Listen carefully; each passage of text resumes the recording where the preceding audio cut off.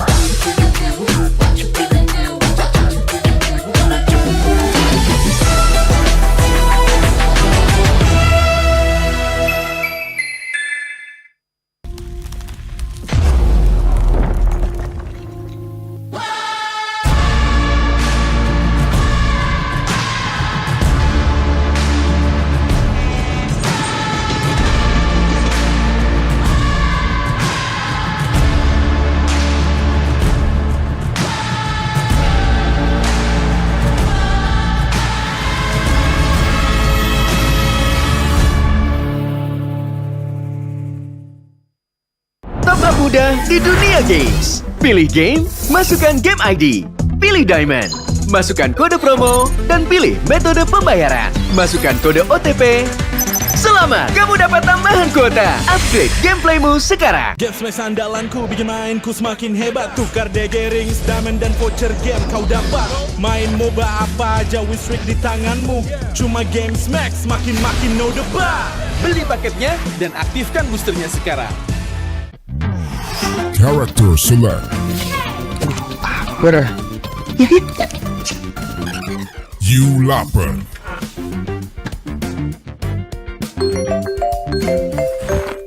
Stop!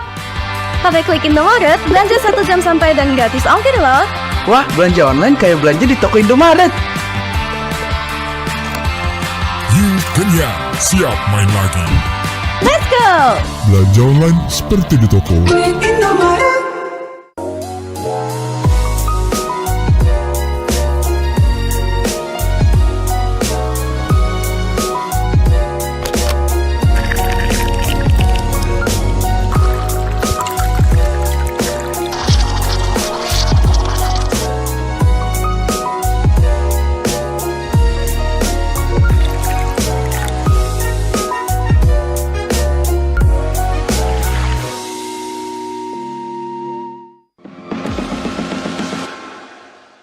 It's only you who rocks my world.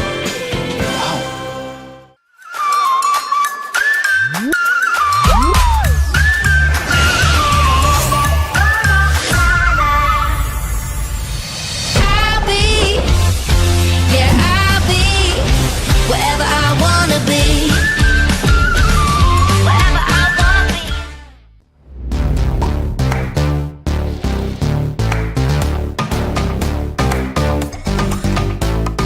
We don't need no sleep because our party.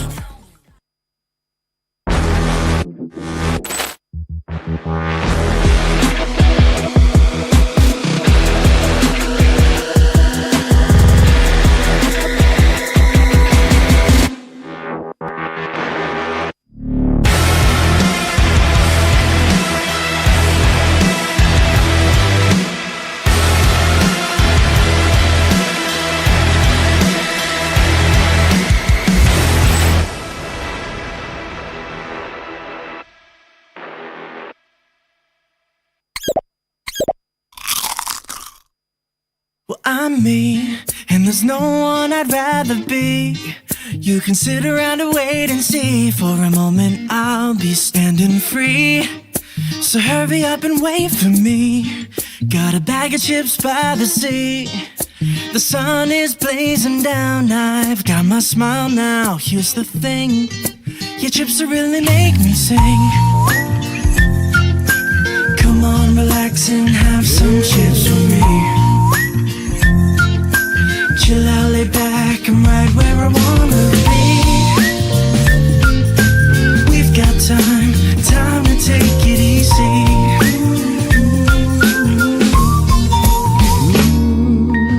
You always tell me to speed up, but slow down.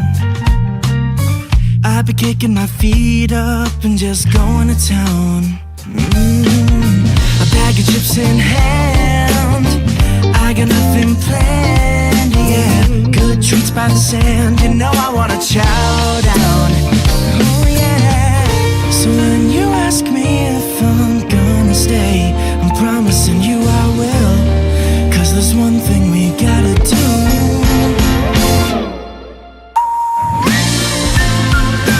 Come on, relax and have some chips with me. Chill out, lay back and right where I wanna be. We've got time to take. And all that I wanna be.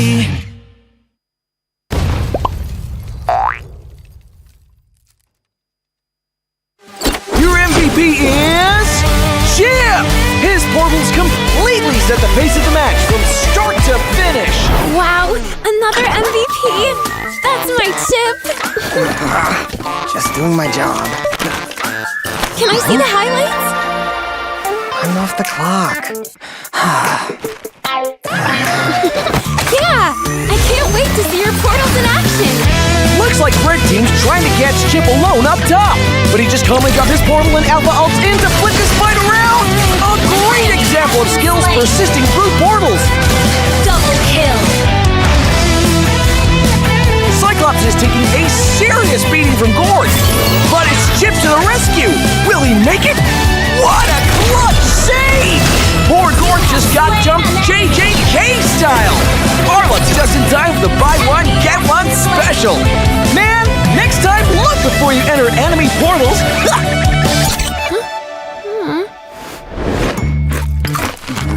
And then?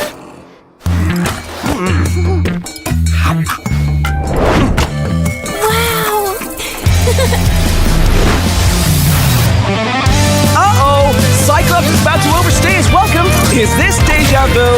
Oh, wait for it. Wait for it. Boom! Melissa joins the party. Chip runs a BTC. Sheesh! What a massacre!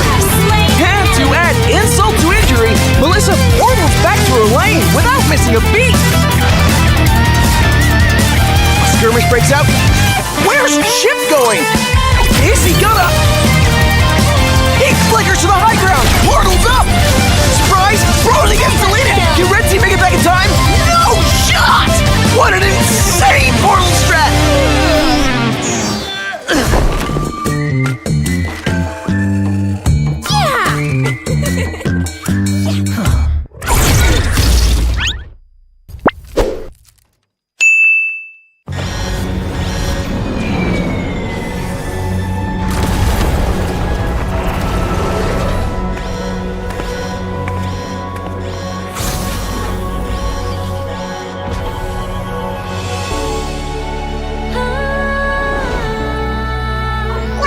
Leslie!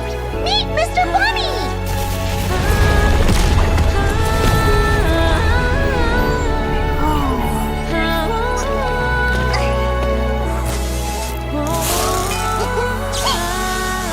Ta-da! Now you'll be the best sniper ever! No! It's a decoy!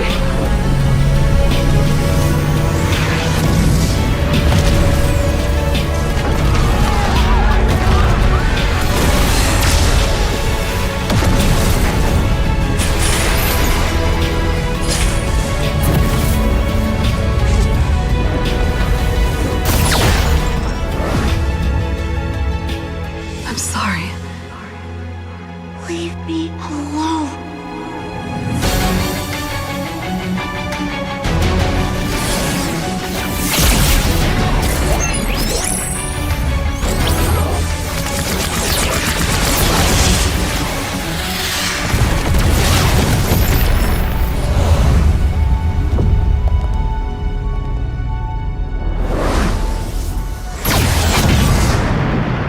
Over here, Ender.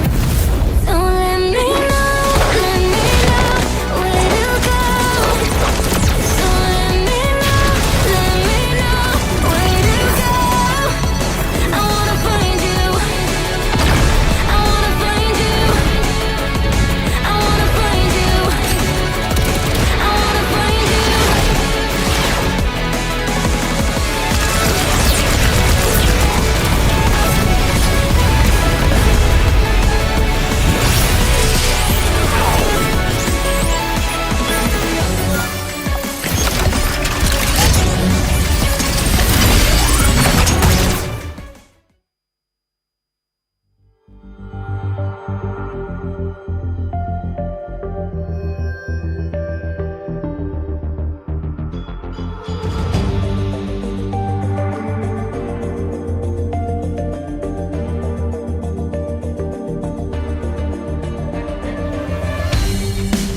kan berdiri dan terus berlari, terus ke arah puncak tertinggi.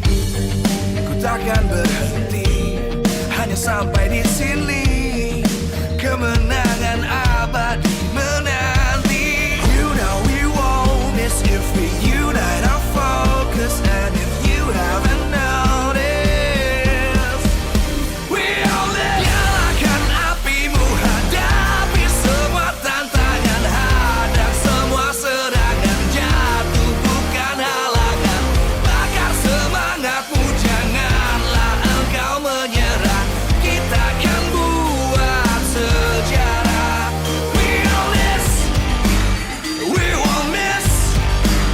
We all this, we won't miss. Saatnya beraksi, jalani ambisi. Aku kan menyawakan hari ini. You know we won't miss if we unite our focus. And if you haven't noticed, we all live. Nyalakan apimu, hadapi semua tantangan, hadang semua serangan, jatuh bukan halangan. Bakar semangatmu, janganlah engkau menyerah. Kita akan buat sejarah. We all this, we won't miss. We all this, we won't miss. We all this.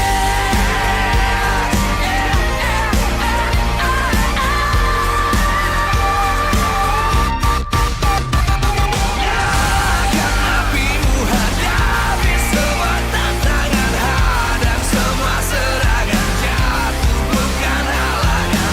Bakar semangatmu, janganlah engkau menyerah. Kita akan buat sejarah. We all this.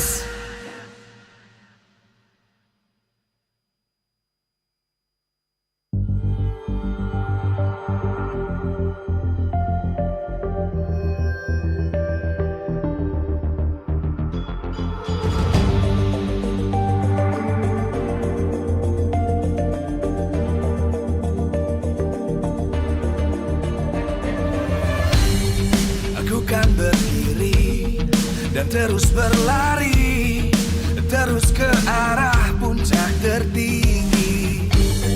Ku takkan berhenti, hanya sampai di sini.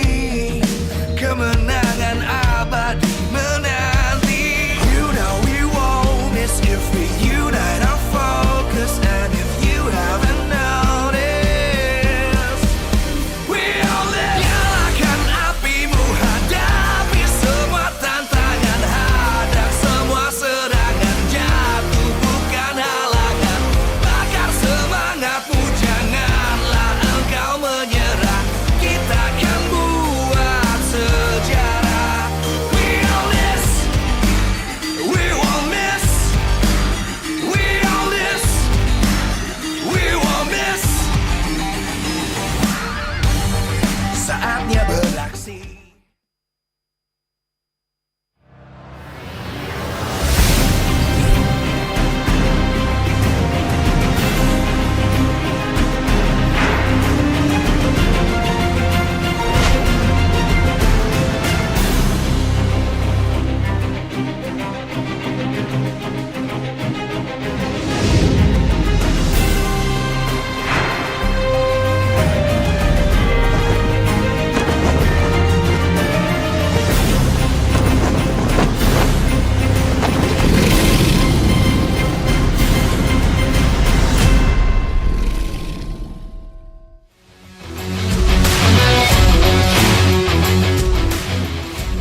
Live from MPL Arena, Jakarta.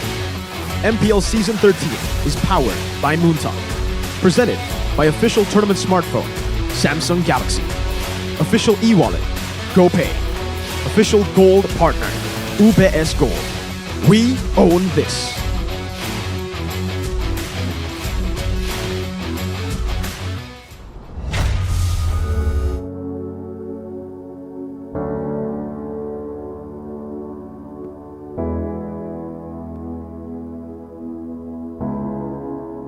pentas dunia telah tuntas. Dan harapan kita untuk kembali jadi juara dunia sekali lagi tidak berbalas. Sang Raja Langit, harusnya ini jalan emas untuk jadi yang teratas.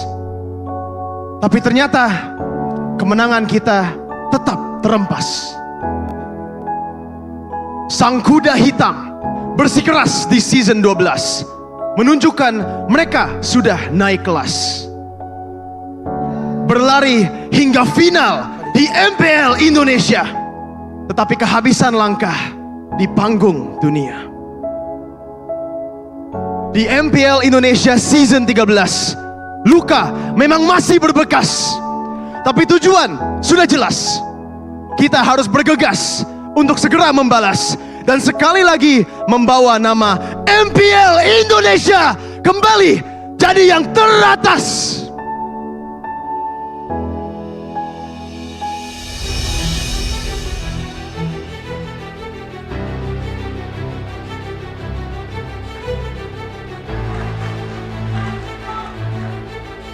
Di MPL Indonesia Season 13 tidak ada lagi yang namanya tim penghias. Semuanya sudah memiliki kartu as untuk memperlihatkan kualitas terbaik mereka. Sang Naga kemarin memang berada di peringkat buncit. Tapi musim ini bukan tidak mungkin mereka mengkudeta dan merajai langit. Melalui DNA jawaranya. Ini waktunya api dari aura amuk. Ada juga yang menolak untuk tunduk. Di musim ini sang banteng akan unjuk tanduk dan siapapun lawannya bisa mereka amuk.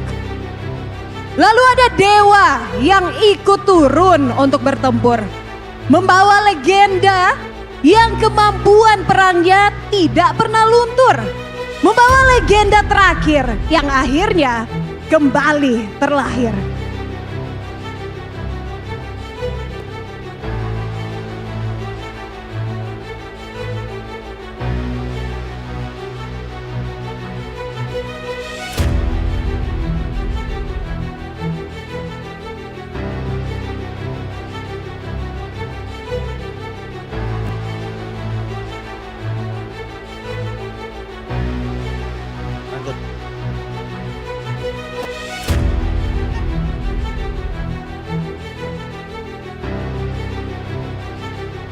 Kita panglima tempur, pertarungan sekeras apapun tidak akan membuat kita kabur.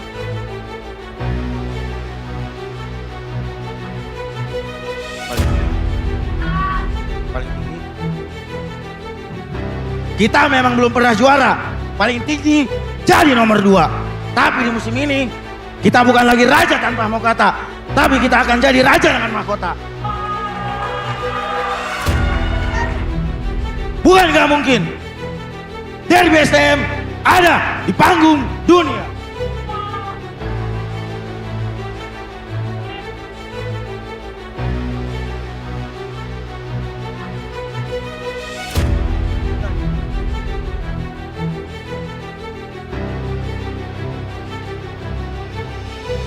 Ngomongin derby, kita nggak bisa lepas dari RRQ dan juga EVOS. Ini adalah derby tertua yang ada di MPL Indonesia. Namun perlu dicatat, kita bukan lawan, kita rival. Bukan bahkan kita kawan. Kita jadi tim pertama dan satu-satunya di MPL Indonesia yang menghadirkan All Indonesian Final di M Series. Semoga FIFA Roar bisa kita teriakan kembali di panggung dunia.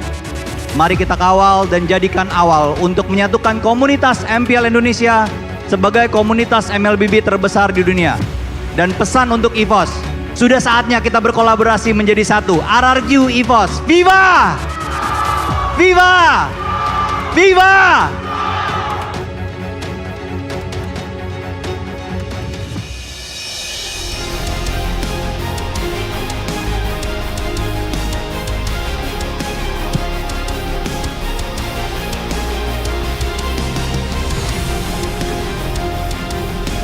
Yang patah tidak membuat kita lumpuh, tapi justru membuat kita tumbuh. Seperti itu juga MPL Indonesia. Kalah tidak membuat kita jatuh, tapi membuat kita ingin melangkah lebih jauh. Meski gelar dunia tidak bisa kembali kita bawa pulang, kita telah berjuang. Apapun hasilnya, kedua tim telah membawa nama MPL Indonesia semakin terpandang. Kita harus akui, kemenangan sedikit lagi Onyx raih. Tapi mereka terhenti. Bukan berarti kita berhenti. Dan kita tidak bisa membantah Geek memang kalah. Tapi perjuangan mereka mengajarkan kita apa itu pantang menyerah. Terima kasih Onyx dan juga Geek yang sudah berjuang hingga akhir. Apapun hasilnya, kami percaya kalian sudah berjuang demi kebanggaan MPL Indonesia. Kini 9 tim sudah hadir. Sudah waktunya kita kembali mengukir sejarah di MPL Indonesia Season 13. We are this!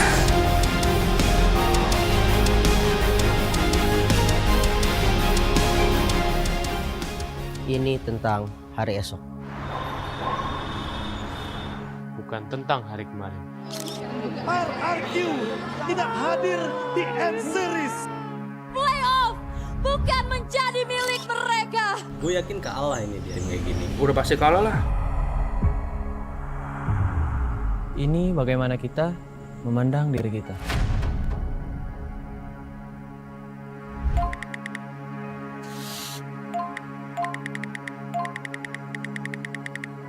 Dan ini juga bukan tentang dunia memandang kita.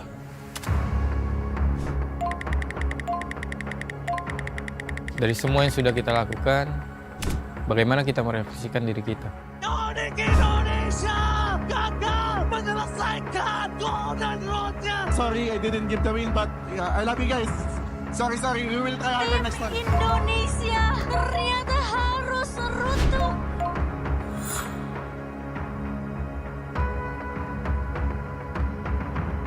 Apakah kita harus diam dan menyesal setelah semua itu terjadi?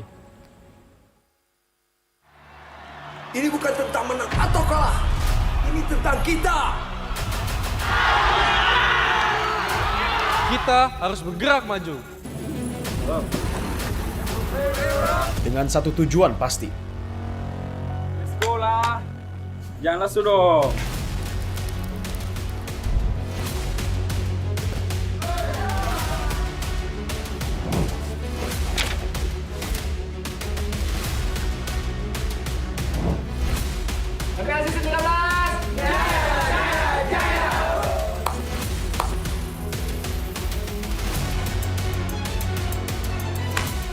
Kita semua saling peduli demi bergerak untuk hari esok. Kita melangkah bersama karena aku, kamu, dan kita untuk hari esok yang lebih baik. We own this.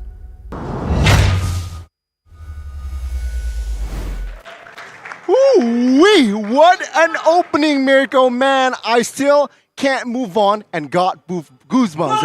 Ladies and gentlemen, boys and girls, welcome back to MPL Indonesia for the first time now. It's season 13. And ladies and gentlemen, we got some bangers. 72 matches, grueling matches ahead of us. Amazing 72 matches, as you all know.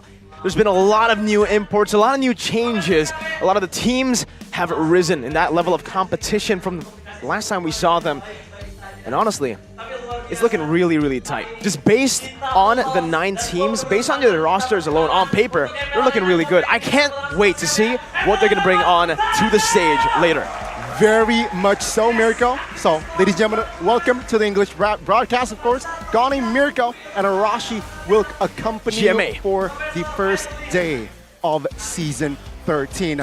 We heard Mirko's 2 cents about Season 13. Arashi, how are you feeling about this season, man? I think it's a great mix because usually, the meta is different. But now in Season 13, it's not just the meta. Even the teams have made so many changes and you just can't help but try and wonder what's going to happen in this season, man. The matches are going to be absolute bangers. Unpredictable. So let's take a look at today's schedule. Your first 2 matches of Season 13 banger already, right? Alter Ego going up against EVOS Glory now, mind you, not Legends anymore. And we got Dewa United taking on Rebellion Esports. Just the history here between the two teams at the first match. Alter Ego and EVOS Legends. We know about their rivalry, but this season is a bit more special than that, right? I mean, Arashi can go into the details, Gani can also go into the details here, but just to let you guys know, in case you missed out on the crazy transfer window that just occurred in the preseason, man, we got Taz and Krite, 2 players who were once Tigers, now in Alter Ego. You can see them there with the addition of Coach Aldo as well. The new Blue Bloods going up against the ex-Blue Bloods here, Arashi. The jungle, that is where the real heated rivalry is at. One of them trying to prove their previous team wrong. One of them just trying to just make a name for himself. With all this happening, we'll have to see what's going to happen. Because remember, with the changes to the jungle, those neutral objectives are a lot more difficult to contest. So the junglers have to be extra clean. That's very stacked here. You can see the locker room from the side of Alter Ego. They got 9 players in total. So that is almost 2 players in each role, except for Taz, their jungler. But on the other side, EVOS Glory, they're somehow slimmed down their roster shakeup. I think for EVOS Glory, that is definitely, a big deal right here. They're trying to face a lot of adversity. And considering their track record so far, they haven't been having a great time, and a lot of people are just attacking them. And this is their moment, man. They've rebranded, quote unquote. They want to prove to everyone, like, who are you counting out? We are still the same old EVOs. We still have the tiger mentality in us. They do, right? And that is going to be a tone setter, right? Theo coming in, EVOS Glory, what will he bring to the table? And of course, Super Red. Will he play? Will he start?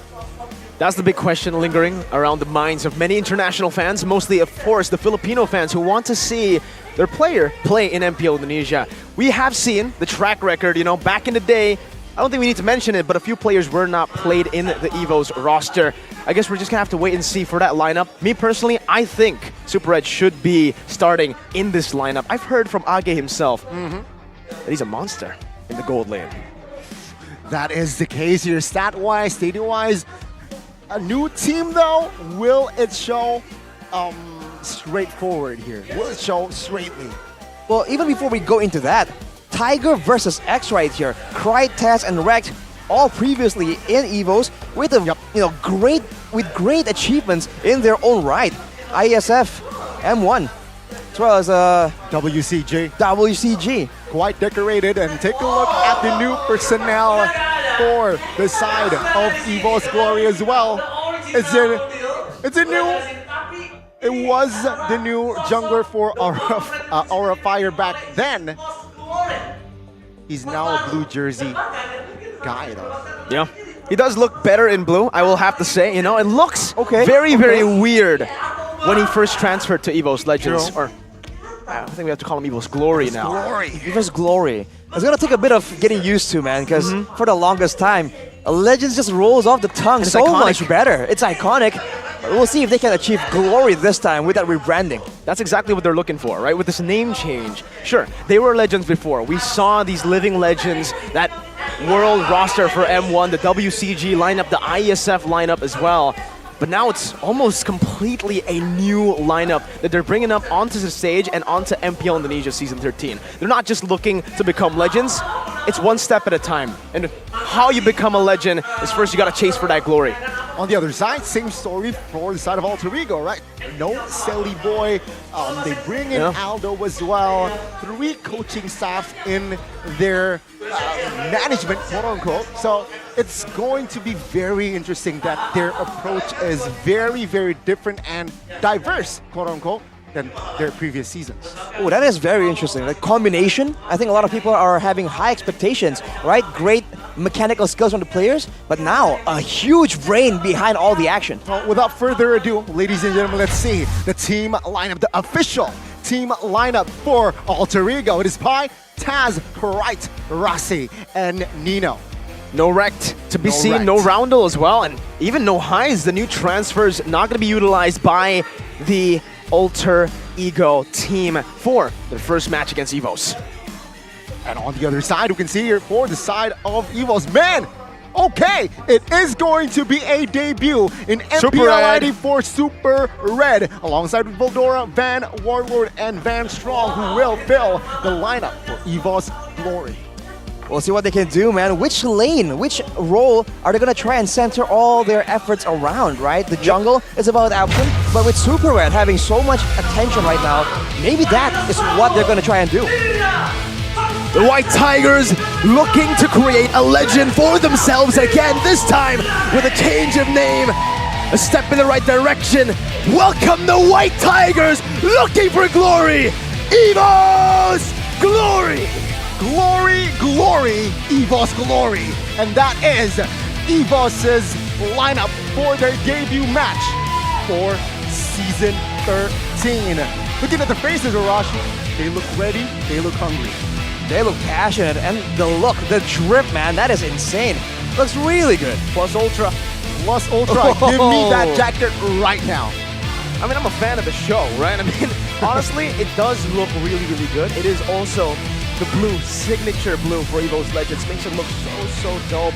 But really, you have to talk about this new lineup, man. This is a completely new lineup. Sure, we've seen Van Strong, but we've never seen a roster change this crazy before.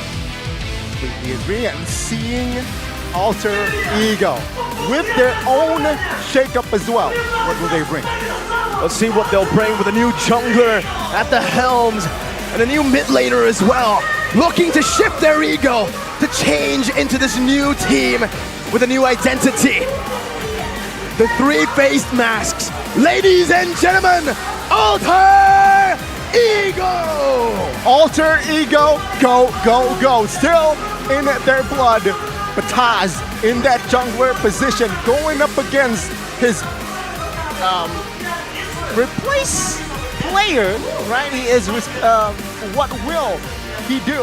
What will he execute in that lane? That's the big question right here. Both teams, a lot of players on each of these teams are trying to send a message right now to the fans, to the audience, to their, the ex-teammates. Yep. We'll have to see, man. It's gonna be fireworks in every single spot in the Land of Dawn. Massive potential for this team here, Alter Ego, alongside with EVOS.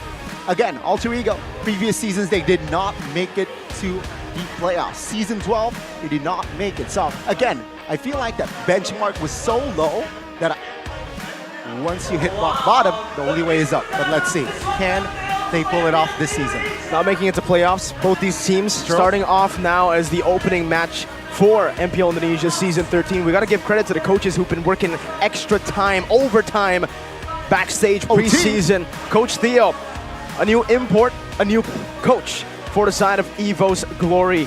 All the way from RSGPH. His last achievement was winning MPLI 2023 with RSG.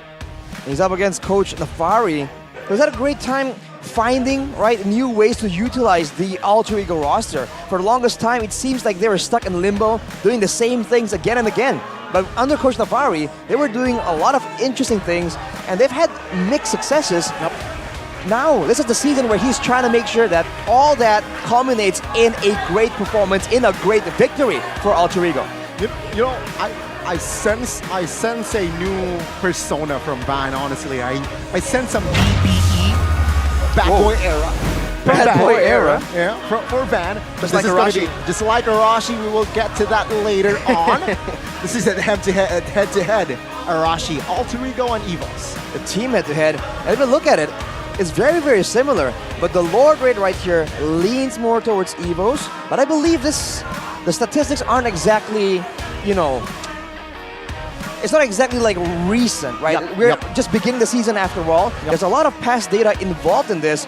You can't really look at this and draw hard conclusions. It looks like both teams are similar, but I think it's important to remember that both these teams play different ways. right? Okay. So in that sense, the matchup is going to be really dependent on a bit of a rock, paper, scissors kind of approach. I see your point, and I want to add that apart from the jungler lane that of course intrigues us most, I want to see gold lane, right? Miracle Hill, right? Seeing the gold laners in action here, Super Red debuting in Season 13 ID, will he be able to handle the pressure? Ooh, that's a tough question, man. I think Super Red, looking at the past experiences playing in the Snapdragon Pro Series as well, they have, well, back when he was in Udo Red Giants, they have performed really, really well, actually defying a lot of the odds, but I guess we'll take a look at Alter Ego first. Yeah, the keys of victory by the Samsung Galaxy series, fighting a new passive with Taz as the key. Can they have something new and special that only Alter Ego will have? And of course, don't be reliant on comfort heroes any longer. Let Aldo cook. That man is a very valuable addition, and we have seen the secret recipes he's been able to bring towards the Land of Dawn before.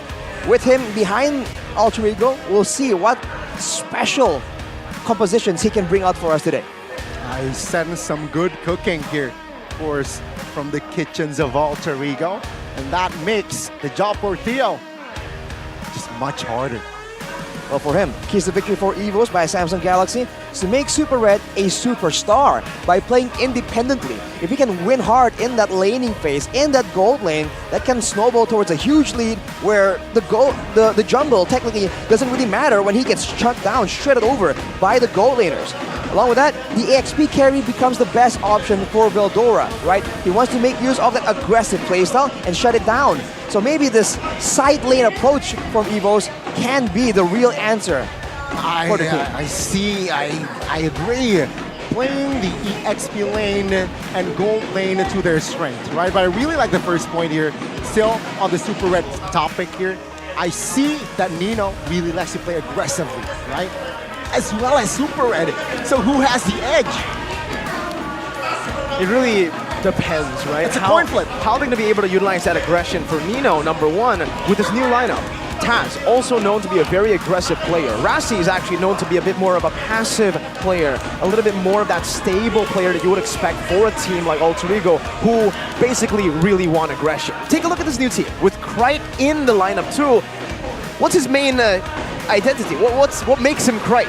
It's his aggression. It's his instinctual plays that has happened many, many times before, back in EVOS Legends, before that name change. We do have a little bit of a fun fact here, though, for the two junglers. Before, for Alter Ego, it was Sully Boy and Taz when he was playing in EVOS. Well, they both have a low objective turtle rate here, so making it difficult to dominate the early game here. So with that identity, perhaps it's also why Alter Ego went with Taz, but will it be a problem entering mid-game, entering late game, if they don't have a stable early game rush? And this is the big problem here. Both junglers, Taz and Van, has shown insane skills, great retributions, even under a lot of pressure. So I think what really will swing the balance in either one's favor is the rest of the team. And honestly, right, with Alter Ego having Rassi, the insane player that always played supportive, but out of nowhere brings out all these aggressive pick-off heroes, pick-off playstyle. I think that will be very critical. The matchup between him and Van Strong in deciding who exactly gets that setup advantage. If the team can set up first, then I think the jungle success will follow through. Well, enough talk about the players and the teams. Let's talk about heroes, right? Maybe start with you, Mirko. Any expectations? Vixana, perhaps Aurora, even after the nerf, will it still be a prio pick? I think the super prio picks that we've seen so far, 100% ban/pick. Joy, Guinevere, those two choices are definitely going to be contested heavily here in the first phase of the draft, and we'll see exactly that. Let's see. Right again, Alter Ego will start the blue side, and EVOS Glory will have to sit on the red side. Alter Ego, though, they opted for the Guinevere and Faramis ban, and EVOS Glory, CC, and Mathilda. Now, seeing this pattern already, Alter Ego, will they prioritize a mid-lane pick? Mid-lane pick, I think there's a lot of good ones, especially considering that setup is a big thing, right? The mid laners bring a lot of wave clear, especially the current meta ones. They'll be relevant in the rotations. But I was about to bring up the Ruby pick that has risen meteorically in popularity.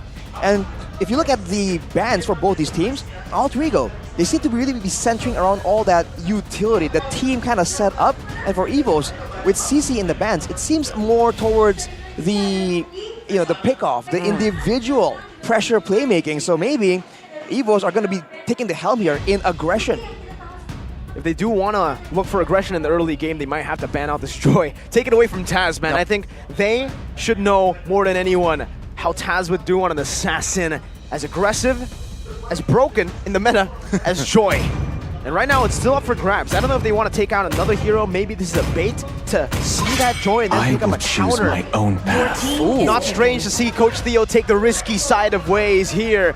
And they ban out the Arla, taking away a playmaker for Pi, but leaving the Joy up for grabs. They don't go for it. They trade. Nolan. Oh, okay. We low-key forgot about the Nolan pick here. Taken by Alter Ego and EVOS Glory. They are the ones who have the chance to pick up the Joy alongside perhaps a Claude here. Really like the Claude, super red, super aggressive, and according to the K2V, he needs to play independently. Yeah, independence on the Claude is a lot more manageable, but against the Nolan, it's a lot of damage, but you have to keep in mind, ladies and gentlemen, back at home, Nolan now does not remove his debuffs when he uses his ultimate, so it's a lot riskier.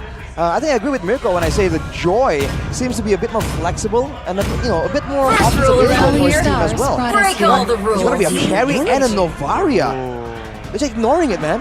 I think the idea is enemy team has already picked up a jungler. We don't want to contest the Joy now. We can just pick it in the last pick of the first phase. So no real prio there. They go for the Novaria, which has been one of the best, if not the best, most contested mid laners, even in the previous tournament that we saw. And expect a lot of Barrett versus carry. I'm not a fan though. I'm sorry. Not a fan of the carry. For early game? I'm just not a fan of carry. Oh, you're not a fan of Gary. Okay. 30% win rate last tournament too. It denies a lot of options for Alter Ego though. This is the thing, man. You know, you pick up the carry. It's in lane, you're surviving, you're trying to go for that item power spike, then you meet this guy. The Nolan pick is all a setup for the Harith. Why the Nolan is a bit more prior than the Joy is because it enables this Harith to come through. This is a disgusting thing. Oh, and along with that Vexana, man, that's a lot of crowd control. And we talk about Novaria being prio, having wave clear and intel. Against the Vexana, it's quite even. I think the passive, where whenever you clear a minion, it blows up and does damage, that allows the Vexana to actually match the Novaria in wave clear. It's as fast, if not faster, than Novaria. It makes sense. And let's see though, Alter Ego at the second phase, they need peel, right? They need someone that can peel, but it can backfire because on the other side, they have a carry. So let's see how will Alter Ego approach this one. Will they pick up a Kufra? Will they pick up perhaps a Charles later on? But EVOS Glory, they opted for a Phoveus. Why? Dash heroes, right? Pretty straightforward. You pick up a Harith and Nolan, I'm gonna pick up the Phoveus. Well, in a way though, against the Vexana, that is terrifying. Literally, right? The Phoveus might attempt to just jump in with the Demonic Force again and again. You get hit by the Terrify though from the Vexana, and that's lights out, man. It lasts for so long, it's very easy to hit. So I think if EVOS wants to go for this, they have to find other ways to try and distract the Vexana as well. See here again, second phase. It's already a Grok ban, right? Somebody that can enable, somebody that can peel as well. They opted to ban it out for the side of Alter Ego. Now, EVOS Glory, will they bank on the roamer? Is that the wise approach, or should they ban the EXP as well? Because somehow Yuzong seems quite scary. It does, you know, to dive to the back, Novaria and carry, very, very vulnerable targets. Benedetta, though, we haven't seen Pi on the Benedetta for a long time. Something that comes to mind as well is Paquito, but same problem for Pi. We haven't seen him play that hero. When Alter Ego need a backline diver, they usually opt for the Lapu or the Yuzong. Terizla maybe, but it's not too. really meta per se. So yeah, Alter Ego though, they opt for a jungler ban here, right? The Baksha, I feel like it makes sense because they do not want to give EVOS Glory a chance for that early game. I think they want to make sure that EVOS doesn't have any options to really try and take pressure away from the carry as well. With the Baksha, you can be roaming around, and even if you don't get kills or get good ganks off, you're exerting pressure, you're pulling forwards away from the carry. And I think for Alter Ego, the idea is to shut down this carry as hard as possible. And if that happens, it's going to be very difficult for EVOS to come back from that. And that's why the ban from EVOS, I think, is really, really good, the Uranus ban. This is a pick that, or a ban, a choice that has seen a rise in popularity just recently. Even in MPL, I've seen a lot of bans towards Uranus. And it's very interesting because we don't actually get to see a lot of Uranus games. We'll have to hope to see one of those games because I think in their scrims, this has been a very good answer towards some of these kind of compositions like EVOS are going for. The kinds that EVOS are going for right now with a little bit more poke and maybe on the marksman side, you don't really have the chase potential. Are you my next conquest? Purple here, up to this point for the side of EVOS Glory, adding Martis in their arsenal means what? They want to somehow contest the early, right? They want to invade jungles, they want to contest turtles as well, and perhaps, possibly, they want to grab kills as well. Can Alter Ego pick up a hero that can peel that early game? I think peel is important, but I think they want to go a bit more aggressive. So just crowd control and more setup, even possibly. Because if you look at their bans, right, the Baxia and the Fredrin, these are usually heroes that are able to just stay in the front, be annoying, survive for long enough. It seems like they have no issue going up against an assassin. They want to make sure that if Van oversteps, they can zone him away from the objectives. And I think that is the main idea. It's going to be Tigreal and Terizla, more setup, Goni, but also the counter, like you said, from the Tigreal. Again, the carry pick somehow denies the Terizla and Tigreal, but Alter Ego trying to two-head the draft. We don't care. Implosion, we don't care. Penalty zone does this work?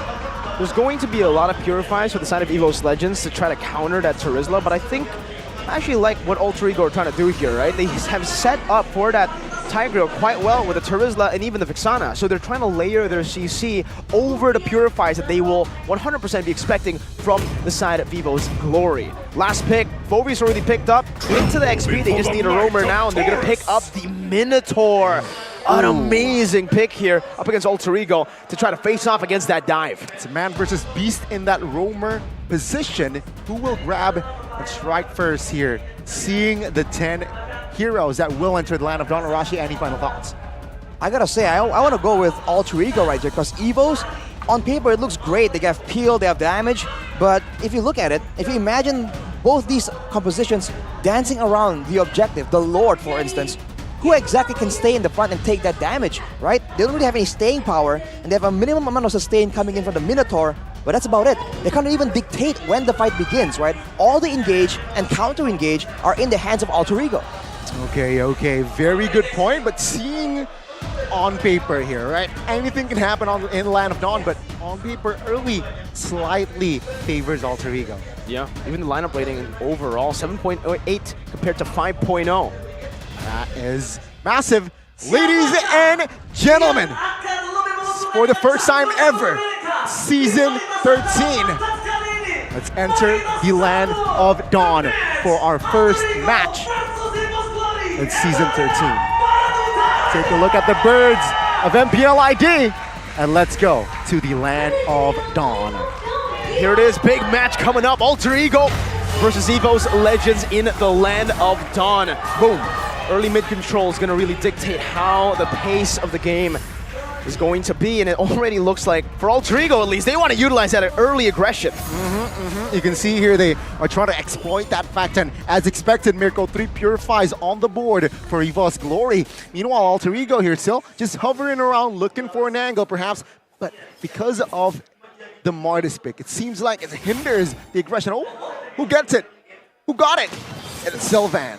I think Van still gets that, fortunately for him, but Rossi is just relentless right here, trying to get more, trying to be a bully in the early game. That is what Alter Ego can use to their advantage. They have a lot more beefier members. They can push away the members of EVOS. We're seeing it already also early in this game, but what really stands out is the amount of impure rats I'm seeing in the emblems, man. There's 4 of them in this game.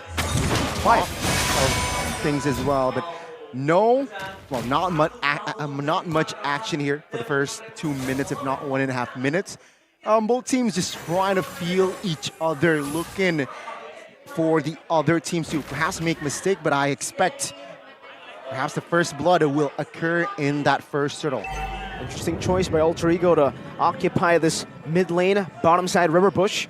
Rossi Crichton has looking for an opportunity. I don't think the Minotaur will be the best target, but I think with the damage that they have, they should be able to at least bait out a flicker. And that they do. They get out a flicker out of Vanstrong, but they lose out on a lot of resources. Mainly, actually, just Taz and Kright's ultimate. That will be back up in a bit. So Nolan just taking the long route over to path back to the turtle. And he will have that red tree, and he will have that ult coming up very soon. Let's see here. It's a setup though. Rossi jumping in. No explosion. Mortal Coil, but the penalty zone. Konoff catches them in the back. Vanstrong! Well, Minion's Fury slams his hammer down. Kright gets the first blood though, able to find one. Demonic Force over to Rossi. Still going to be trying to get more damage onto Pai, who's still going to be able to escape on this Terizla. One more Demonic Force proc is ready for him. He jumps in, but unfortunately, that Astral Spear does not connect. We do have a pause here, ladies and gentlemen, so please do be patient with us as we try to troubleshoot this issue. The first turtle in this season was slain by a roamer. Vanstrong, whoa. Setting the that tone. was a save with the Minion Fury as well. Now, seeing the first 2 minutes more or less, Arashi, what do you have in mind? I feel like it's unfortunate for Alter Ego that they were able to really push Vanstrong and make him like recall and make him use his flicker. That's going to be required to actually go for a big setup, but instead, they didn't really pressure for the turtle, right? EVOS Glory actually got to the turtle first, and I think if Alter Ego wants to dictate the pace like that, they have to be the ones who are contesting for the Lord Prio first, or Turtle Prio, and then afterwards, use their crowd control reliably. Because even for Pai, it seems like he was rushed to try and capitalize with that penalty zone, but when he hits Van, he was still in the middle of the Mortal Coil, so he did not get caught in that, which I think would have swung the fight in their favor. Very good mechanics displayed there by Van as well, and of course Vanstrong with the timing, perfect timing to pop that Minion Fury without a flicker as well. Yeah, that was Psychots, and yeah, for the first time here, the first pause occurred as well. Season 13. Now, I think the problem here is with Taz's phone. Hopefully, they will recover it soon. But how do you feel? How are you feeling here now? Seeing the first 2-3 minutes of the game of Season 13, what can you smell?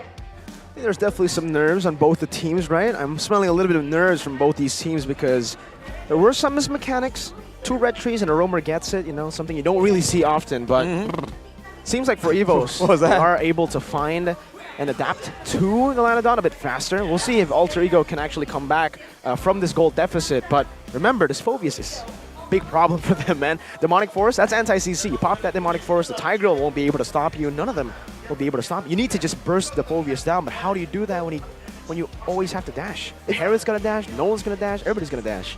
Well, if you time it well, you can't stop him. I think how Alter Ego is gonna win this is by doing what they just did earlier, man. Control the bushes, and with the advantage in crowd control, EVOS don't really have a lot of ways to really, check it out, except for the Novaria. But that's where maybe later on, Taz can try and find him and delete, because we've seen in previous tournaments, Nolan in the bush, that's definitely a very dangerous prospect for anyone that's not building full tank. I just want to see is the composition that was cooked by the side of Alter Ego. Do they have longevity here, Arashi, right? With an assassin, yeah, I mean, Nolan, sure, early, mid, huge power spike, but late game, and I'm talking about ultra late game, will they have enough damage? I think damage-wise, they will lose out to a carry technically and a Novaria, right? They can just output the damage from far further away, and it's true damage as well from the carry. But I think for Alter Ego, it's balanced by the fact that they have a lot more bodies to throw in the front. They have a Terizla with the damage reduction. They have a Tigreal as well that can really threaten that as well. So if you're a carry, it gets very risky here to walk into range to really try and output that damage. And to make things worse for them, there's a Vexana, right? One more additional body with the Eternal Guard to try and zone them away. And we've seen that being used in previous tournaments as well. Before the fight even begins, instead of using the Eternal Guard for a knock-up, for a burst amount of damage, use it early and make sure that the team has to back away from it. And just like that, the Eternal Guard will give you vision, it gives you prio in the pit, and I think that is something that Alter Ego are definitely planning around. Well, let's see here, right? That is a very good tactic maneuvers presented by Arashi, Mr. Arashi. And let's see, will it come to a realization? Will it be evident in the Line of Dawn? For now, it is pretty much equal situation.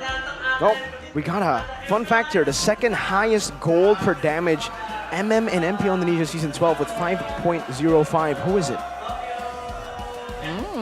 Okay. EVOS, okay, that seeing this fun fact, what do you, I see you're making faces, Arashi. So it's What is that? Is the team with the highest, the second highest. They play with their gold lane, man. They play the gold lane the with the most. gold lane. Well, I think it makes sense, and you know you're seeing it in the draft as well. The fact that they have a carry, right? You have to have absolute confidence that this guy will be able to dodge crowd controls, output damage, and put himself in a risky situation, and yet stay alive.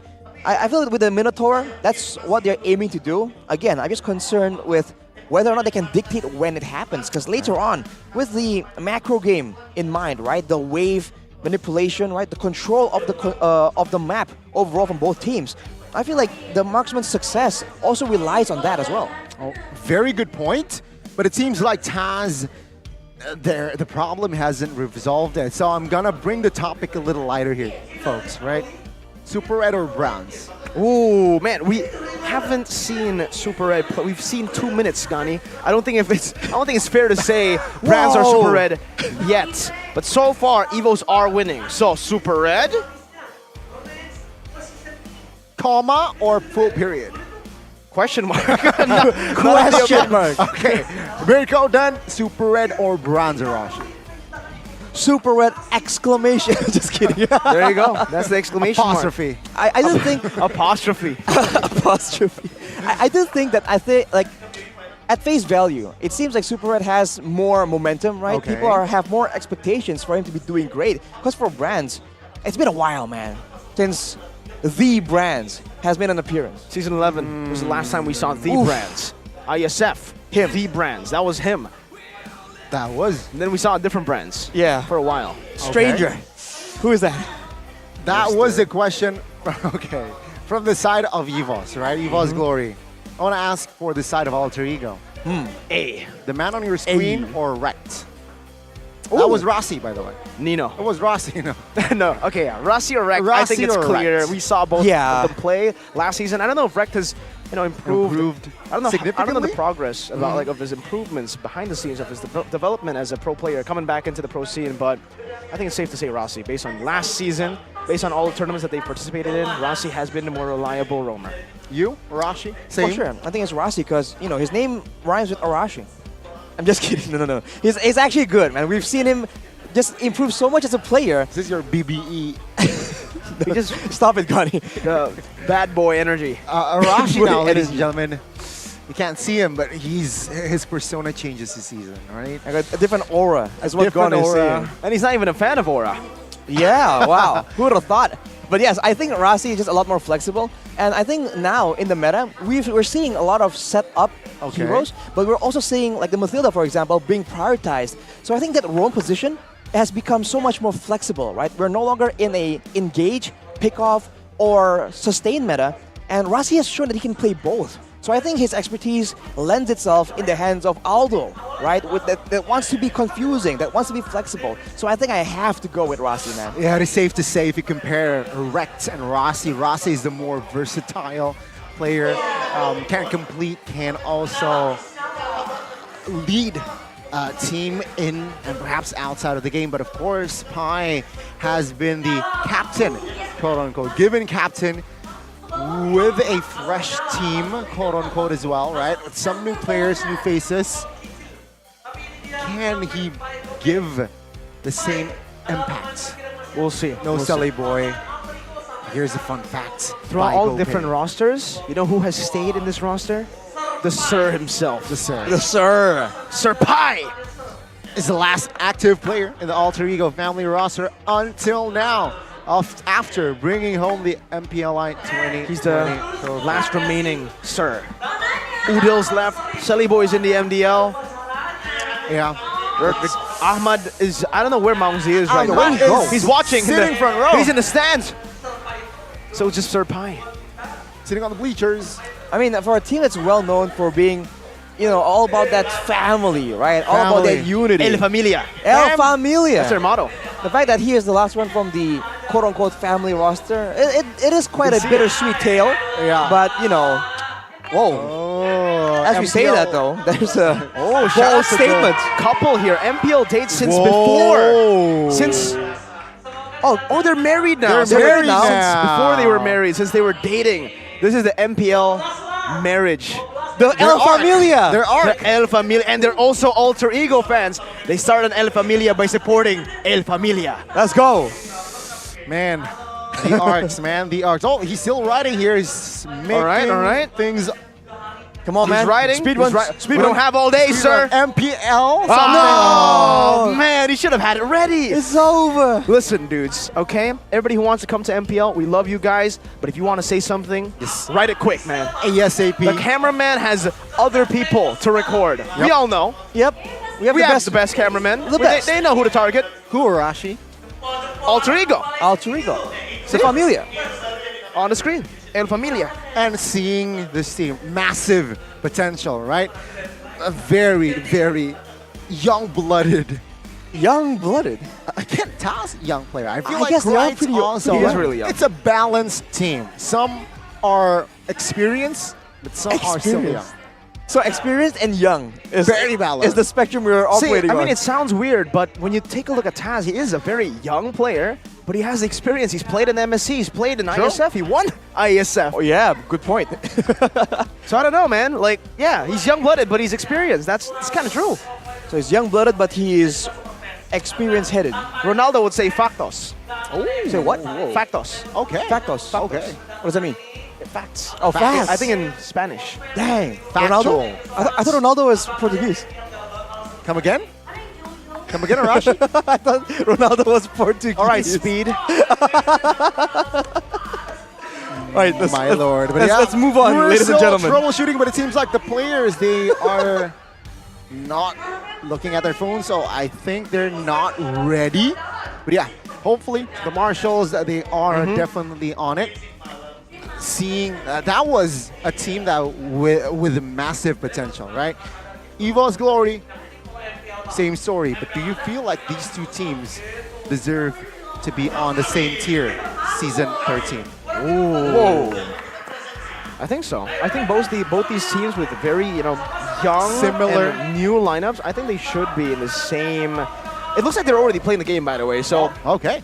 Wait, for everybody watching back at home, get ready. Those who have been patient with us, look at the referee up on the stage. We're getting ready to get back in the game. Whoa. That's a new style for 13, man. And let's jump back to the land of Dawn. Right, minute 4 now. Ooh, 3-1 for the side of Alter Ego, kill-wise. Did anything happen while we were away? Well, whatever did happen, it's 1K gold lead for Alter Ego. That is what they want. And you can see, right, with the tanking members available, having more security because both the Tigreal and the Terizla have a way to escape technically when there's such low amounts of crowd control coming in from the side of EVOS. So they can just walk into the jungle. Look at Pai right now. He's having a field trip. He's setting up camp. Yep, top side has been ignored for now for the side of EVOS Glory for what's to set up the next turtle. Let's see though, who will grab it? Vandal already poking around the second turtle. Veldora's getting chunked as well by the Cursed Blast. Rossi's holding on his position. Van trying to find the time to use that Mortal Coil to deny the implosion play. A good Astral Echo reveals 4 of them. Pai still holding onto that bush. Nino, 1 level down, Super Red, and EVOS Glory. They're holding on to this turtle still. Pai with penalties on now onto the back. Super Red still going to be able to kite back right now as Rossi pops in the implosion. Only to 1 member onto Van, and they burst him down as quickly as he got imploded. Veldora now jumping back and forth with a Demonic Force. Vanstrong going to be slain by Nino on the Zaman Force. Veldora's all alone, but he has a Demonic Force now onto Taz, onto Nino. Who's he going to choose? He's not going to be able to do more damage as he's going to be bursted down by the likes of Nino. The snipe not connected. 1 more shot. Taz finds the turtle. Veldora, 1 HP, barely gets out. Who won that? Of course, it's Alter Ego, right? Nino is a magician on this Harith, man. Yeah, he's building magic. True, literally. So again, he was dancing. near that turtle pit. The I- samba. I love the way you guys are putting it, man. We're gonna pause right here so we can break it down a bit. But man, usually you see people, heroes with dashes, just struggle against the Phobias. Nope. And Nino's like, nah, I'm too smooth with it. He was just sliding away from the demonic forces with perfect timing. That is the mechanical skills that gained him fame. I believe in season 8, where he was just crazy, beating everyone 1v1.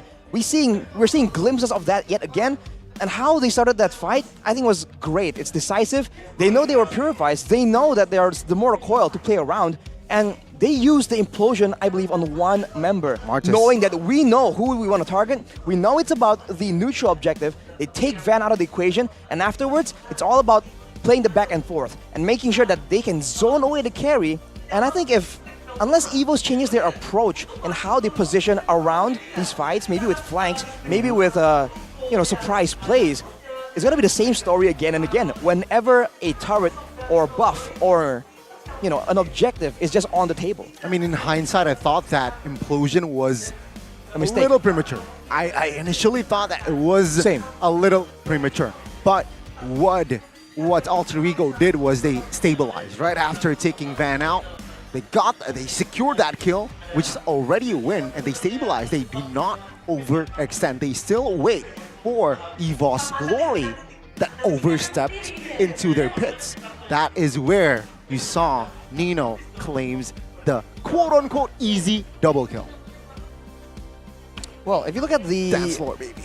The matchup in the Takes two to EXPN tango. as well, by the way. I mean, both Phobias and Terizla aren't very mobile, but you can see that Pi actually made his way to the turtle pit a lot earlier. So even if they didn't get it, there's really extra value with the turret just getting hit on by the minions on the top side. Of course, it's still the gold plating, so it's not exactly an advantage. But if you keep repeating this, I think this is the difference in wave clear. It's allowing Alter Ego to move a bit more proactively compared to EVOS. That is something that EVOS still have to try and find solutions for.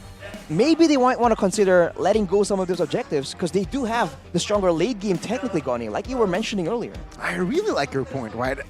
Is it possible or is it worth it now seeing the conditions of the game that they should just let go of neutral objectives? I do believe so, considering I think they can definitely play around the far lanes, they can definitely play around the jungles, but is it too late now? I don't think it's too late, but I also don't like the fact that I don't want them to do that. They have a Phobias, a Martis, and a Minotaur. It's like a composition that's built to fight in the early game to contest these neutral objectives, right? Sure, the Novaria and Carry. They have plan B, they have Novaria, they have Carry. Those two can certainly just farm, poke, and look for the scaling.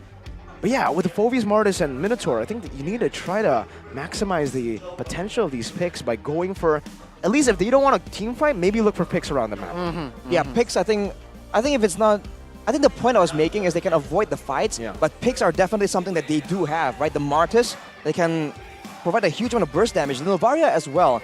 In a fight, the damage from the Novaria is actually quite lackluster because you have only two spells that do damage. Your ultimate is utility, and they don't exactly do that much damage, especially if it doesn't land on the right targets as well. So I think pickoffs definitely serve the Novaria a bit better, but like we said, you can transition that pickoff into a neutral objective still, Garni, so both are still a real possibility for these teams. Yeah, I think their plan B or even plan Z is just to drag this game out. What about C, D, and E, though? What about F, G, H, I, all the way? You went to Z real quick. We went from B to Z. It's basically the same. It's because they're busy. They just want to drag the game to the ultra late game, if it's possible, right? I mean, it seems plus like ultra late game. Plus ultra late game. I think they have a good. They won that early game. They will enter that mid game with their power spike first, which I think is very dangerous. If EVOS Glory they oblige, it will be very, very dangerous. You know, with the Astral Echo available, I just really feel like, despite everything, I think EVOS just are really locked into playing around Van Strong's Flicker, right? Which is why I think that earlier, the fact that they were able to burn it before a fight was really good, and then he stole the turtle, so there's that. But without the Flicker Minu and Fury combo, like we said earlier, EVOS doesn't really have a way to really dictate how the fight begins here. We saw earlier that even when they were conserving their spells and there was a back and forth, eventually Alter Ego just pulled the trigger with a one-man implosion, and then they get momentum from that. So I think Vanstrong's flicker is something that EVOS have to try and play around, and that's something that Alter Ego have to time if they want to go for a decisive dive-in without the fear of, a surprise play from Vanstrong. I like your point about the one-man implosion. I think in a world where sets must be more than 3 people, it's very refreshing to see that 4. Rossi will just go for 1, right? If With the Mortal Coil as well. Yeah, if he doesn't find 3 people, he's not going to force it. He's not going to hold on to that ultimate forever. He knows that the main target here is the turtle. If they are able to get just Van there, and you saw definitely that it was a good kind of subversion of Van's expectations as well by Rossi. Yeah. Van was not ready for that. He didn't know. He wasn't expecting a one-man ultimate, a solo ult to the Martis of all people. And things like that, that's the mind games that you need to be able to give out. Yeah, give out here in MPL Indonesia. You need to be able to subvert the enemy expectations.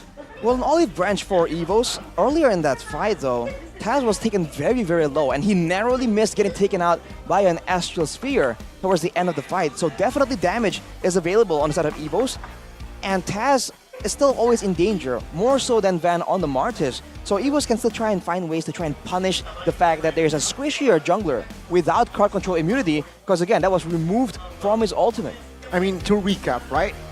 What EVOS Glory needs to do now to stabilize is just give farm to Carry and Novaria. Ooh. Oh, is that true? But oh, we got a call as well from Professor KB. Alter Ego. KB is waiting for Alter Ego basically to perform. Yeah, well, it basically translates to the rejected can be elevated technically if you're trying to get it to rhyme, but that's what it means, right? He's saying that he is very excited that people think that Alter Ego is a team that just accepts rejects that other teams don't want. Okay. And he's saying that, hey, that's not true at all. And now, with some changes here, that might not be the case, right? Even though individually, some of these players have a bad reputation, let's say, it does not mean that with the right composition, with the right teammates, they won't just skyrocket into success. All right, who's the reject? Ooh, hang on. Who's the reject? I think he means the vibe overall, or is he talking about a person there? I don't know, but I know that Taz is definitely not a reject. I think he was I think he was absolutely not rejected there. It's a great addition to the team. Who's the reject, Gani? Who is the reject, ladies and gentlemen? Push it over to the chats to decide. Exactly. You all know the answer. Whoa, That's your whoa, wait a minute. Wait a minute. Yeah, the man on your screen is right. The new addition. The aggressive mid laner. Yeah, him and Roundel, right? The 2 new mid laners, but they also have a new mid laner. I think he's a very young prospect. I think they call him the Miracle Boy in MDL.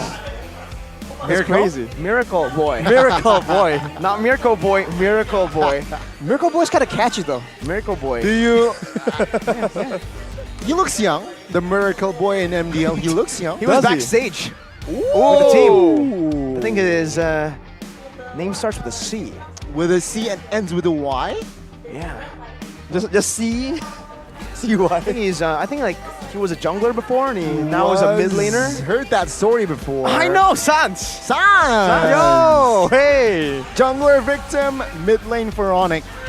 Will it repeat again later on for Alter Ego? For Alter Ego specifically. The rumor is he is going to step up and get promoted to MPL. Ladies and gentlemen, we have news that we are going back. Let's see it. To the land of Dawn. Ooh, the new style of the LOD. Marshall. We like it. Let's just jump to the game. Minute number 6 now. It's 5-2 kill-wise economy. Just 2,500 gold lead ahead for the side of Alter Ego. Small beginnings, but they're opening the map now with Kai and Rossi Van. As you can see, just not enough damage. Whoa, that is aggressive from the Sir himself. But now everyone's rotating, and I think they'll back away. What was that? That was... You talk about mind games, Mirko. I mean, EVOS are definitely worried now. Well, Purify, very early Warlord going to be chased down under the Torn of the Fracture as well. Taz takes Warlord down, even Van falling up top. Zaman forces to be popped in. Van Strong, 3-man Minion Fury. But it's all just a disengage to get Super Red. to the safety of his tier 2. You can see EVOS, they are lacking in that firepower, right? As we expect here, as we are about to enter that mid-game. Alter Ego, they don't mind, right? They want to fight, seeing their power spike, seeing whatever is happening in the map. They know they have the lead. Map control, power spike. Yep. So they don't mind engaging huge or big team fights. It is actually side of EVOS that they need to avoid. All right, firstly, let's address the situation, ladies and gentlemen. We're very, very sorry for the pauses. Please be patient with us. Be patient. Another one. We want to give the players enough time to troubleshoot the issues that they are having right now, so please do be patient with us. I know it gets tough watching this. I know Trex is watching this as well. Calm down, brother. I don't know if he's actually mad at it, but I just want to... I mean, he's the most emotional caster. Is he? You know, in I'm just slandering him. Mr. Fear. Fear Wagner. Mr. Fear Wagner. Yeah. FV. Just chill. Just chill. Just chill. Relax, man. We are trying to resolve it still. Seems like there's still problems for the players, which of course happens. So just, let's talk about lighter conversation. Oh, wait. Let's talk about deeper conversations here first. Arashi, what do you want to say? I thought you're going light. Now we're going deep. Yeah. Well, you know, that's what we do here. But, oh, hang on. We're getting some news here, Gani. Whoa. This is news. This is an item.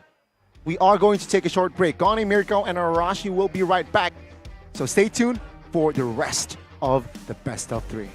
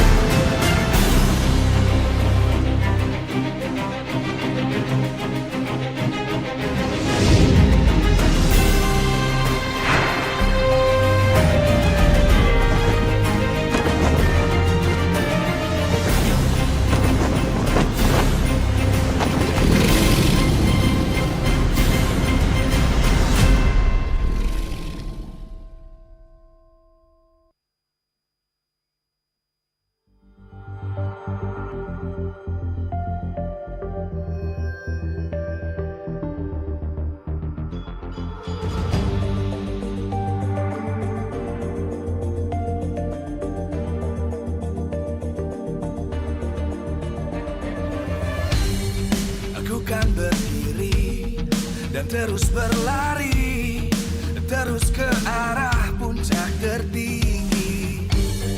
Ku takkan berhenti, hanya sampai di sini. Kemenangan abadi menanti. You know we won't miss if we unite our focus. And if you haven't noticed,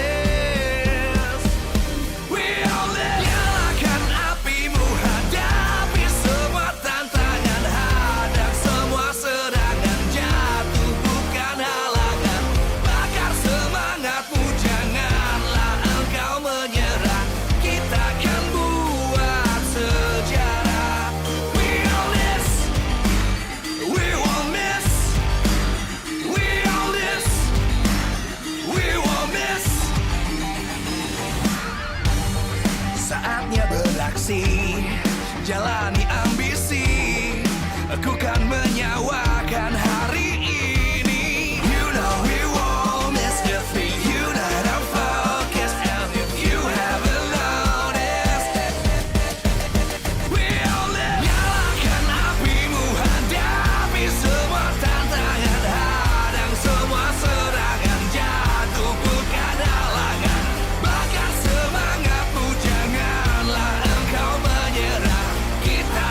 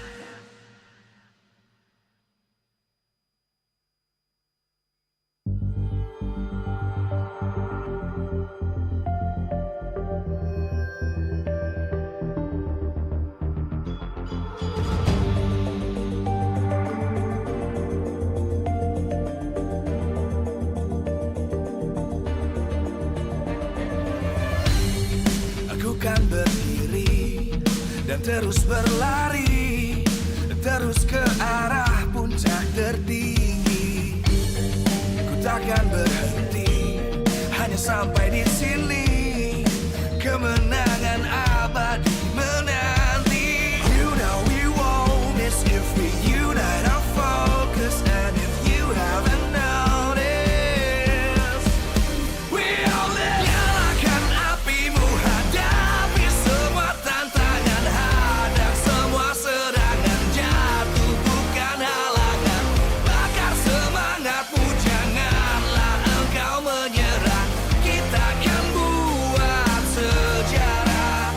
We all this, we won't miss. We all this, we won't miss. Saatnya beraksi, jalani ambisi. Aku kan menyawakan hari ini. You know we won't miss if we unite our focus. And if you haven't noticed, we all live. Nyalakan apimu, hadapi semua tantangan, hadang semua serangan, jatuh bukan halangan. Bakar semangatmu, janganlah engkau menyerah. Kita akan buat sejarah. We all this, we won't miss. We all this, we won't miss. We all this.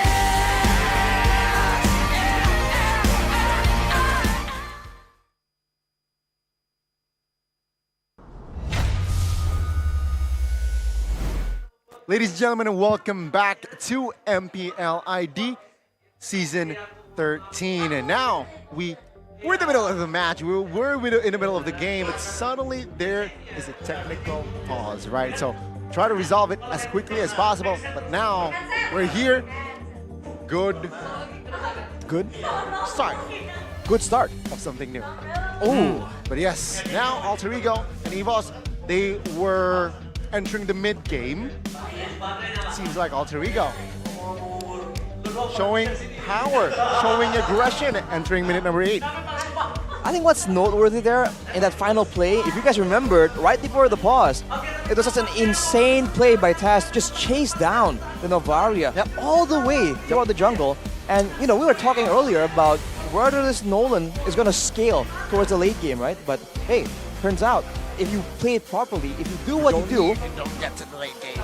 it goes, well, you can still be a menace in the late game. And I would even add that a good Nolan pressuring you from the sides, from the flanks, kind of corrals you towards a more concentrated position, and that's where the Terizla and the Tigreal can really punish that. So it's a multifaceted approach coming in from Alter Ego. And you can see here already, all the tier 1s for the side of EVOS Glory officially taken out by the side of Alter Ego. They already control the jungles of EVOS Glory. Things are slowly starting going bad to worse here. I mean, that's how the snowball works. 5k gold advantage. Taking out of the emblems by Games Max. And honestly, for the most part, I'm still impressed with how many Impure Rages are available on this game. It seems like EVOS in particular are trying to go for a sustain heavy strategy, use the Minotaur to sustain some damage, and then just slowly but surely chip away the health bars before they go for a decisive fight. That works, but I don't know if they can work as well against 2 massive engage tools, 3 if you include the Vexana. 3 level gap 2 for the junglers. Vanis 3 levels down on a Martis against a Nolan. It's definitely not something you would expect or something you would want actually for the Martis being that far down. A 5.7k gold lead and the Lord is about to spawn. This snowball, what time will EVOS need to stall this game to be able to actually fight back again? Well, it depends. If Alter can deny all the gold income, deny everything in the jungle right here, they're pretty much prioritizing clearing EVOS' jungle instead of their own, just to ensure that EVOS gets strangled that much harder. So the better they do that, the longer EVOS must buy time, for sure.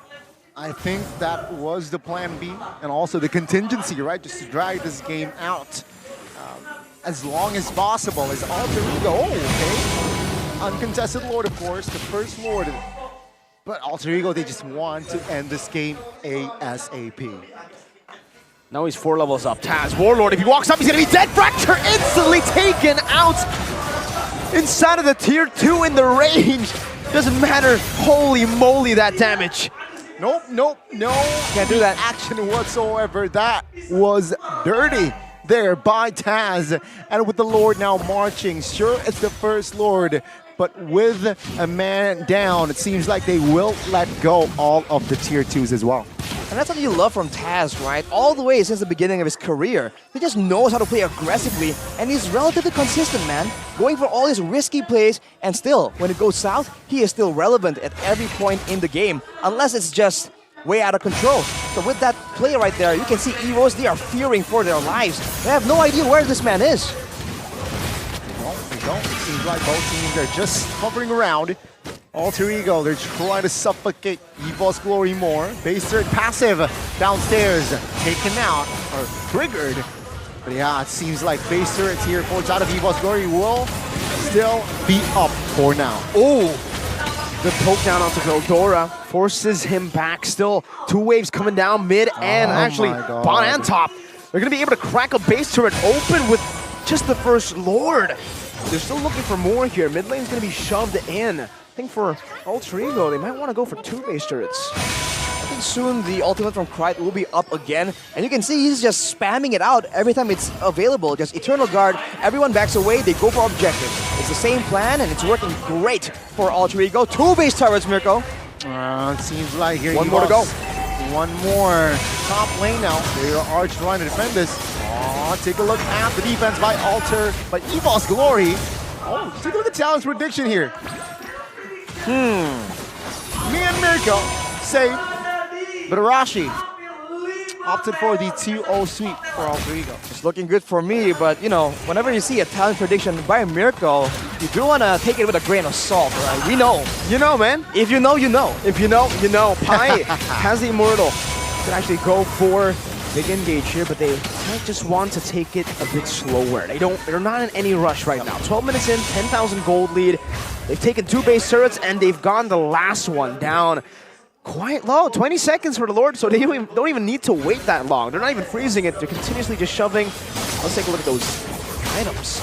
Well, the gold lead is just very depressing, especially in the jungle. One more item left for Taz to reach his final form. It's probably going to be more damage, man. Let's be real. They don't really have any way to really counter him, to really punish him. That's just the way it is. Now, you see a lot of Radiant armors being built by EVOS as well, by the way. I don't know if that's the way to go. I guess the glowing one, I guess it is a great item. Well, now, of course, it's going to be a free second Lord for the side of Alter Ego. Question is, will they be able to pull the trigger and end the game, right? EVOS Glory, seeing their items earlier.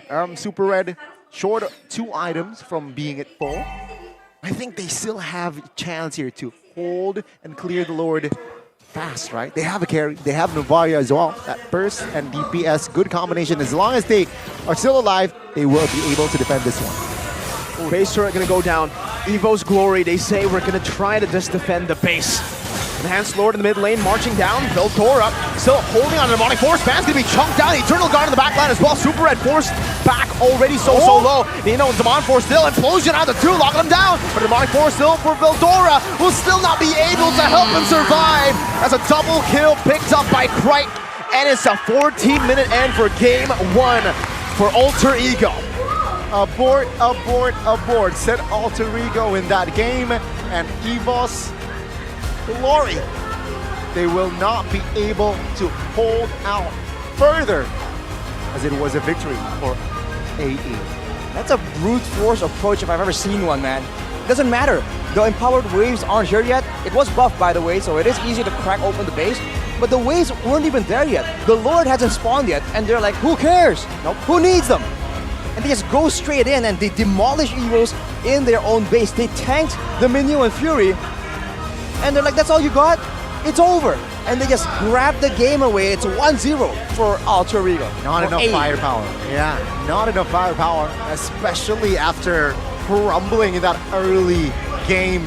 Very crucial part that they lost. Entering mid-game, entering late game, you can see the damage was just not there for EVOS Glory. I don't like the carry. You don't like the carry? First game? You're right. I think you can see the limitations that Super Red is definitely experiencing. Yeah, especially early, right? I mean, the carry can work. I feel like carry is more of a situational pick. I don't think it's that prio, me personally, right? So first phase, or first pick rather, picking up the carry just shows you the cards. Yeah, you show your gold lane card, and for Alter Ego, it's just so easy for them to even like hard counter it, right? They already picked up the Nolan, they set up for the Harith, and the carry was the answer to the Harith. I think the Vexana didn't make things any easier either, man. The Eternal Guard just walking at you. Carry had to spend so much time just moving backwards in the middle of a fight. It's definitely a bad time there for the gold laner of EVOS Glory. I mean, technically Taz is having a good time here going up against going up against his ex-team. But now, how will EVOS Glory bounce back after a loss? Remember, they're a new team. I want to see how they handle the pressure now, being in the back seat. A lot of thinking going on right here. But maybe they want to try and mitigate Taz, right? I mean, the highlight of the game earlier was that Taz's aggressivity, right? That's a new word we're creating right here. Bear with us. Aggressivity. But the aggressivity just caused EVOS to just lose control right there. And we were talking earlier about this, right? Van is a very good jungler, although we haven't seen him in a while, but he has shown that he has the skills to back up his reputation. So when he's put in a position where he's a Martis, doesn't get the opportunity, he doesn't get the setup, and the kills to get the resets with the Decimate, he doesn't really get the ball rolling. And against Taz, that just makes that matchup just so much more difficult. So maybe they want to play and give him a bit more control, you know, a stronger hero, some more backup from the roam or mid lane possibly. And I think that's a valid way to try and shut down this Alter Ego momentum. You can see the switch, I feel like, from the side of Alter Ego, where they were just hovering around, looking to play it safe, looking for the right calculation, but after soon, they got the momentum. After soon, they got the first strike, right? They got the home run, they went home. Mid-game, it was just all textbook. Very disciplined, they played it tight, which of course I very like. And there's no chance, there's no gaps for the side of EVOS Glory to poke around and find loopholes in that tight formation of Alter Ego. Yeah, I mean, they played the pace. The pacing of the game was really, really fast, and they had to have that pace because if the Phoveus Novaria carry scaled towards the late game, it could give them problems, though. Even then, I feel like Alter Ego had the right lineup to take the Novaria down, to take the carry down. Maybe not even take the carry down, but to split the carry from the rest of the team, isolate and zone her away. One of the big problems for the carry, in my opinion, right? The reason I don't like her as first pick is because, well, sure, you have pretty good damage. Your laning is safe enough. You should be able to hold down the lane yourself. But your range, man, like this is why usually when we see carries back in the day, we need a roamer that can lock someone down. They can hold someone down, right? A Franco, a Kaja, suppress, well, where the carry can just free hit. Or get him closer, right? Yeah, kite back even. But in this kind of lineup, when mobility is so potent, I'm not too sure about that carry, especially considering the Nolan's going to be zoning you away completely, and I think Taz definitely deserves this. He was the proactive player, man. After the initial, you can call it a blunder, right? We weren't expecting the Minotaur, of all things, to get that first turtle. But afterwards, man, he was just great. And, Nolan, he was playing it a bit safe in the early game, Guani, you were saying. And I think that's because right now, if you do hit neutral minions with your Rift in the jungle, it does reset, so you clear jungles a lot faster. But here, let's take a look at some of the highlights of that game. Initially, as we said, the fight was kind of evenish, and this was unexpected even for me. I thought that Alter Ego was definitely going to take it, but afterwards, it's always, EVO's trying to get something, and Alter Ego just getting the trade back so easily. They can't get away, right? Yeah, I mean, that position right there, I think Van got a little bit overzealous, and here was a turning point, I feel like, critical turning point where Nino got the double. And man, we talk about matchups and having the tools to deal with the problem. The fact that Harith regenerates a shield every time he dashes means that in the pure 1v1 scenario, Veldora just can't really get a lot of things going for him against the Harith with the Phobias. And we saw that Taz again just finds the play. And even here, when the 3-man Minion Fury lands, at that point it's too late, right? The damage is done, and look at that. It's so quick, man. Even when Nolan just first came out, everyone was complaining about this. The damage comes out so fast. This is nerf Nolan. This is nerf Nolan too. Insane. So insane. That is why they do not even think about the joystick right in the drafting phase. They saw Nolan open, they picked it up instantly, and they made it work. That was the first game, ladies and gentlemen. Taz was the player of the game, in case you missed it. Strike 1 for EVOS Legends. Another chance, of course, to see and perhaps force the series on towards a Game 3. Told you he's not the reject. Yeah. BMT. What? Big Man Taz. Big Man Taz with a big boy performance here. Absolutely. Gentleman performance. Gentleman. If you're going to look at the items, by the way, let's take a small gander.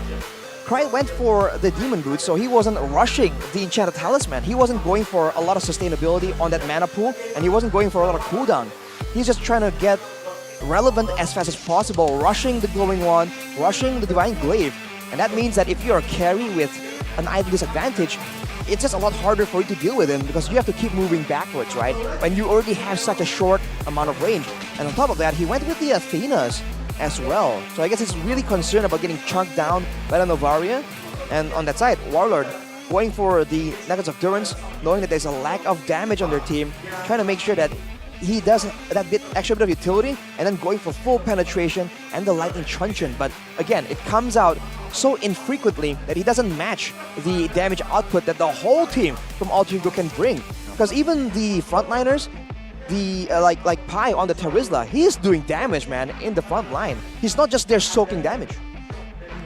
Again, that is why Pi is just, I feel like one of the, if not the only perfect EXP later in the season alongside Boots. Thank you very much. But yeah, 14-20 was the duration for the first game. Nice.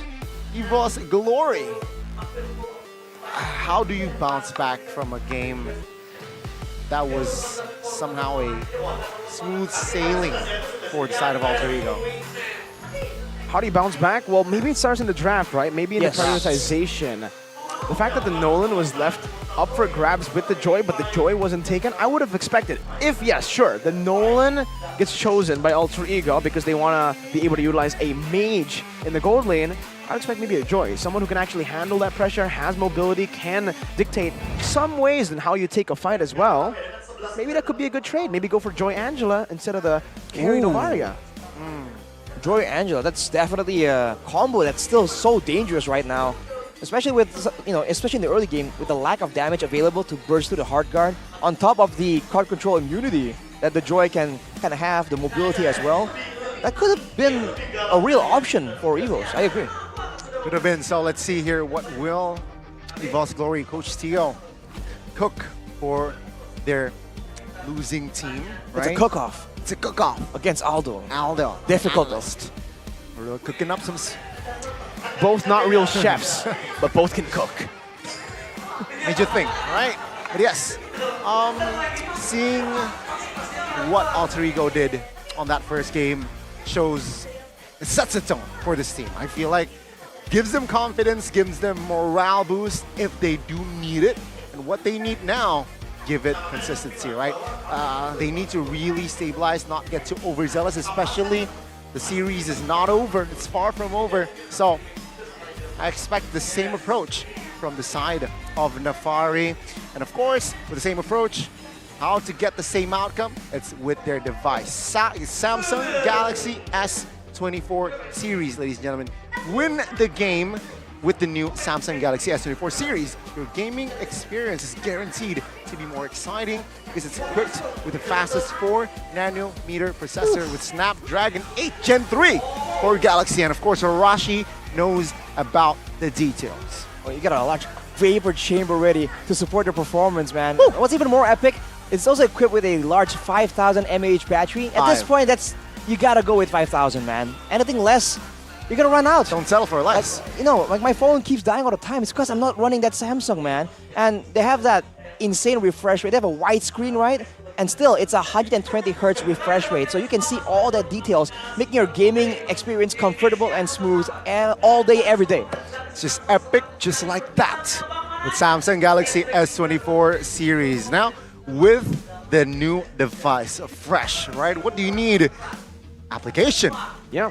If you ever come to Indonesia, right? I know a few of my friends are coming over to Indonesia. You guys can pay with GoPay. Very simple. Whatever you need here, you can get with GoPay. You want to go to, get groceries? Pay with GoPay. You want to go to MPL ID? Pay with GoPay. Is all very simple. All you need to do is scan the QR code down below to download the new GoPay app that is loaded with benefits. There is a free transfer fee. You know, we usually have a transfer fee when you transfer to different banks. GoPay, no problem. Up to 100 times a month to any bank. 100? I don't know what you're doing transferring 100 times, but people have those needs sometimes. And you can get it with GoPay, bro. Vote for your champion in every match as well. Vote for the winners of every match. And you guys can get a chance to do what? To get exclusive GoPay rewards. Exactly. What stuff? Check the app, man. Check the app, answer the daily quiz starting at usually 10 a.m. on our time, of course, on the GoPay app, and of course, collect points and win big prizes. And ladies and gentlemen, that was GoPay, right? I just want to give you one more, Rashi Mirko. One more. Invest, not just money, invest in gold. Ooh. Gold. Coming soon, there's an epic collab, limited series UBS Gold X MPL Season 13. And stay tuned, May 2024 on where at ubs.gold and or at ubs.lifestyle. Or check their websites, ubslifestyle.com, ubs lifestyle e-commerce as well. Check it out, Arashi. Last season, their collaboration was a banger. They never miss. I mean, I got my hands on some of those, and I gotta say, man, I mean, it impresses everyone who comes over. They look at it like, whoa, what is this? That's an UBS Gold collab, the limited edition. It's a flex. It is a flex, and it's also a good investment. Exactly. Killing two birds with one gold. With one gold? Oh, yes. Some violence coming out of Goni right here. One stone. Interesting. That's something that EVOS need to do, though. They need to be able to come back and kill two birds with one stone. I wouldn't say gold, though. And get gold. Get the gold. In-game, yeah. Yeah, in-game. Be more steady with financials. In-game, I agree. that was out game. That deficit was that was a big deficit. That was man. a big gap. Like they were really letting the financials go crazy in game one. You gotta be a bit smarter with those investments, man. 12K gold lead for Alter Ego? More or less. Yeah, something along those lines. Definitely not the outcome they were expecting with that investment. We'll see if they can plan a bit more strategically here, a bit more economically in game number 2. What do they have to do? Arashi, steps. Provide the steps that EVOS need to do. All right. I mean, this is a humble opinion. Okay. I have to disclaim it first. But you gotta, as we said, get your priorities straight. Do you want to play for the jungle or do you want to play for the gold lane, right? If you think that you're a gold laner, I want to play for both. Independent. Well, see, sometimes you can't get both, Goni. That's why you gotta prioritize. Yeah, Jaden Smith, calm down.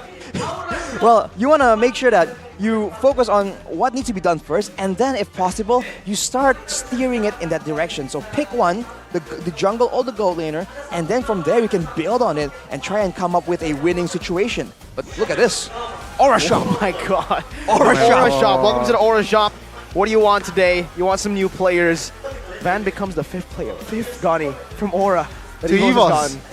Read out the names. Darkness, Clover, Van Strong, Fluffy, and Van. Oh my god. Yeah, last season was Fluffy, right? They acquired Fluffy just last season. Oh, Van Strong 2 seasons ago. 2 seasons ago.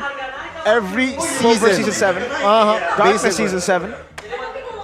After that, I'm just waiting for Kabuki, and then maybe Yaoi. Whoa. They're Aura players, right? Hold your horses, man. Whoa. It's only just begun. Maybe. The Aura Shop. They like shopping in the Aura Shop. Exactly. Maybe they're getting great value at the Aura Shop. We'll have to see if that trend continues. It is definitely a known trend right now. And soon we're going to get into the drafting phase, and I really do wonder, what Coach Theo is thinking about, right? We said that prioritizing is important. Is he going to even throw a curveball and play for the EXP lane? There's a lot of ways that you can approach this issue. Because even in the mid lane, right, if you want to try and stop the jungle, sometimes it's not about getting a better jungler. It's about getting a strong mid laner or a strong roamer. They can really just make that the farming experience so brutal for a jungler, especially an assassin. I like you pointed that out, right? And remember the K2V as well. There was a point about playing the strong side for Veldora, which the first game wasn't what they approached with. So now perhaps they might switch things up, and let's go to the drafting phase here for the second game, potentially last game of the series here. Theo, he needs to cook up something really good for EVOS Glory to force the series onto as a game of best of 3. Alter Ego though, I feel like they just should try to run it back, right? They did very well in the first game. Now, what will they cook in the second? Fanny, Arlet, Nolan now banned out from the side of EVOS Glory, even though they're going to be first picking the heroes. Good adjustment. Joy still up for grabs right now. The Ruby is actually also been left open, something that was banned down in the first phase by Alter Ego, and they will utilize the flex pick of that Ruby. Very good pick. How do you feel about this, right? Ruby or Joy in your book, Arashi? I think it depends. I think Joy is a bit more transparent. The Ruby is definitely a bit more elusive as to which lane, It's more which honest role, right? with Joy. Yeah, it's a bit more straightforward with Joy. And I think the Ruby, considering that Alter Ego has been playing the team fights very well, I think the big hidden benefit of using a Ruby is, of course, the crowd control and the sustain, but you're also grouping everyone up into one location. And in the current season, where everyone is so good at positioning around, having spacing so they don't get comboed, being able to pull everyone together is why the Tigreal and the Ruby is so good. But Alter Ego, they just immediately quoted Mirko and they go with the Angela Joy. This is dangerous, man. Is this for you in your book, Mirko? Does this mean it's an auto win for Alter Ego? I'm not a fan of the Ruby either. If they pick Ruby carry, then I'll say yes, but not yet, okay? If there's still a chance here. Come on, EVOS. Okay. The Ruby, good flex, right? But again, I'm not a big fan of this as it's a good flex, that's it. That's really it, right? Do you think that this Angela can be quote-unquote countered by, let's say, a Minotaur? I don't think so. Okay, Go for the Herod. Ooh, wait, what? Herod, Baksha. And Baksha. Ooh, okay. They want to add more brutes to their composition here. Still, again, this Ruby is still up in the air. EXP or Roam, second phase. If they go with a roamer that has suppression, they can really shut down Taz on this Joy. If the Joy goes to jungle, by the way, I don't know if it has been flexed around as often. Not sure if that's a thing, but you know, you never know when you're up against the chef. Oh man. Right, remember who's behind Alter Ego. That's a man with wild imagination. Yeah, Nafari and Ars. The Architect though. Right. The Architect is what he meant. How could you forget about him? No, but seriously though, like this is crazy. Usually you would expect the physical damage carry to be picked up early on when you pick up a Herod, right? Like the Nolan earlier in game number 1.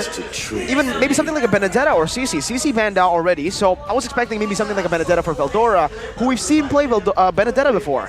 But now it kind of leaves it open to be banned out. Sure, Ruby can still be flexed to the XP, but I don't think Ruby can be that sole source of physical damage. Yeah, I see your point here, right? Second phase is going to be the Faramis, but with the Ruby here, do you like it in this competition currently, Rashi? Do you feel it fits best in the roamer position or the EXP? I personally feel roamer still. I think in the roaming position, it's going to be a bit more difficult for the Joy to just ignore in the middle of the big fights. But I think I agree with Coach Theo and his ban right here. I think Alter Ego need to get some kind of crowd control, because otherwise, we've seen this kind of strategy play out really difficultly to deal with.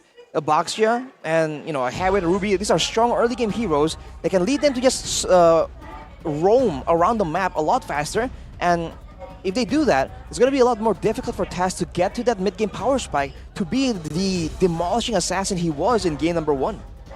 And this is going to be Very good question here for Alter Ego. They are going to commit to another I like that ban. mid laner. Interesting. Good ban. The Odette, right? Why? Because it just...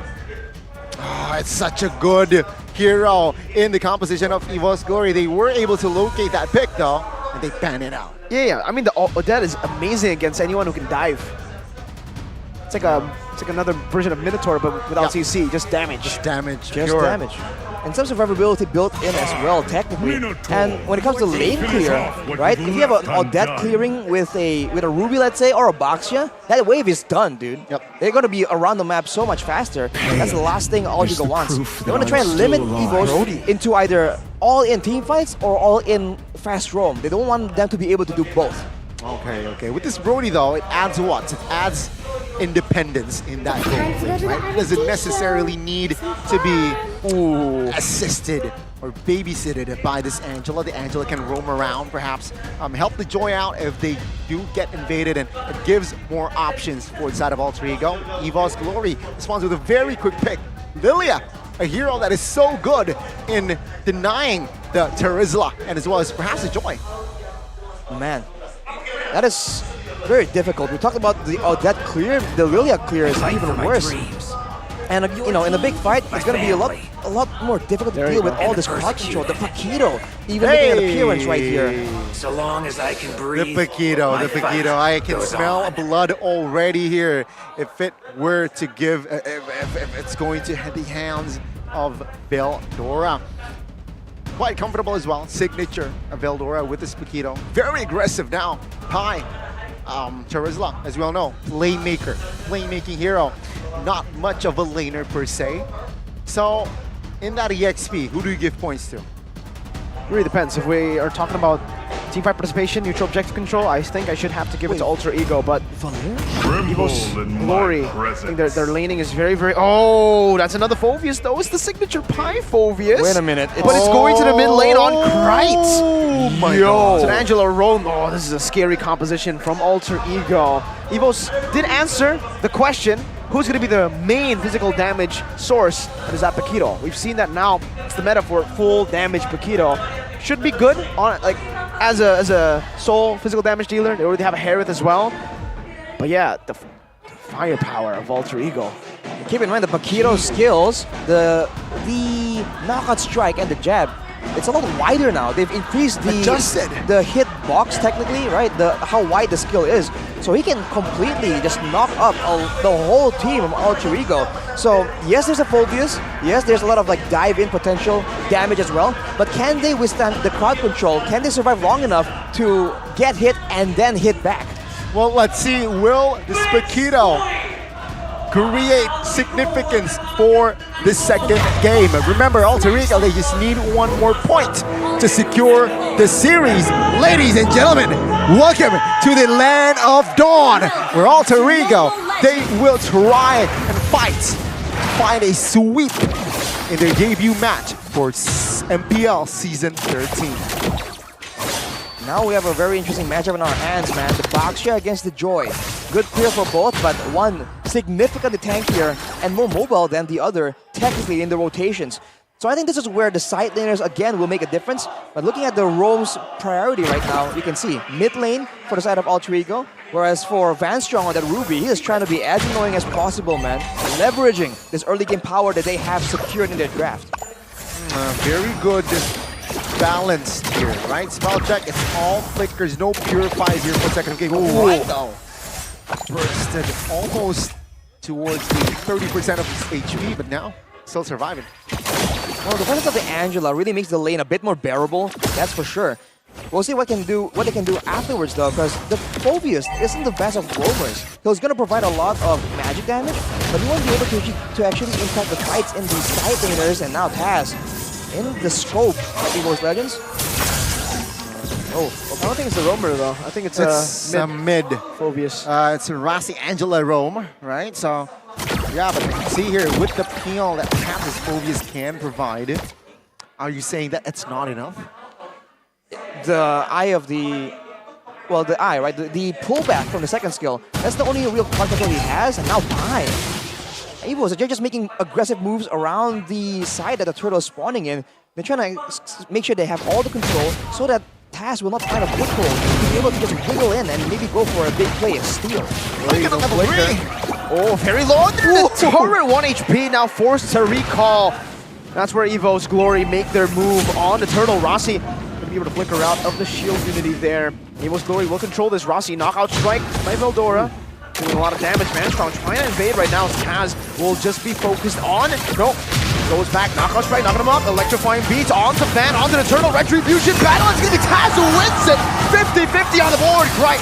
Demonic Force onto the back. Manstrong gonna be taken down. Oh, one more hit. And Krite gets first blood. Taz gets the first turtle. Everything goes perfectly for Alter Ego. Right on the board, and yes, Wow. Alter Ego winning this important early game there. I can see here, EVOS Glory, they were able to somehow find momentum with forcing Pi using the flicker, but they weren't able to punch back or punch further. The two ex-EVOS members were the two members that shined in that team fight. That's an oof. It's a bitter pill to swallow for EVOS right here. And this is, again, showing that they're all in on the aggression, but their team doesn't really do well moving backwards, right? That's where Alter Ego actually has a huge advantage. So if EVOS have secured so much crowd control, they have to make sure that this time they're the ones that make the fight decisive, instant. If they're going back and forth, the Joy, the Phobias, the Angela will make this a lot more difficult. It's almost like the shoe is on the other foot. Now, Alter Ego are the ones moving back and forth with sustain that the Minotaur provide for EVOS in the previous game. Unity onto Rossi still has a bit of potential here. That's going to be a lot of damage placed out back onto them. With the Demonic Force now, it's Taz with the Electrifying Beast, torn apart memory. Not dealing enough damage there, but he still got one kill over with a few basic attacks. Warlord is down for Rossi, and I think Alter Ego will take that trade any day of the week. It's a very good trade for Alter Ego. Good recovery, right? Because Rossi, he was on a tight corner there and taken out, but the recovery, beautiful there by Nino. EVOS Glory there weren't able to really find an effective trade from that fight. One of the first picks in this game, well, one of the earlier picks at least, was the Baxia for EVOS. And I was thinking that maybe this Baxia power in the early game, the mobility, will allow them to be a bit more in control of like where the fights happen and all that. But Alter Ego is doing a great job just baiting EVOS into those fights that are really not in their favor. Take a look at the mid lane here, right? EVOS Glory, they're trying to show intimidation, trying to find more control here in that turtle, but it seems like you're in no rush, considering that the Angela, they notice, is missing. Right? Of course, they will hesitate here in trying to commit on towards the turtle. As Alter Ego, though, they will not give this turtle freely. Shield Unity onto Pi this time. Krite, Demonic Force still there. Penalty zone onto 2, locks him down, and he flickers out to safety. The Demonic Force is still ready for Krite as he's gonna be able to pop it in all the way onto Veldora. That's a 50-50. Van wins it this time, but he's gonna be super low. Van's gonna be bursted down by the rhythm. Now just the electrifying beats necessary, but he doesn't have it on cooldown. Van gonna be chased down still though, and Rossi picks up the kill. They lose out on the turtle, but they win out in the fight, and now they transition into the mid push, where they're gonna be able to find a tier 1 for free. That is a huge win again for the side of Alter Ego. They got the mid, another pause occurred, but yes, EVOS Glory. It seems like they're crumbling here, entering not even mid-game. It was just so difficult. I mean, Alter Ego got a bit lucky, I would say as well, because initially they are Wait, the Joy Angela is useful? Wow. Wow, who would have thought? That's such a wild situation we're in right here. Wild Land of Dawn. As I was saying, the Teresa was bursted down, but Pi was able to survive just long enough, barely, to land the penalty zone. And I think that did make a difference.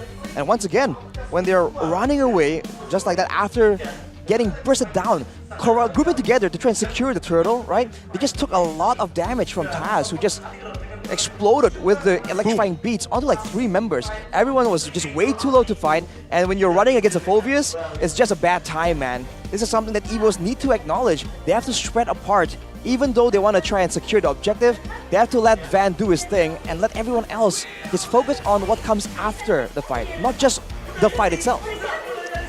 Very great point there. I'm starting to see, or trying to see a pattern here, right? Especially comparing with the first game. Alter Ego, once the ball is on their court, they will not hesitate to exploit. You can see here, again, similar story.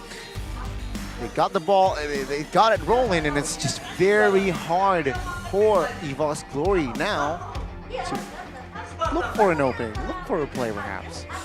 Exactly. Now they have more options though, so I do expect something else later on. Because remember, in the earlier fights, for a bit, it looks like EVOS Glory, my bad, was the one that was in control, right? Yep. They were able to use the Paquito to be a real threat. And when the Angela was still along with the team, he was zoned away again and again. So EVOS definitely have a bit more fighter presence in this game. They should be able to use it to try and make flanks and stuff happen. Because later on, I think Alter Ego are going to be less dive heavy, considering that they have an actual marksman compared to the Harith that is, you know, a gold lane, but technically can perform in close ranges, right? Just keep dashing, having more mobility, more survivability with the shields as well. Brody cannot match and do the same thing. So I think flanks and the like is going to be what EVOS need to use later on. Okay. So, yeah, I think flanks and whatnot, but let's bring this topic to a lighter conversation, right? While we're waiting again. A minute around, seeing, I don't want to say 2 samples, just a sample from the first game here, Mirko, Rashi. Alter Ego, very solid. Do you believe now in their roster, in El Familia this season? Do you believe that they can go far? Couldn't go for, what does far mean? Far meaning top 4 or far meaning playoffs? Far meaning top 4. Ooh, top 4, man. Oh, I think there's a chance that they get top 4. I think the top 4 teams, though, on paper, should still be Onyx, Bigatron, RRQ, Aura. Those are the top 4. Not in not in that order, by the way. It could be any order. Ooh. Because Bigatron. Surprised you put Aura on that top 4. You know, Aura has the potential to be top 4. Gotcha. They have Yaoi. Let's move on. That's a big deal. Sorry, let me just make my voice a bit more like the person. They have Yaoi. Okay. Have Yaoi. No. Sorry, go on. That's not. Go on. Wait, that's a bit sussy. Arashi, what happened? Did Eterna just swap places with you? That's a bit of. That's unlike the BBE personas you're trying to build. But yeah, there's a bit of malice in that statement there. But yes, go on. Arashi, let's ask you. Do you believe in Alter Ego, in El Familia this season? Will they go far? Top 4, even more? I think they have all the pieces of the puzzle, technically, right? A lot of the problems they had previously are kind of alleviated. Now we just have to see how well do the pieces fit, right? If they fit perfectly and the synergy happens, the draft happens, that's very possible, but Gani! Right on cue, right on time, a Land of Dawn, here we go! Minute number 6. Yeah, we will continue the match here as Nino, as somehow as predicted, quite independent here, but EVOS with the conceal. Shield Unity, hard guard still there, the 3-man penalty zone. Is actually going to be able to help Nino survive. He flickers down, a torn apart, and every fadeaway finds a kill. And Pai capitalizes on that Nino damage to find another. Nothing is going EVOS Glory's way. EVOS Glory, they weren't ready for that play. They weren't ready for the counter setup. And Alter Ego, they read EVOS Glory like a book. Like a kindergarten book. Like a picture book, man. I think they were really expecting the hard guard, of course, the flicker, but I don't know if they were expecting Pai just waiting in the bushes there, man. That was sus. He just came out of nowhere, and they just ruined the whole play, man. 4-man penalty zone, stopping all the follow-up from chasing Nino under the tower. That's disastrous for EVOS Glory, but now they're going to go at it again. They have the mobility advantage. Van goes in. Shield Unity, 2 levels down. Good, I'm offended, connecting on the 2s. Zamar Force as well, but the penalty zone connects again onto 2 members. Nino's just dealing free damage in the back. One-shotting, taking them out. Warlord forced to pop in the black shoes, but he only falls to the clutches of Taz. My goodness gracious, Alter Ego are ferocious. Man, throw in the towels is Alter Ego. They're not stopping right now. EVOS Glory, 0 answers, and Halbert already secured as well. What does that mean? Van will not be as tanky. He is like a cracker. He's so easy to kill. Otherwise, Nothing too out of the ordinary apart from that fast farm by Brody. Well, look at the fan, dude. He does not have a single item completed. You're wondering why he's squishy, why he's a cracker, Goni. Look at him. Look at the physical damage source. He has to go with Athena. He's brittle. And now even the Lilia, right? Rushing the Necklace of Durance to deal with the Angela. There's no damage. He's not a real threat. They have to rely on Super Red. Oh, wait a minute. BPZ, Veldora, smooshed and torn by the Brody. Nino finds it now, going for the siege onto the tier 2 Warlord, still able to clear out the wave. Meanwhile, mid lane Taz pushing it down as well, shoving these waves and knocking on EVOS Glory's base. You know what? I think EVOS Glory now, again, same story like game 1. They need to just hit that contingency button and just drag this game out, even though if that happens, it's still not a sure win, right? Fun fact here, 2 games of EVOS Glory, early to mid game potential is actually ahead. It's higher than Alter It's Ego. higher than Alter Ego, but they failed on the execution. Oh, again, Vanstrom gets deleted. Taz is walking the back line down. He just takes Super Red out. Meanwhile, Van and Warlord were still holding that bush. Oh, man. The Joy is deleting everything. This is going from bad to worse for EVOS, man. Now they have no control. Now no one can stay in the front. I said that they have to try and go for flanks, make it difficult. Just spread apart so that there's no combo. The AoE from Alter Ego can't work. But when they're this far behind, is it even possible? Man, they just keep going for the straightforward plays, sending Van barreling into the first member they see. But Alter Ego, they're just planning way too far ahead for that to work. Just 2 kills now for EVOS Glory in the second game. Shows you that Alter Ego, they're not messing around here in their second game. Now the First Lord has spawned here. And of course EVOS Glory, with their firepower, with their lack of resources as well, they will not be able to just, you know, contest that Lord. Are they going to opt for, you know, avoiding a team fight and going for a split push? Because now for Alter Ego, even that is something that they can do, right? They've been sending Taz to go alone. They can send Rasi to clear waves. And for EVOS, the only real feasible play is to send Veldora on the Paquito, going aggressively, and maybe going for a dive and taking out Rasi in order to get something massive, but he might get taken out instead. Penalty zone, just 1 shot and a flicker! Oh! With a torn apart memory, gets him to that godlike status that he's waiting for. Nino now rotating to the mid lane with the help of Pai and Krite, looking for another objective, and they will be able to find it. The tier 2 in the mid lane, almost as free as that 50% off the first 10-time draw. Go ahead and take a look at it, boys. Aspirants. Call it, Mirko Arashi. Will it end before 14-20? Mirko. 14-20? I think it will end, yeah, over 14-20. Over. I think it has to be over. 14-20. Gotcha. Right. You all check the minutes, the counters for the Lord. Yeah, good. But yes, just good. You know what else is good? What? Oh, take a look at Sope, guys. Yeah, you should check it out. Top up diamonds for the game MLBB. That's ML Bang Bang. It's free. 100 times a month. Transfer to all banks. It's very convenient, man. I mean, it's built into so many different things. The GoPay, but right now, for Alter Ego, it's just smooth sailing from here, man. No, there's no real maneuver that EVOS can really surprise them with. Wow. Just going in for the objective, zoning away. Look at Taz! Hold up. This bullying! Walking up electrifying beats! Oh my god, Vanstrom can't even do anything. That's the anti-CC built into this electrifying beats. So EVOS can only watch as he dances. You know what? I was thinking, right? Usually in football, whenever you score against your former team, you don't celebrate. Will Taz celebrate if they do seal the victory? Will Taz and Krite celebrate? Oh, sure. Will Rec celebrate in the back?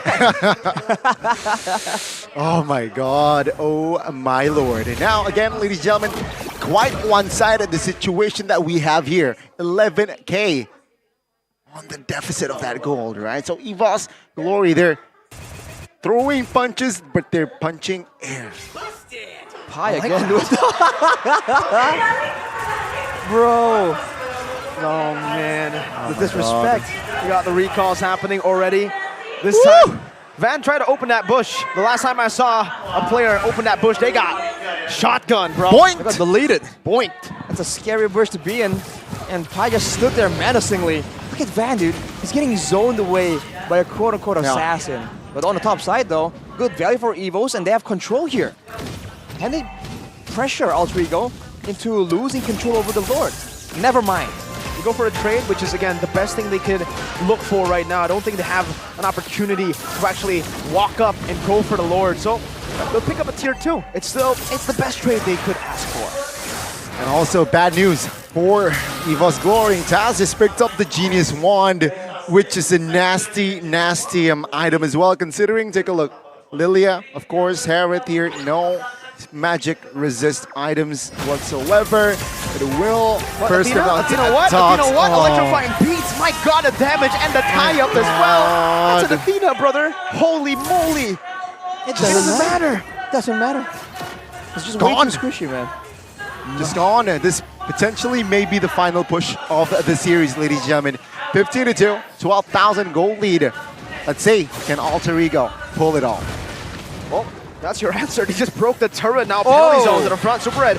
So holding on to that flicker. Van holding on to the Lord, but Alter Ego are not concerned with the Lord. They're actually going to go for the base turret in the mid lane. Taz still posturing over, getting a position to possibly dive in. They're waiting for another wave. They still are in no rush. They have the time to play with, and it's over 14-20. Hey. Well, Alter Ego needs to be a bit careful, though. They're moving very aggressively, but they're not all grouped together to back each other up. It's almost like they're expecting EVOS to chicken out when they're called on their bluff. But if EVOS realize that, they can possibly get like a 5v3. Hard guard, electrifying beams, penalty zone with the flicker, only catching Van. Van strong in the back. I'm offended with the flicker as well, bringing Pi back all the way to the pace. He's still going to be able to tank out so much of the damage. Total Power member used up, no members killed just yet. Krite forced to flick around, and Alter Ego, if they get this base turret up top, it should be extremely value. But EVOS Glory are still able to hold their ground and finally are showing some signs of life. A very good defense here shown by EVOS Glory, but again, technically Alter Ego didn't go all in, right? They still managed to save some flickers, which might be useful for their next offense. And in the next minute or so, there will be a Lord. Should EVOS Glory move and advance forward, it's nothing to lose, do or die, should they contest. I think if they don't contest, I feel like it's going to be a bit difficult for them to defend. Right now, they've kind of caught up, as in they have some damage now, right? No longer are the damage dealers of EVOS ignored by Alter Ego. And Taz, again, just boom, might be overextended. Oh, never mind. I keep saying maybe, but they just keep showing me like, nah, man, that's not it. That's the Taz way of electrifying beats. Man. Let's see here, 10 seconds to the not yet evolved Lord. But yeah, Alter Ego seems like still, of course, holding the map control here again. EVOS, do or die. Should they contest here as Veldora is still top side? No. Seems like they will not have enough time to contest, but they are marching onwards. Reno's still holding on to it. Warlord walking up very aggressively. Black shoes already popped in as well as Krite jumps into the back line. Van is in the midst of it all right now, but I'm offended is going to be able to connect, but Taz is still going to be able to be the one to secure it, and they kill as well. Veldora 1 HP, but Rossi with a flicker forward. Double. Finds a double. The Angela in game number 2 with a double kill in the 17th minute of the game. 3 members left standing with an enhanced Lord in the mid lane. El Familia, baby, and an Alter Ego now. That was earlier, that last Lord was potentially this last push, but this is surely their last push in the mid. Oh, Van Strong is getting bursted down by the assassin, poked down by Krite, now forced to go in. I'm offended flicker, bring him back, but the penalty zone is just there for formality. They dive in the base! It's Krite who dunks on him! It is all over, and you can see here, does Taz celebrate? The answer is yes. Holy moly. El Familia with the rebuild. A successful one at that for now. 2-0 convincing win. Sending a statement to the crowd. You don't mess with family. 2-17. That's crazy. With Krite dunking on him. I have no words except Taz. Seems not the like reject. he has moved on as well. I think it's safe to say, wow, that he has moved on alongside, of course, Right and Rex in the back room.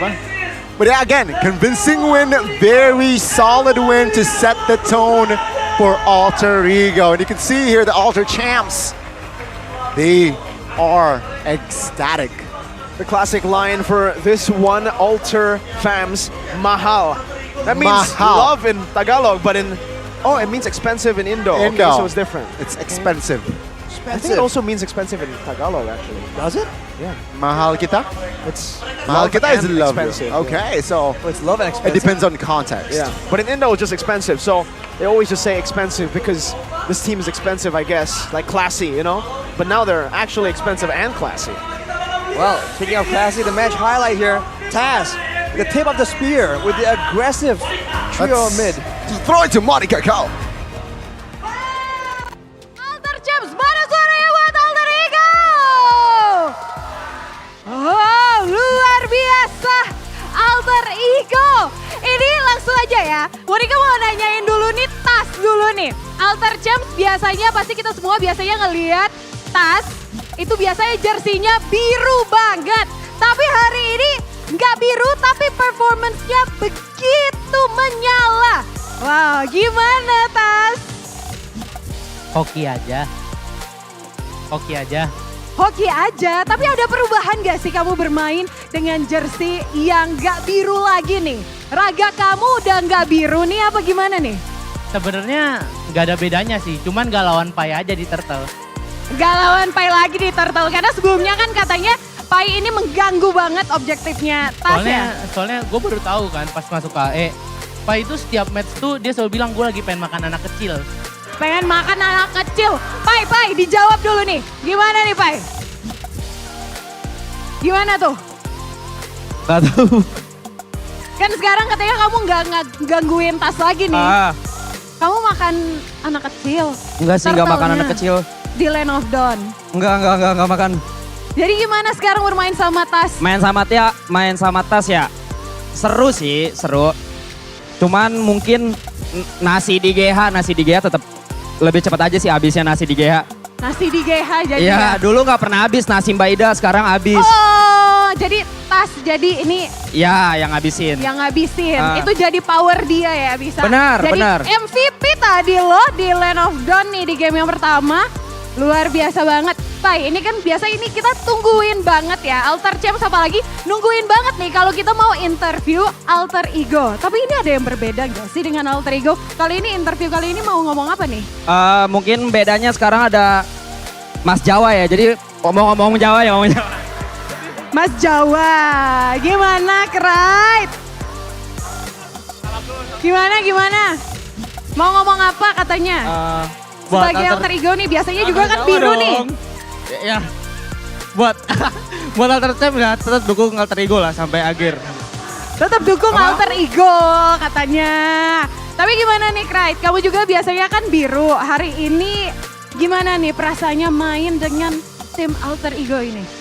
Ya seru lah, apalagi ada Pai. Oh semuanya kayaknya apalagi ada Pai lagi gitu ya. Gimana Pai? Artis katanya Pai. Ya alhamdulillah kalau seru main sama saya ya. Berarti main terus saya. Main terus. Tapi boleh dong nanyain Nino gimana nih rasanya? Alter Champs ini emang energinya nggak bisa habis nih. Nino gimana nih rasanya kamu ketemu sama Super Red? Ada motivasi lebih sih dari teman-teman Nino ya. Yang pasti ngelihat Super Red kayak jauh banget perbedaannya sama gua. Jauhnya ini gimana? Maksudnya jauhnya apa? Iya dia dari segi mekanik, high mekanik, dari segi positioning ya positioningnya bagus. Cuman ya gue tetap menang bro. Gue tetap menang tapi gue harusnya lebih baik dibanding dia dong. Jadi jauhnya itu maksudnya Nino lebih baik? Iya kalau sekarang kan gue udah menang. Kalau awalnya kan temen Nino tuh bilangnya gue di bawah dia. Itu mungkin motivasi tambahan buat lawan dia aja sih. Jadi gitu? Oh, Pai mau ngomong apa nih Pai? Jauh rumahnya, jangan disalah tangkep ya. Rumahnya jauh, bukan gameplaynya. Oke, Ya, rumahnya jauh. Lagi nyebokin. Rumahnya jauh tapi tetap Nino Ya. ketika di Land of Dawn bisa menang juga ya. Iya, tetap. karena kan Nino nggak perlu adaptasi makanan segala macem. Iya, pasangan juga Nino nggak perlu adaptasi kan. Oh, oke. Tapi, oke, bukan cuma Nino yang ngadepin Super Red, ada juga di sini Krite. Gimana nih? Head to head sama Warlord nih. Warlord yang kalau tadi kan Nino lawannya di sama tim yang sebelumnya di Malaysia. Ada juga Warlord yang juga dulu pernah main nih di Malaysia. Gimana nih rasanya? Buat Warlord ya jago sih dia tetap dari mid lane. Kurang mendok kata Pai? Enggak. Tetap jago dia lah. Respect lah sama dia. Tetap jago, respect. Rasi, gimana Rasi? Rasi, gimana rasanya bermain dengan ada Tas, ada Krite sekarang? Seru. Seru doang? Seru doang? Ya. Kenapa serunya? Kenapa, Nuk? Apa? Kenapa serunya? Seru aja nih. Badut juga soalnya, Kak. Badut juga. Ya. Jadi Pai ada teman-temannya ya sekarang ya? Ya. Iya, tapi Rasi ada yang berbeda nggak sih dengan selain juga tim kalian, roster sekalian, juga ada Aldo nih yang masuk ke tim kalian, ke Alter Ego. Ada perbedaan nggak sih untuk kalian nih? Perbedaan nggak ada Aldo, ada Aldonya. Lebih disiplin aja sih kita soalnya tukang marah-marah, Kak. Siapa nih yang tukang marah-marah? Aldo. Aldonya tukang marah-marah. Tapi Ya. bikin kalian jadi disiplin. Benar. Jadi tukang marah-marahnya ini berdampak positif ya buat kalian ya? Iya. Iya, oke. Dan yang terakhir nih, teman-teman Alter Champs, Alter Ego bakalan ngadepin nextnya sama Rebellion. Kita tanyain dong ke Pai. Gimana Pai? Nanti mau ketemu Rebellion, kira-kira prediksinya bisa ngalahin berapa poin nih? Atau sama sekali nggak mau ngasih poin? Semoga 3-0. Semoga 3-0, kan best of 3, 2-0. Ya berarti menang dong ngebantai Menang semoga. dong. Oke, tapi mau nanyain Nino juga. Nino, mau ngasih heist main gak nanti ketemu Rebellion? Siapa tahu biar versus mantan gitu. Keputusan tergantung coach sih. Kalau misalkan heist main ya main aja. Nino juga tetap dukung kok siapapun yang main. Oke, bagus banget. Pokoknya ini namanya sportivitas, saling mendukung juga. Dan nanti kita bakalan lihat bagaimana performance dari Alter Ego Esports nantinya kalau di yang permainan pembukaan ini memberikan hasil yang begitu menyala. Bagaimana nantinya kita tetap dukung Alter Ego. Sama-sama mana tepuk tangan untuk Alter Ego Esports. Dan langsung saja kita akan mengupas bagaimana game tadi, match kemenangan dari Alter Ego Esports. Langsung saja, caster silakan.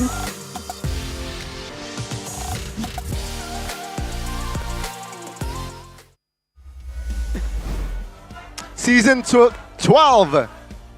Interviewing Alter Ego was entertaining. Season 13, same story. Thank you so much, Mboko. Different players, but still the same. Still the same. As long as we have Pi, Seer Pi, he sets the tone. Right, again, thank you so much, Mboko, and the rest of the teams of Alter Ego. The well-deserved win for today. I thought it was going to be closer. Honestly, thought it was going to be a 2-1, but no. Alter Ego just is that strong. El Familia, they lost Udil, they lost Selly Boy. They're two pillars, quote unquote. It seems like it does not matter. No Sully Boy, no Udil, no problem so far. We'll see if that continues for them because the league is still it's a marathon. Very, very long, right? I mean, this is the first match of 72 total matches in Season 13. We got us a bit, we got a taster. We just got a free sample. Yummy. That's it.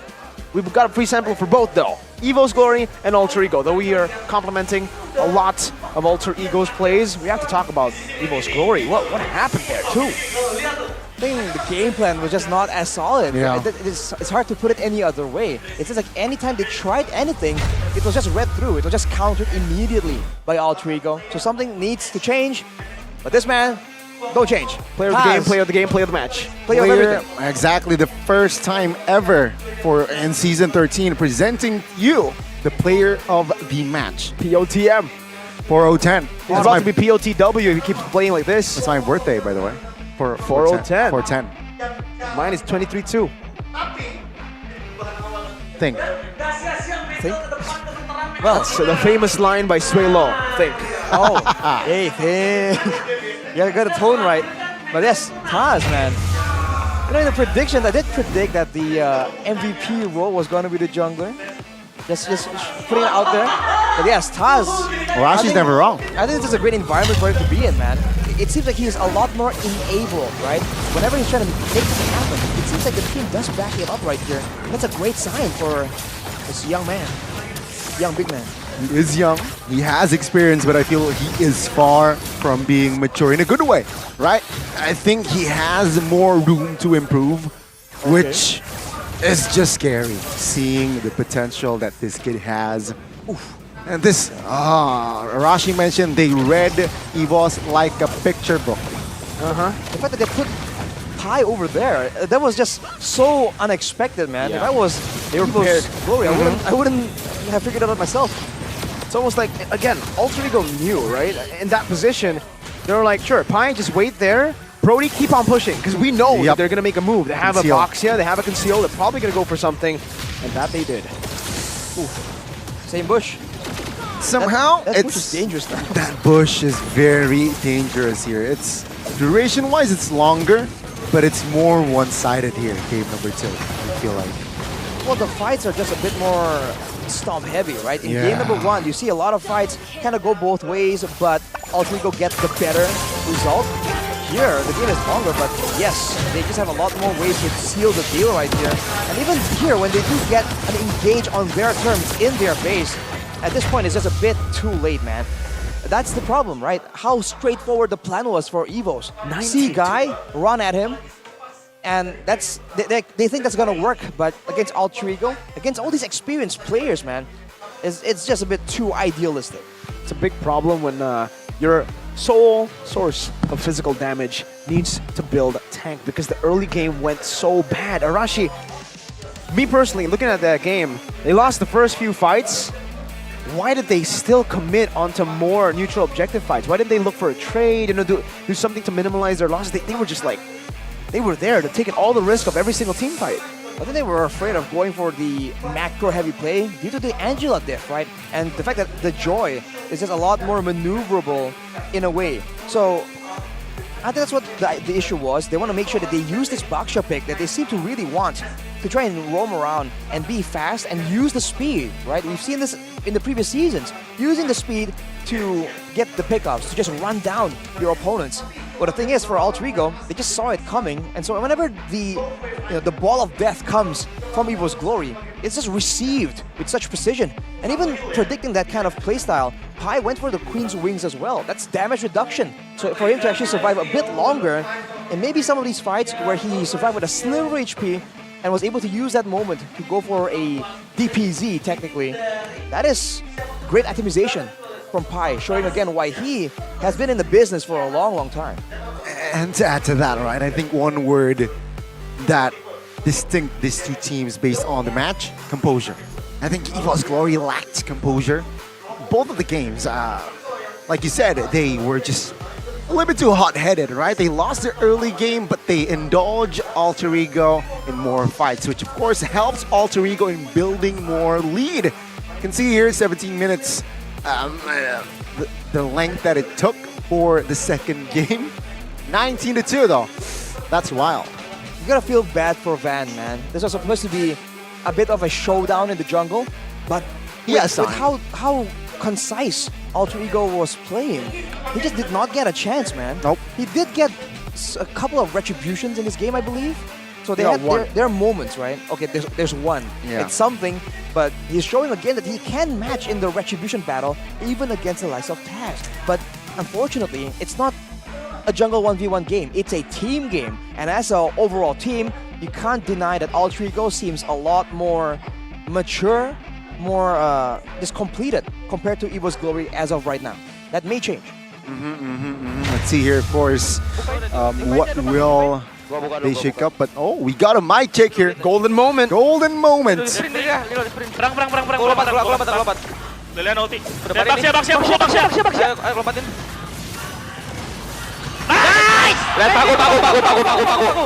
were all silent during the play. You'd expect, them to maybe be speaking a bit more with a target, but they were just all focused on what to do. They all knew what to do.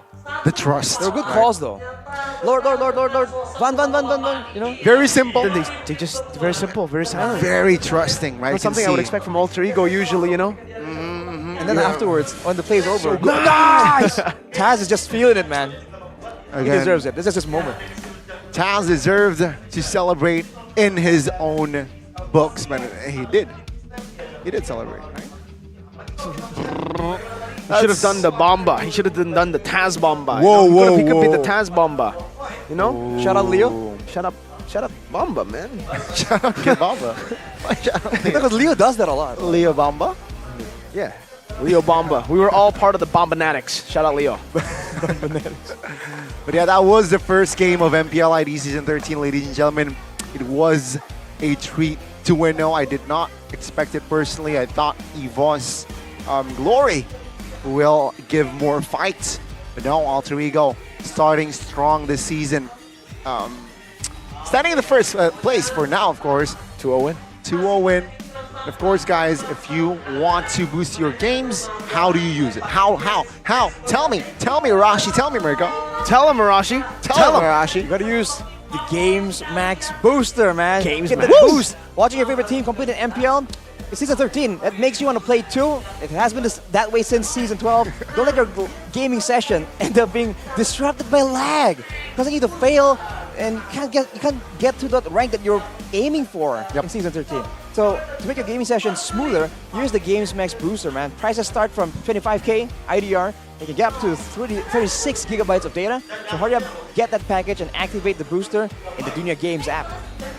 Very straightforward, very simple, but maximum value, right? That is what you're looking for, and that is what Alter Ego did in that series as well. Maximum value. Almost every move, every rotation, every farm that they get is just maximum value.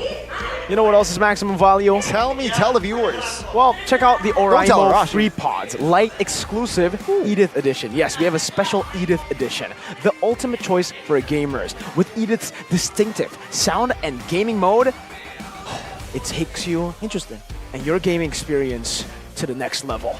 Plus, as the official partner of MPL, there's no doubt about Oraimo's quality. Get a 10% discount at the Oraimo official store at the Orange store with the code OraimoMPL and simply enter the code in the coupon section before checkout. Unleash unstoppable sound with Oraimo. Is that how you do it, Arashi? I have no idea. Unleash unstoppable sound with Oraimo. There you go. Arashi does it best. Yeah. The original, like OG. Excuse me, what? The original. The OG. OG. The caster. The Major caster. Amas, OG. Caster. Also a caster, but yeah. First match, right? Alter Ego, and as well as EVOS Glory done. We will see them in the second half later on, where they will meet again. Will it be same story or will it be a revenge? Now, we maybe can talk a little bit more about the second match. We won't talk about it. We'll tease it though, right? We'll tease it, right? We'll tease. Dewa versus Rebellion Zion. Gods? Both teams with still full Indonesian lineups. Dewa and Rebellion. You're right. There are only 3 teams here as of yet that only have Indos, full Indos. Alter Ego, Dewa United, and Rebellion Zion. Every other team has imports. Either in the coaching staff or player or both. I see. Is that why we're seeing all 3 teams in day 1? I don't know. I think it's random, but hey, you know what else is random? The TikTok challenge. Hey! With hashtag MPL Self13. Oh, yeah. You can get phone. You can get skins, hundreds of them. 100. Other things as well. And you can check also if you want to visit this live. Check out the website id-mpl.com/ticket. Yeah. get it. Tickets are selling like hotcakes. Earlier you saw a full house for the opening match and even just the opening sequence. And it's going to continue because we have so many more awards to give you guys as well if you watch over in MPL Arena. What can you get, Gani? G-Man? Skins! Skins? 130 free skins. Whoever is fast, Every they get day. it. Every day. First come, first serve. First come, first serve, and Arashi is always the first one in line for these skins. So you have when you get here, you have to beat Arashi. No, we don't talk about that, dude. Arashi's here at We do. 6 a.m. our time. All right. So if you want And our those show skins, starts at 3. Imagine. Well, yeah, the cat's out of the bag. Make sure you guys don't miss out, man, because you know you can only get one. You've So got serious you still have a lot competition. more. Yeah, you still have a lot more. So you know you could beat them. 130 per day though. 130 per day. That's ridiculous. I thought that was like per month. Yeah, me too, man. 130 is a lot of skins to give away. But hey, season 13, that means we need to give 130, right? We can't just give 13. Oh, you're right. Yeah, and that was our first match, ladies and gentlemen. Thank you for tuning in, of course. If you're still here, you know what? Shout out to you. Wait for the second match. Gani Mirkonos Arashi will take a short break. Very short. Stay tuned. See you there and be there. Or be square.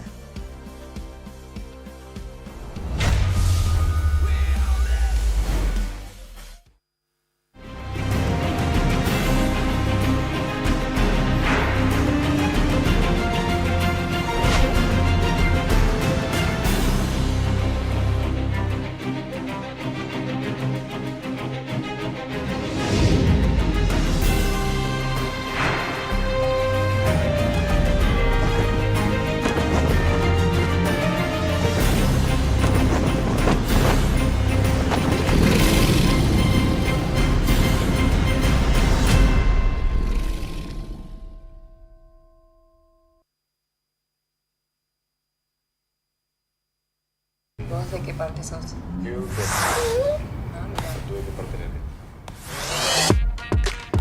Samsung Galaxy S24 series. Get it now. Samsung Galaxy S24 series. Get it now. Pakai aplikasi GoPay, dompet andalan gamers. Banyak damage-nya. Ada cashback hingga 20.000 buat upgrade skin baru. Aplikasi ringan gak makan memori. HP lemot bisa victory. Top up langsung dalam game tanpa hambatan. Ikutan selebrasi MPL di aplikasi GoPay. Menangkan total hadiah ratusan juta. Bonus stage. Gratis 100 kali transfer kemana aja. Beli pulsa harga termurah. Scan juri secara mudah. Download sebelum mabarkan.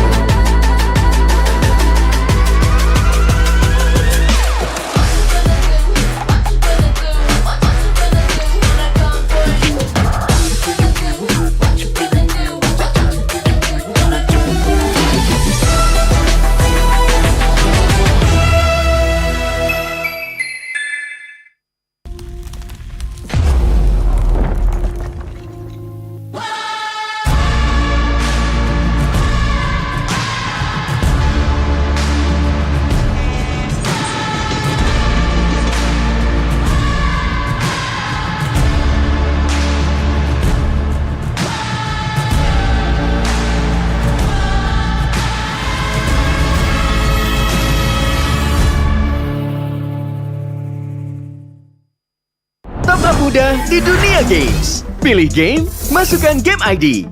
Pilih Diamond, masukkan kode promo, dan pilih metode pembayaran. Masukkan kode OTP. Selamat, kamu dapat tambahan kuota. Upgrade gameplaymu sekarang. Game smash andalanku bikin mainku semakin hebat. Tukar DG rings, diamond dan voucher game kau dapat. Main MOBA apa aja Wisrik di tanganmu. Cuma game smash makin no debat. Beli paketnya dan aktifkan boosternya sekarang.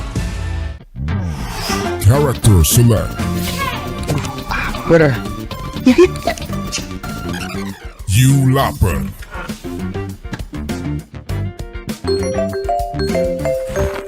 Stop! Pakai klik Indomaret, belanja 1 jam sampai dan gratis ongkir loh.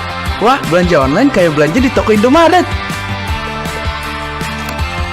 You kenyang, siap main lagi. Let's go! Belanja online seperti di toko. Indomaret.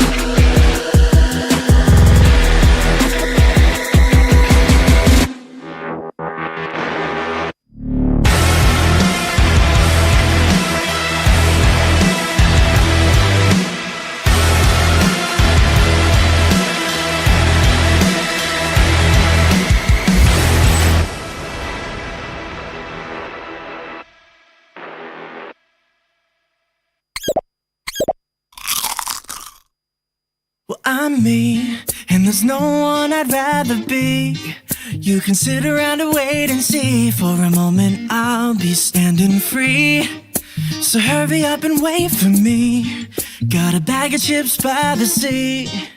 The sun is blazing down. I've got my smile now. Here's the thing, your chips will really make me sing.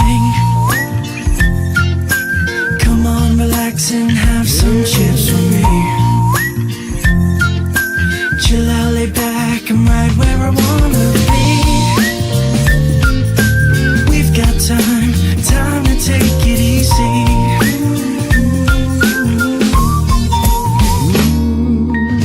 You always tell me to speed up, but slow down. I've been kicking my feet up and just going to town.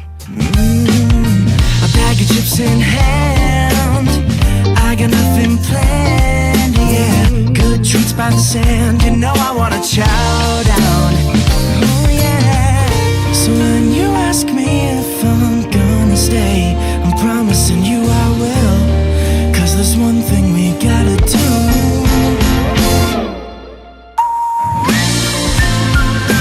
Come on, relax and have some chips with me.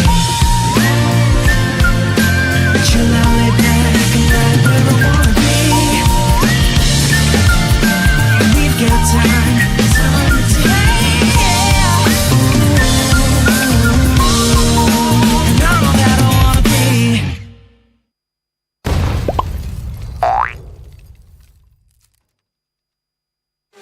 Your MVP is Chip! His portals completely set the pace of the match from start to finish. Wow, another MVP. That's my chip. Just doing my job. Can I see the highlights? I'm off the clock. Yeah, I can't wait to see your portals in action.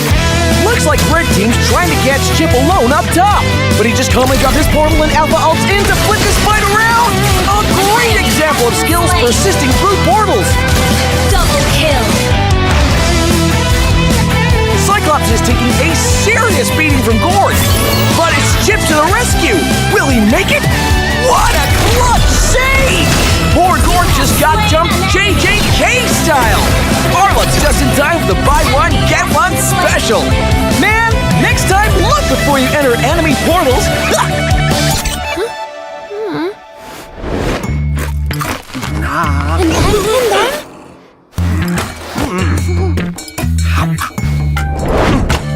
Wow. Uh-oh! Cyclops is about to overstay his welcome. Is this deja vu? Oh, wait for it. Wait for it. Boom! Melissa joins the party. Chip runs a BTC. Jeez, what a massacre! And to add insult to injury, Melissa portals back to her lane without missing a beat. A skirmish breaks out.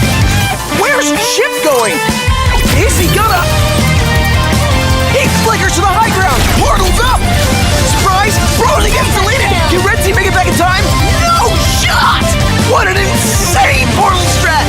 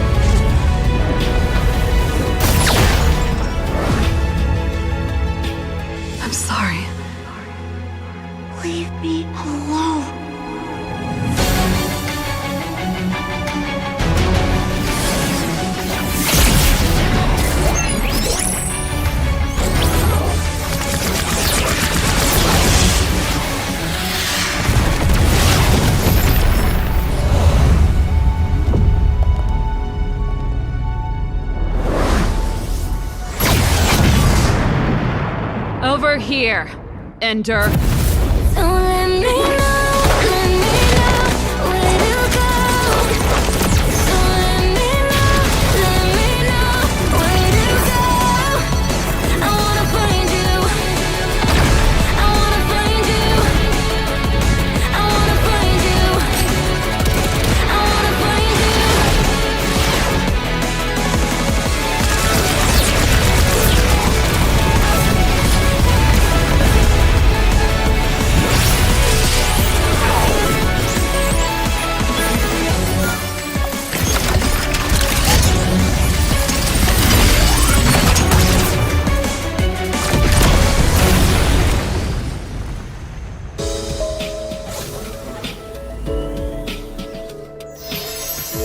Great job, guys!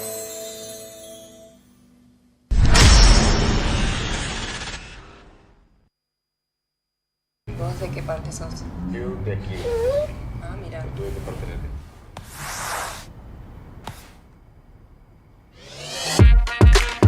Samsung Galaxy S24 series. Get it now. Pakai aplikasi GoPay, dompet andalan gamers. Banyak damage-nya.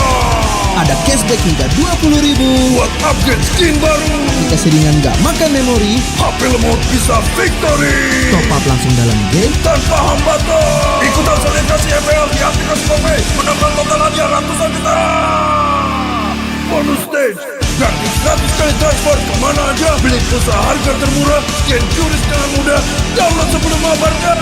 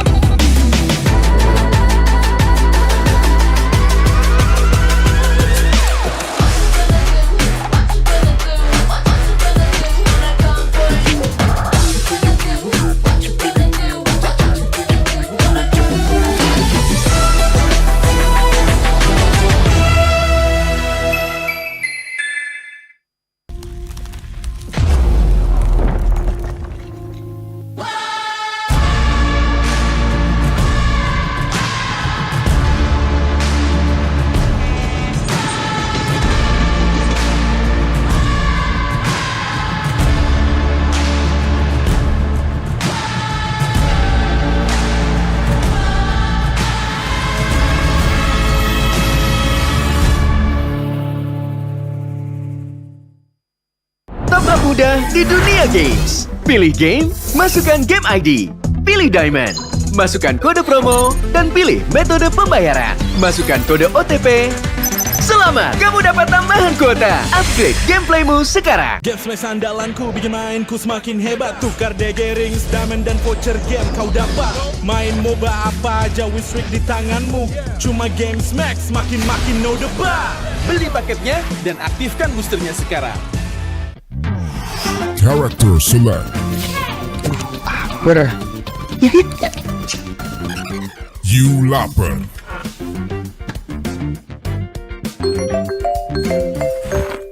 Stop!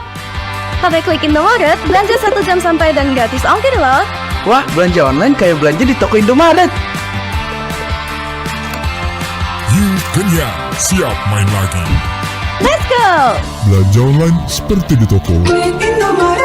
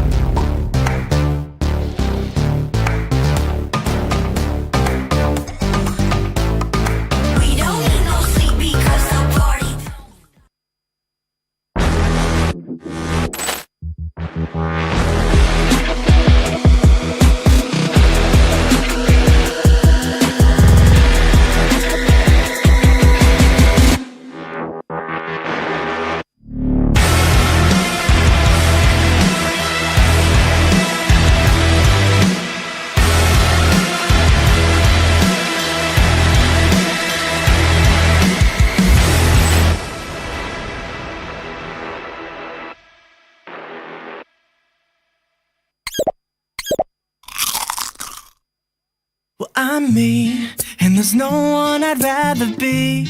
You can sit around and wait and see. For a moment I'll be standing free. So hurry up and wait for me. Got a bag of chips by the sea. The sun is blazing down. I've got my smile now. Here's the thing, your chips will really make me sing. Come on, relax and have some chips for me. Chill out, lay back, I'm right where I wanna be. We've got time to take it easy.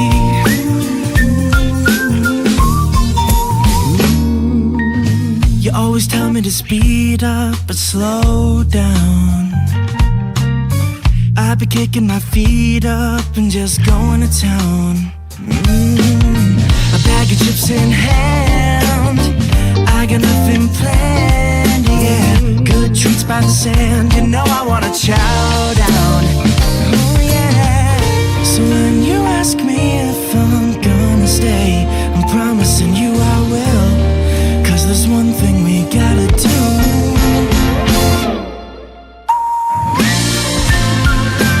Come on, relax and have some chips with me. Chill out, lay back, and right where I wanna be. We've got time to take, yeah. And I'm all that I wanna be.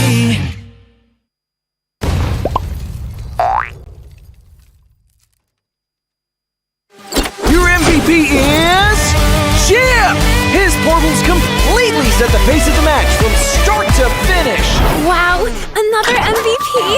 That's my chip! Just doing my job. Can I see the highlights? I'm off the clock. Yeah! I can't wait to see your portals in action! Looks like Red Team's trying to catch Chip alone up top, but he just calmly got his portal and Alpha ult in to flip this fight around. A great example of skills persisting through portals. Double kill! Cyclops is taking a serious beating from Gord, but it's Chip to the rescue. Will he make it? What a clutch save! Poor Gord just got jumped JJK style. Arlot's just in time for the buy one, get one special. Man, next time look before you enter enemy portals.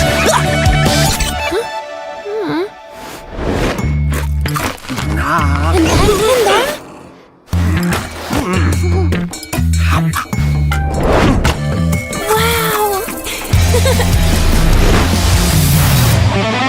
Uh-oh! Cyclops is about to overstay his welcome. Is this deja vu? Oh, wait for it. Wait for it. Boom! Melissa joins the party. Chip runs a BTC. Jeez, what a massacre! And to add insult to injury, Melissa portals back to her lane without missing a beat. A skirmish breaks out. Where's Chip going? Is he gonna... He flickers to the high ground. Portal's up. Surprise! Frozen gets deleted. Can Red Team make it back in time? No shot! What an insane portal strat!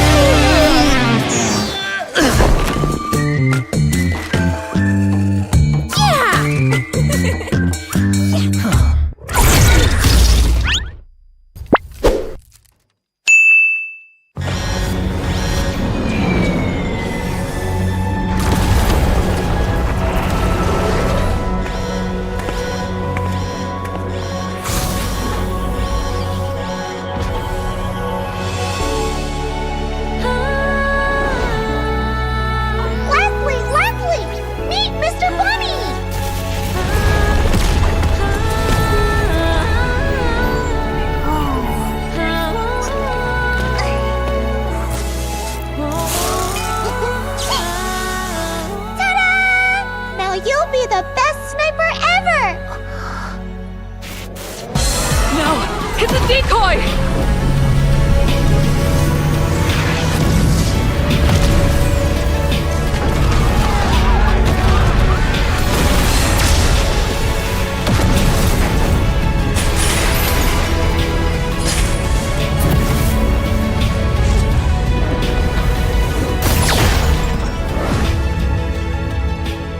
I'm sorry. Leave me alone.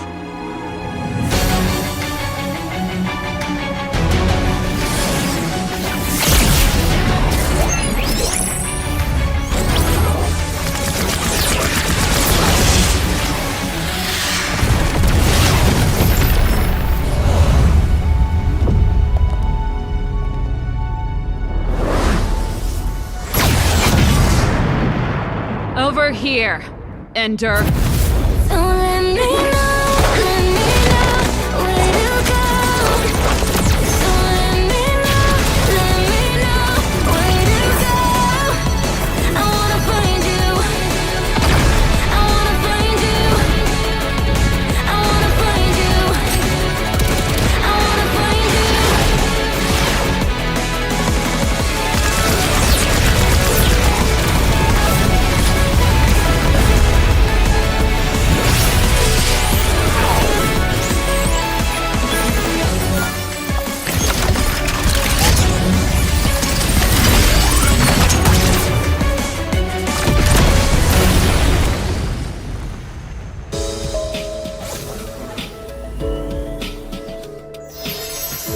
Great job, guys!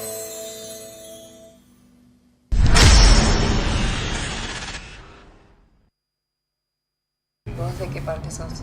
Yo de aquí. Ah, mira. ¿Tú de qué parte eres?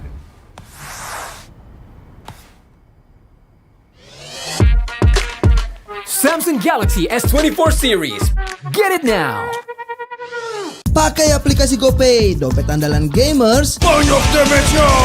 Ada cashback hingga 20.000 buat upgrade skin baru. Aplikasi ringan gak makan memori. HP lemot bisa victory. Top up langsung dalam game tanpa hambatan. Ikutan selebrasi MPL di aplikasi GoPay. Menangkan total hadiah ratusan juta.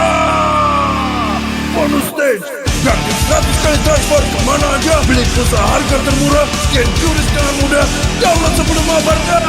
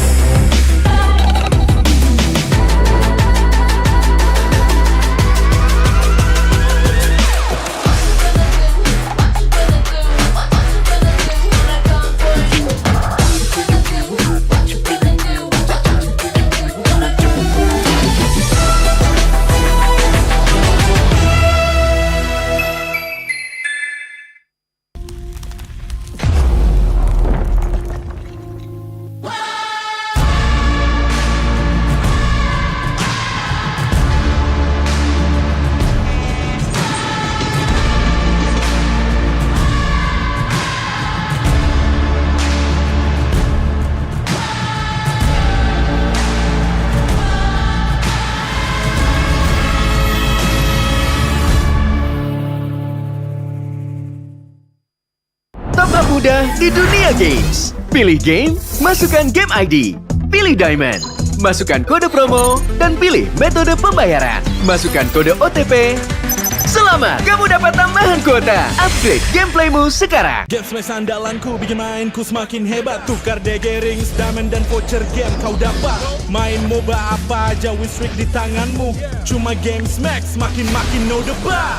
Beli paketnya dan aktifkan boosternya sekarang. Character select. Where? You lapper.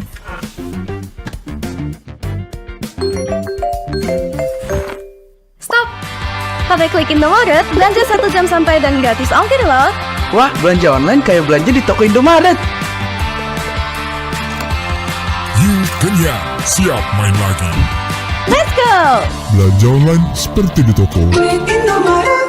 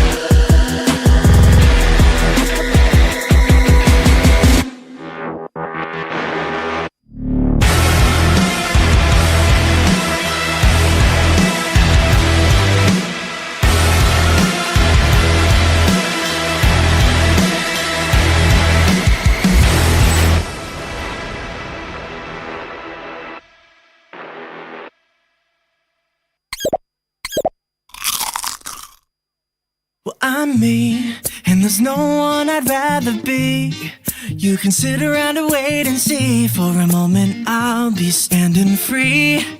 So hurry up and wait for me. Got a bag of chips by the sea. The sun is blazing down. I've got my smile now. Here's the thing, your chips will really make me sing. Come on, relax and have some chips with me. Chill out, lay back, I'm right where I wanna be. We've got time to take it easy.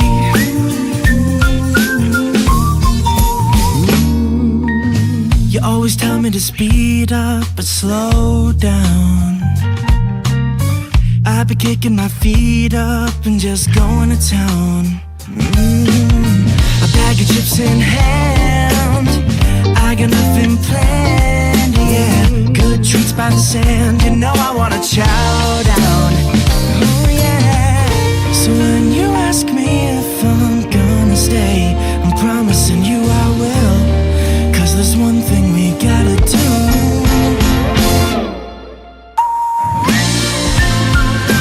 Come on, relax and have some chips with me. Chill out, lay back, I'm right where I wanna be. We've got time to take.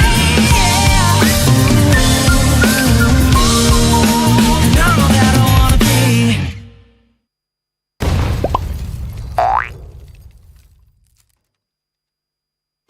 Your MVP is Chip! His portals completely set the pace of the match from start to finish. Wow, another MVP! That's my chip! Just doing my job.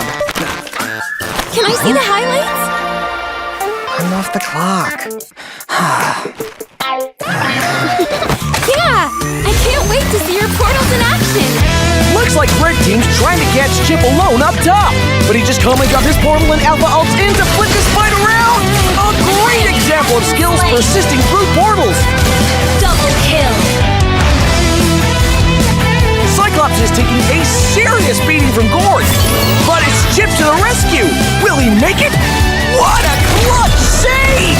Poor Gord just got jumped JJK style! Arlot's just in time for the buy one, get one special!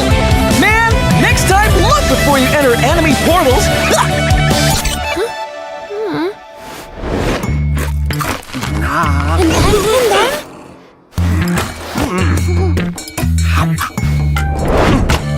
Wow! Uh-oh! Cyclops is about to overstay his welcome! Is this deja vu? Oh, wait for it! Wait for it! Boom! Melissa joins the party. Chip runs a Pixie C. Sheesh! What a massacre! And to add insult to injury, Melissa portals back to her lane without missing a beat! A skirmish breaks out. Where's Chip going? Is he gonna... He flickers to the high ground! Portal's up! Surprise! Frozen gets deleted! Can Red Team make it back in time? No shot! What an insane portal strat!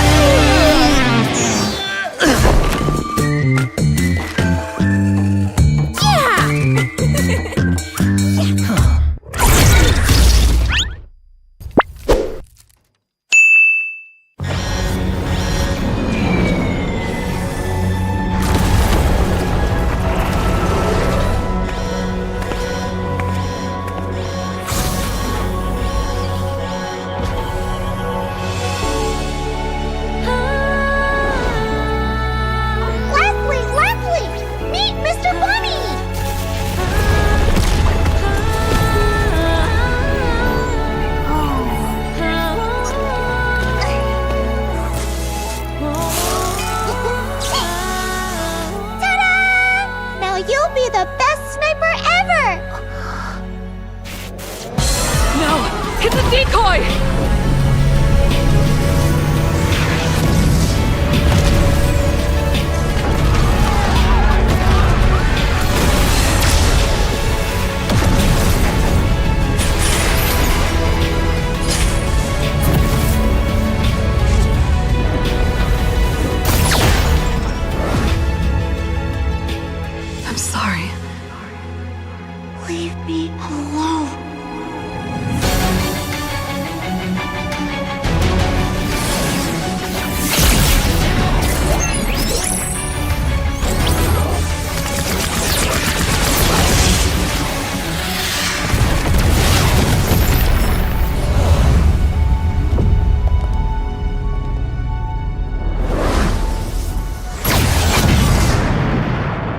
We're here.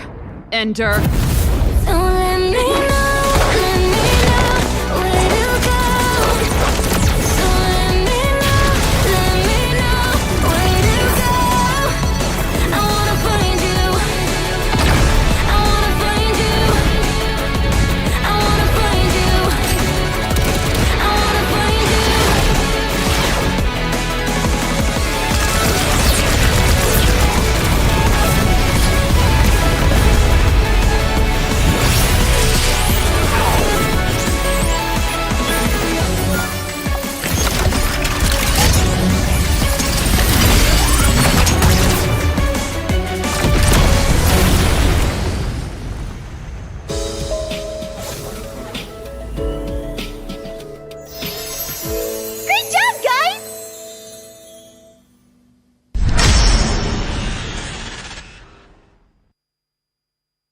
¿Vos de qué parte sos? Yo de aquí. Ah, mira. Tú de qué parte eres.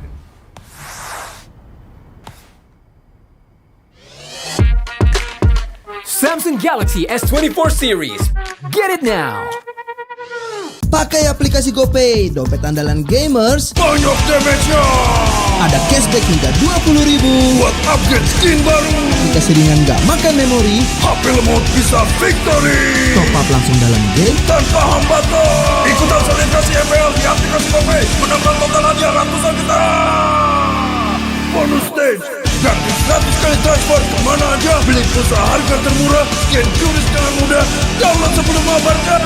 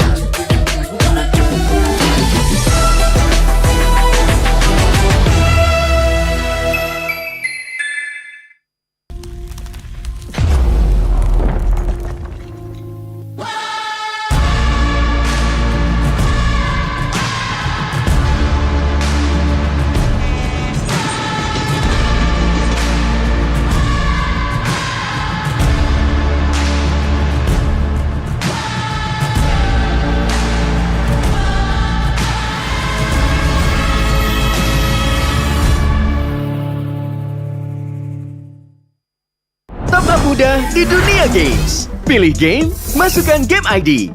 Pilih Diamond, masukkan kode promo, dan pilih metode pembayaran. Masukkan kode OTP. Selamat, kamu dapat tambahan kuota. Upgrade gameplaymu sekarang. Game Smash andalanku bikin mainku semakin hebat. Tukar DG rings, diamond dan voucher game kau dapat. Main MOBA apa aja win streak di tanganmu. Cuma Game Smash makin no debat. Beli paketnya dan aktifkan boosternya sekarang. Character select. Where? You lapper.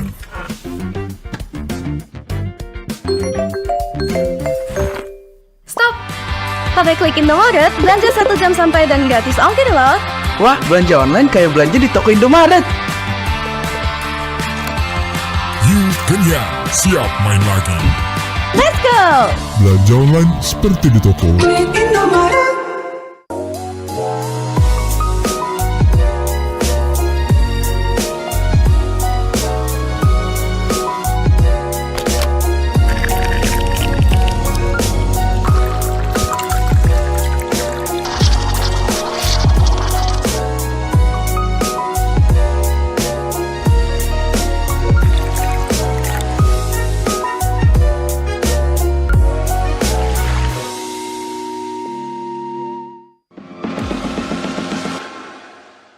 It's only you who rocks my world.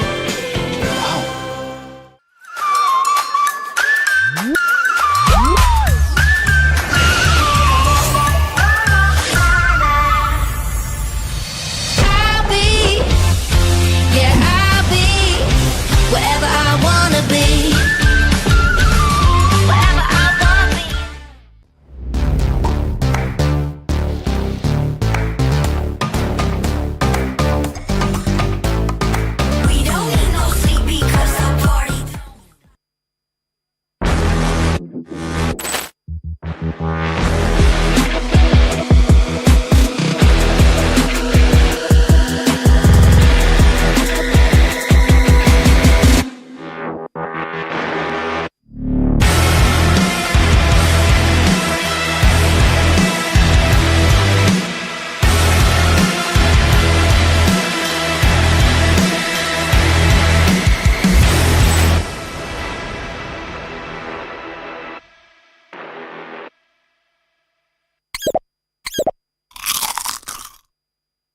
I'm me, and there's no one I'd rather be. You can sit around and wait and see. For a moment I'll be standing free. So hurry up and wait for me. Got a bag of chips by the sea. The sun is blazing down. I've got my smile now. Here's the thing, your chips will really make me sing.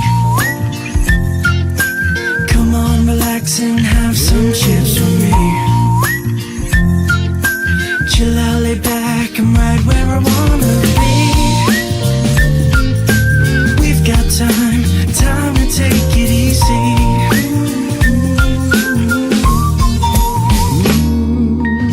You always tell me to speed up, but slow down. I've been kicking my feet up and just going to town.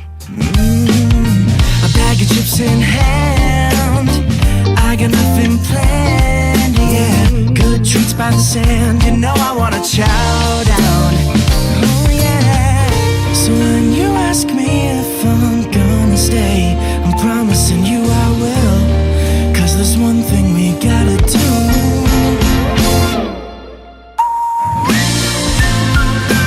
Come on, relax and have some chips with me. Chill out, lay back, and right where I wanna be. We've got time to take.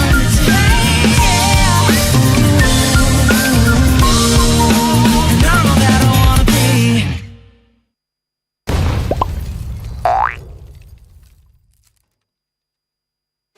Your MVP is Chip! His portals completely set the pace of the match from start to finish. Wow, another MVP? That's my chip! Just doing my job. Can I see the highlights?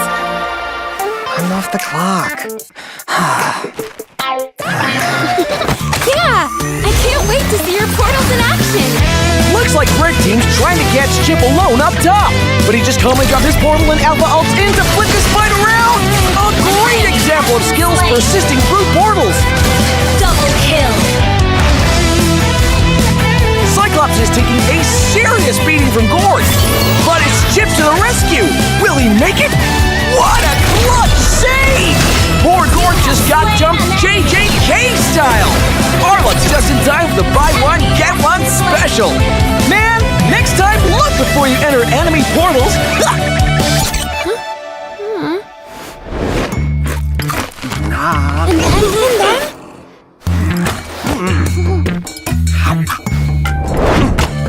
Wow! Uh-oh! Cyclops is about to overstay his welcome! Is this deja vu? Oh, wait for it! Wait for it! Boom! Melissa joins the party. Chip runs a big CC. Sheesh! What a massacre! And to add insult to injury, Melissa portals back to her lane without missing a beat. A skirmish breaks out. Where's Chip going? Is he gonna... He flickers to the high ground! Portal's up! Surprise! Frozen gets deleted! Can Red Team make it back in time? No shot! What an insane portal strat!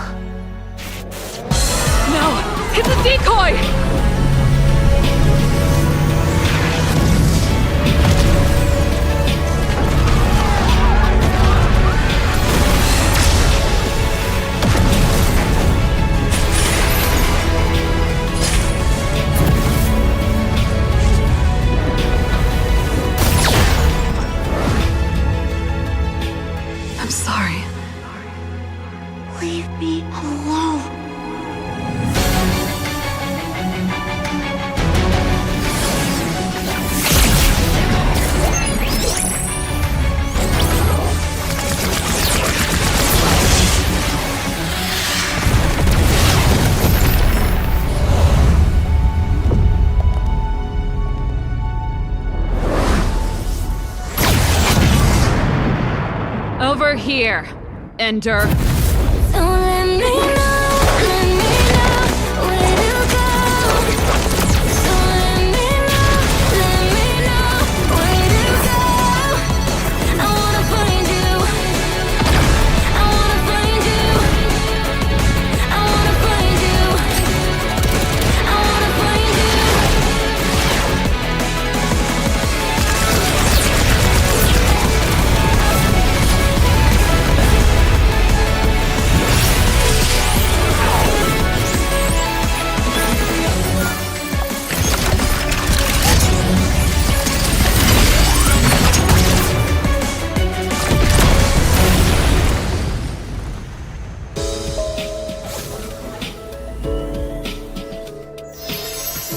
Great job, guys!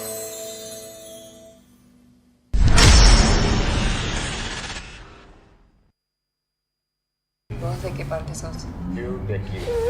Ah, mira. Tú de qué parte eres.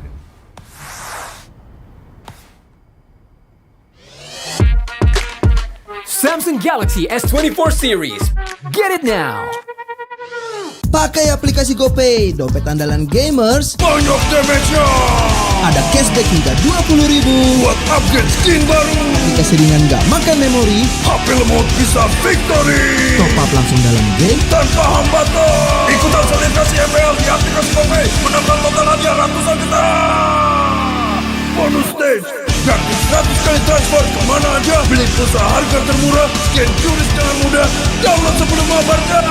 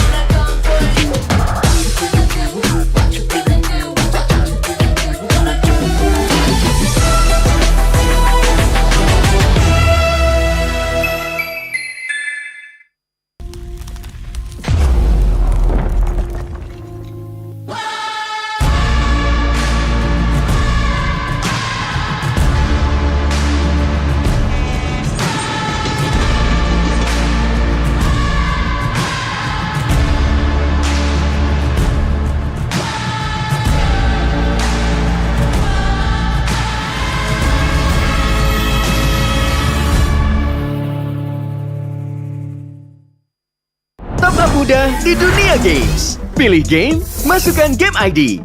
Pilih Diamond, masukkan kode promo, dan pilih metode pembayaran. Masukkan kode OTP.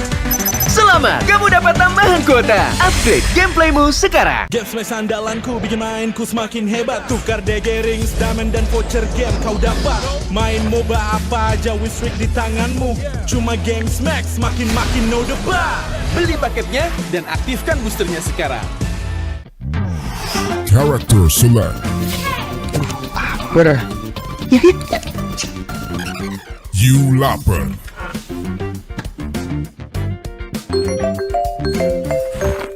Stop! Pakai klik Indomaret, belanja 1 jam sampai dan gratis ongkir loh. Wah, belanja online kayak belanja di toko Indomaret.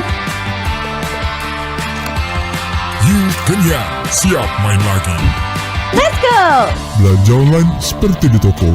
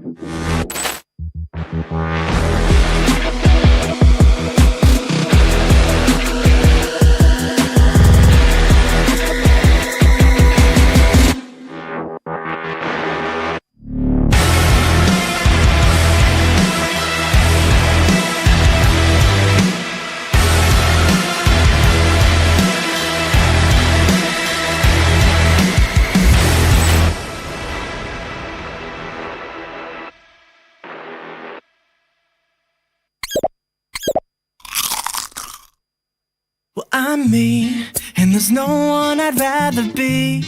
You can sit around and wait and see. For a moment I'll be standing free. So hurry up and wait for me. Got a bag of chips by the sea. The sun is blazing down. I've got my smile now. Here's the thing, your chips will really make me sing. Come on, relax and have some chips with me. Chill out, lay back, I'm right where I wanna be. We've got time to take it easy.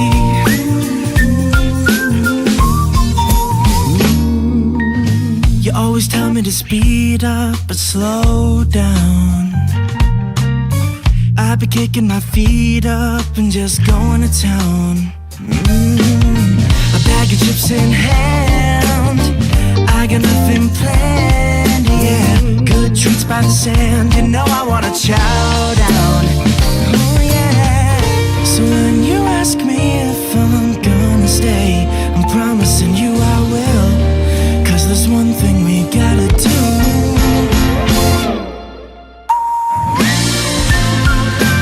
Come on, relax and have some chips with me. Chill out, lay back, and right where I wanna be. We've got time to take.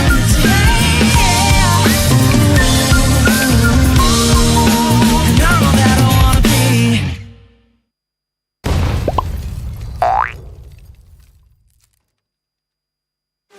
Your MVP is Chip! His portals completely set the pace of the match from start to finish. Wow, another MVP! That's my Chip! Just doing my job. Can I see the highlights? I'm off the clock. Yeah! I can't wait to see your portals in action! Looks like Red Team's trying to catch Chip alone up top, but he just calmly dropped his portal and Alpha ult in to flip this fight around! A great example of skills persisting through portals! Double kill! Cyclops is taking a serious beating from Gord, but it's Chip to the rescue! Will he make it? What a clutch save! Poor Gord just got jumped JJK style! Arlot's just in time for the buy one, get one special! Man, next time look before you enter enemy portals!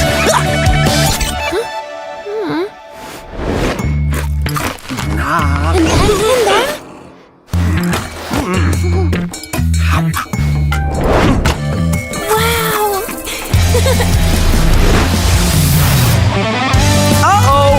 Cyclops is about to overstay his welcome! Is this deja vu? Oh, wait for it! Wait for it!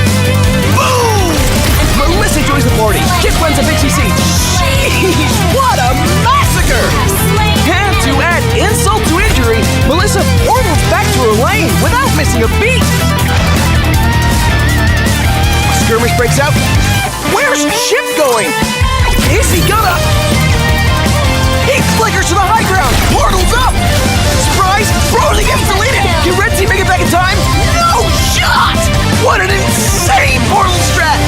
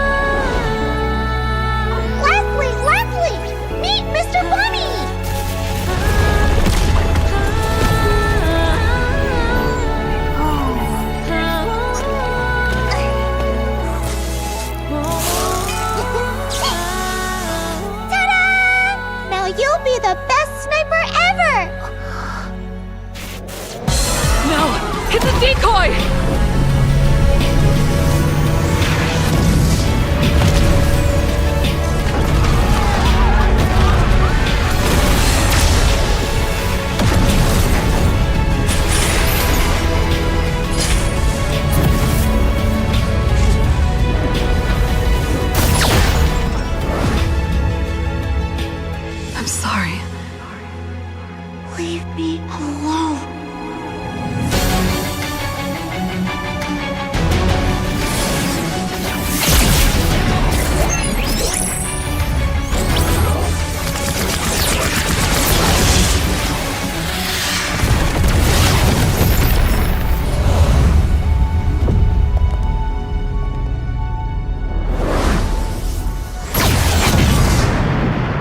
Over here, Ender. Don't let me know where to go. Don't let me know where to go. I wanna find you. I wanna find you. I wanna find you. I wanna find you.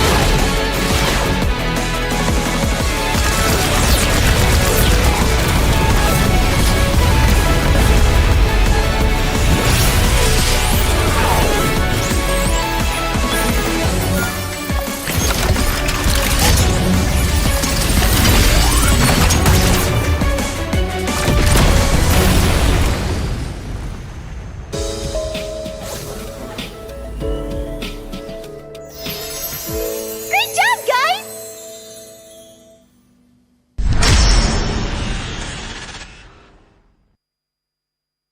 ¿Vos de qué parte sos? Yo de aquí. Ah, mira. ¿Tú de qué parte eres?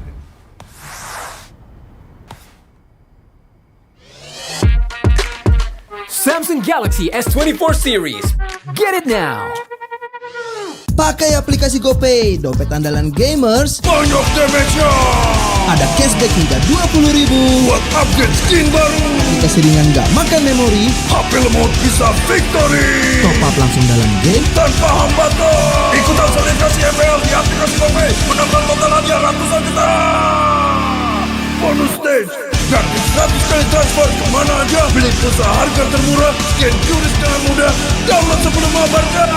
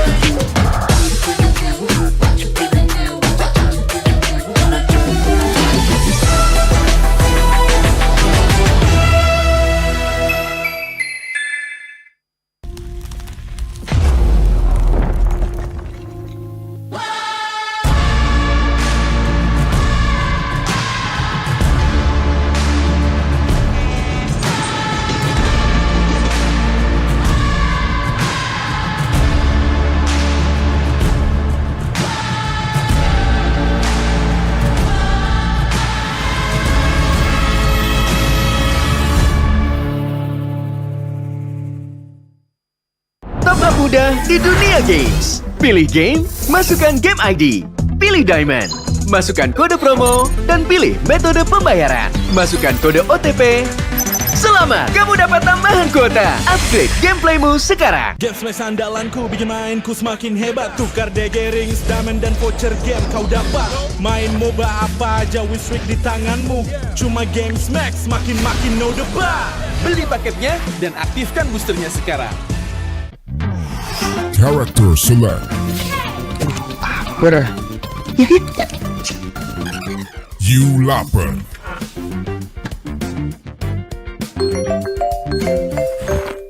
Stop!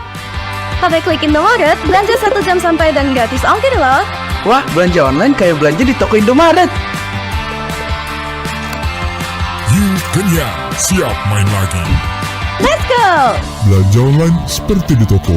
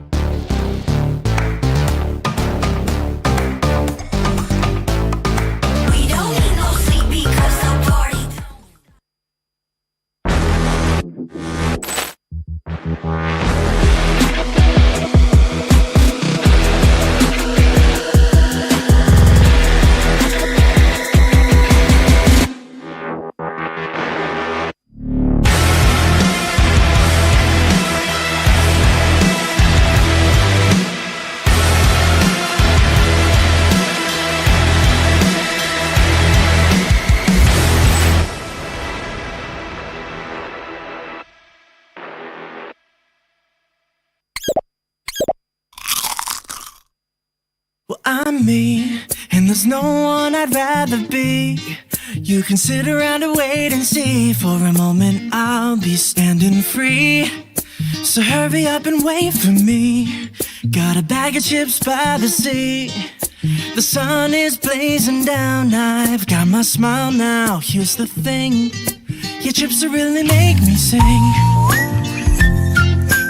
Come on, relax and have some chips with me. Chill out, lay back, I'm right where I wanna be. We've got time to take it easy.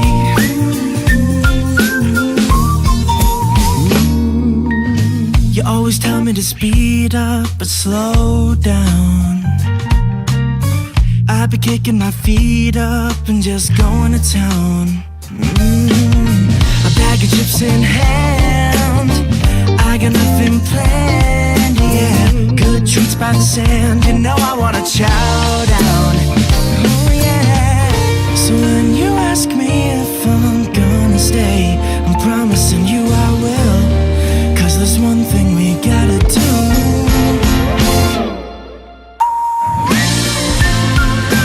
Come on, relax and have some chips with me. Chill out, lay back, and right where I wanna be. We've got time to take. And I'm all that I wanna be.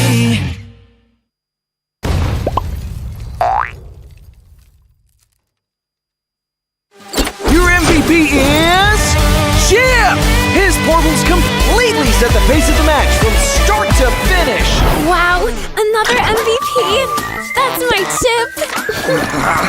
Just doing my job. Can I see the highlights? I'm off the clock. Yeah, I can't wait to see your portals in action. Looks like Red Team's trying to catch Chip alone up top, but he just calmly got his portal and Alpha Ult in to flip this fight around. A great example.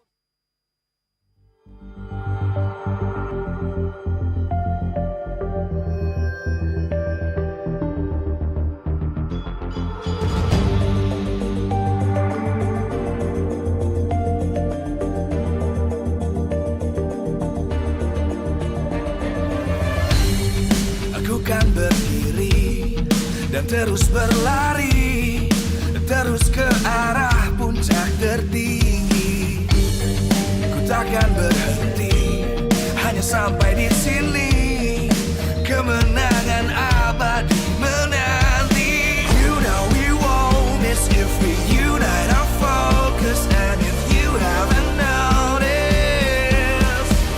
we'll nyalakan apimu, hadapi semua tantangan, hadang semua serangan, jatuh bukan halangan, bakar semangatmu, janganlah engkau menyerah, kita akan buat sejarah.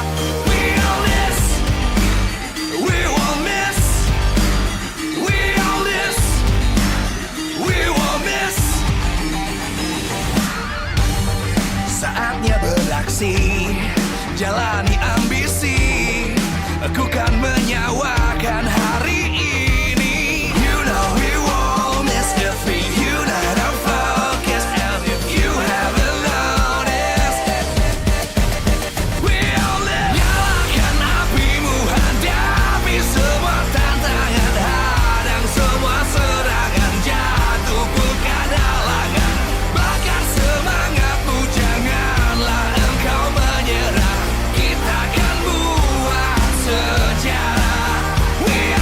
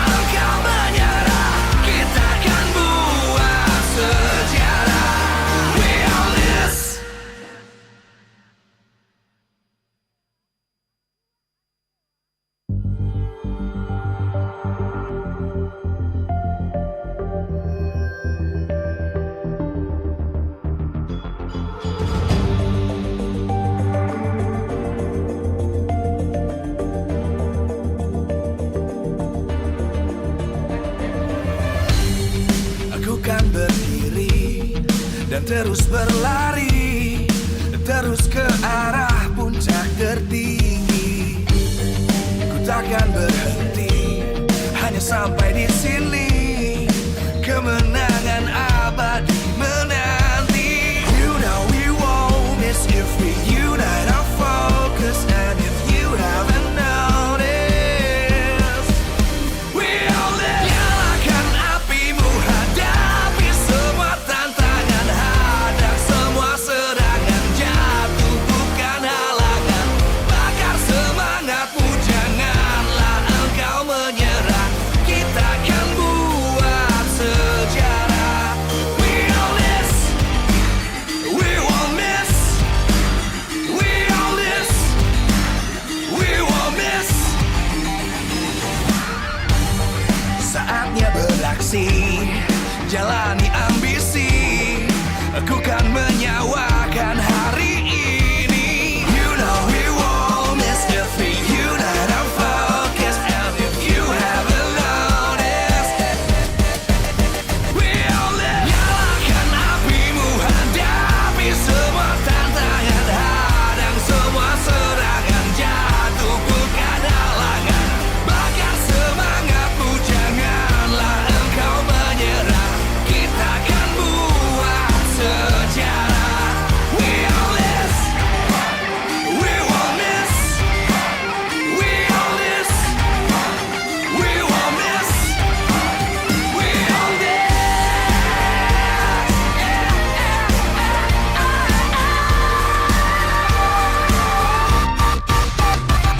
Nyalakan apimu, hadapi semua tantangan, hadang semua serangan, jatuh bukan halangan. Bakar semangatmu, janganlah engkau menyerah. Kita akan buat sejarah. We all this.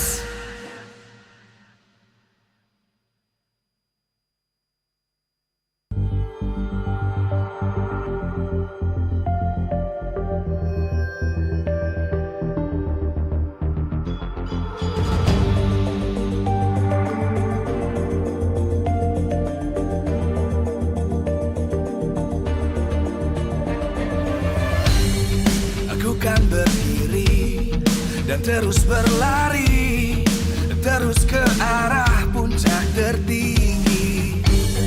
Ku takkan berhenti, hanya sampai di sini. Kemenangan abadi menanti. You know we won't miss if we unite our focus. And if you haven't noticed, we all live. Nyalakan apimu, hadapi semua tantangan, hadang semua serangan, jatuh bukan halangan. Bakar semangatmu, janganlah engkau menyerah. Kita akan buat sejarah. We all this, we won't miss. We all this, we won't miss.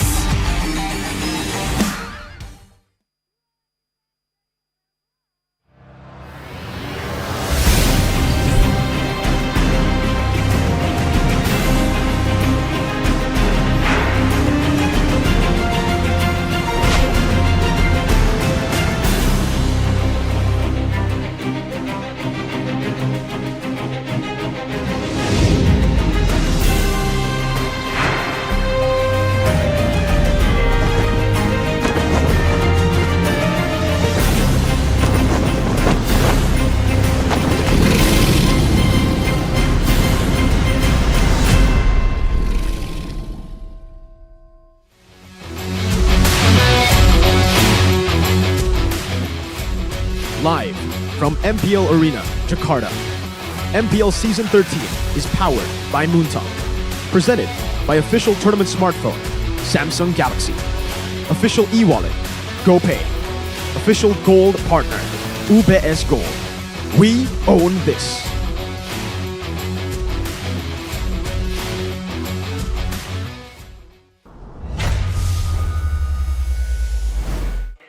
Dewa United taking on the new, fresh Rebellion Esports. Without the Zion, ladies and gentlemen, welcome back to the English broadcast of MPL Season 13. It's still me, Gani, Mirko, and as well as Arashi. Now, we witnessed our first opening match of Season 13, which was, of course, a banger. So, of course, we would expect another banger from this match. I mean, Dewa versus Rebellion, right? Full Indo lineups. Very, very new lineups as well. Highs no longer in Rebellion, and for Dewa, a few changes. Oh, of course, but before we get into the details, right, the tidbits as well, we want to thank our sponsors. Powered by Moonton, presented by official tournament smartphone Samsung Galaxy, official e-wallet GoPay, official gold partner UBS Gold. We also have our partner in esports, Dunia Games, GamesMax, Oraimo, Telkomsel. Suppliers, Indomaret, Point Coffee, Samsung AV. And Saturdays, we also have our government partner. Thank you so much for PBSI. Now, Arashi, I want to talk to you here. Dewa Mr. United, Hoshi. what do you think about this match? What do you, how do I say this? What do you look forward to? I look forward to the crowd initially, right? I mean, you can hear them in the background right now. They're just very passionate, man. Both Rebellions and Dewa United's fans have always been one of the loudest, one of the more fun ones, even though as a team, they're relatively young. But aside from that, in the Land of Dawn, I think I'm looking forward to the weird strats, right? Because again, the meta is so flexible right now, and you know, it can be kind of weird for some people, but in the pro level, right? That means whoever you got on your bench, whoever is in your team, you can craft something that just works in specific situations, and that is what I'm looking forward to, man. And based on the two games we saw earlier as well, a lot of creative plays, especially from the side of Alter Ego. So I do not expect less seeing Dewa United, how they progress or how they will set the tone this season as well. Rebellion, Zion, little tweaks here and there. There's no highs. Their gold laner, their anchor in that gold lane removed, right? Replaced by either Moai or D. Now, talking about these two gold laners, which player do you expect to start today? Me personally, I actually really like how D plays the game. Okay. I love how D plays the game back in MDL. He was a part of Onyx Prodigy before he joined the new Rebellion roster. And the way he played it, actually, his signature pick was actually Moskov, which is very interesting. In MDL, there's a global ban system that has been implemented, so the players who have wide hero pools like D get basically rewarded even more. Unfortunately, we don't have that system here, but that still means that D has a super wide hero pool, which we haven't seen. How is he going to perform on stage? That's my only concern, because I think in terms of discipline, in terms of making these decisions on when to farm, when to fight, when to join a team, he's already really, really good. I just want to add on more, right? Again, Chico, a very good coach, a reliable one as well. Seeing, and he loves like nurturing, taking care of these players as well. Develop these players. So I want to see with Moai and D as well, how will he develop? How will he mold this new quote-unquote players into becoming a staple gold laners, especially in this team? And again, let's talk about on the flip side, head coach for Dewa United seems like a new face as well. Cassius is in the helms. Cassius, formerly from Alter Ego, right? He was able to just find a winning solution, improve on what he was given technically, at the very least. So, with that being said, I feel that there's a chance that his formula can be applied to the team for good results right here. But I think, again, it depends on who's playing, and afterwards, like the previous match, who exactly gets the priority, right? Is it the jungle? Is it the mid lane? At this point, the game is so flexible that literally they can all work, but then the rest of the team needs to adjust at the same time. That is the difficult part. That is right. I mean, Cassius, of course, as we all know as well, a very, how do I say this, like old figure, right? He's been around in the league for quite some time. A veteran. And they added also a player that have been around in this league for quite some time as well, Drian, right? They've added Drian in the lineup, so it's going to be very interesting to see here. He hasn't played competitively in a while, we can say. It's safe to say that he hasn't compete, quote-unquote, right? Day in and day out. He's just been a sub for Onyx. If Drian is able to deliver, will you be surprised to see that he will have a redemption arc?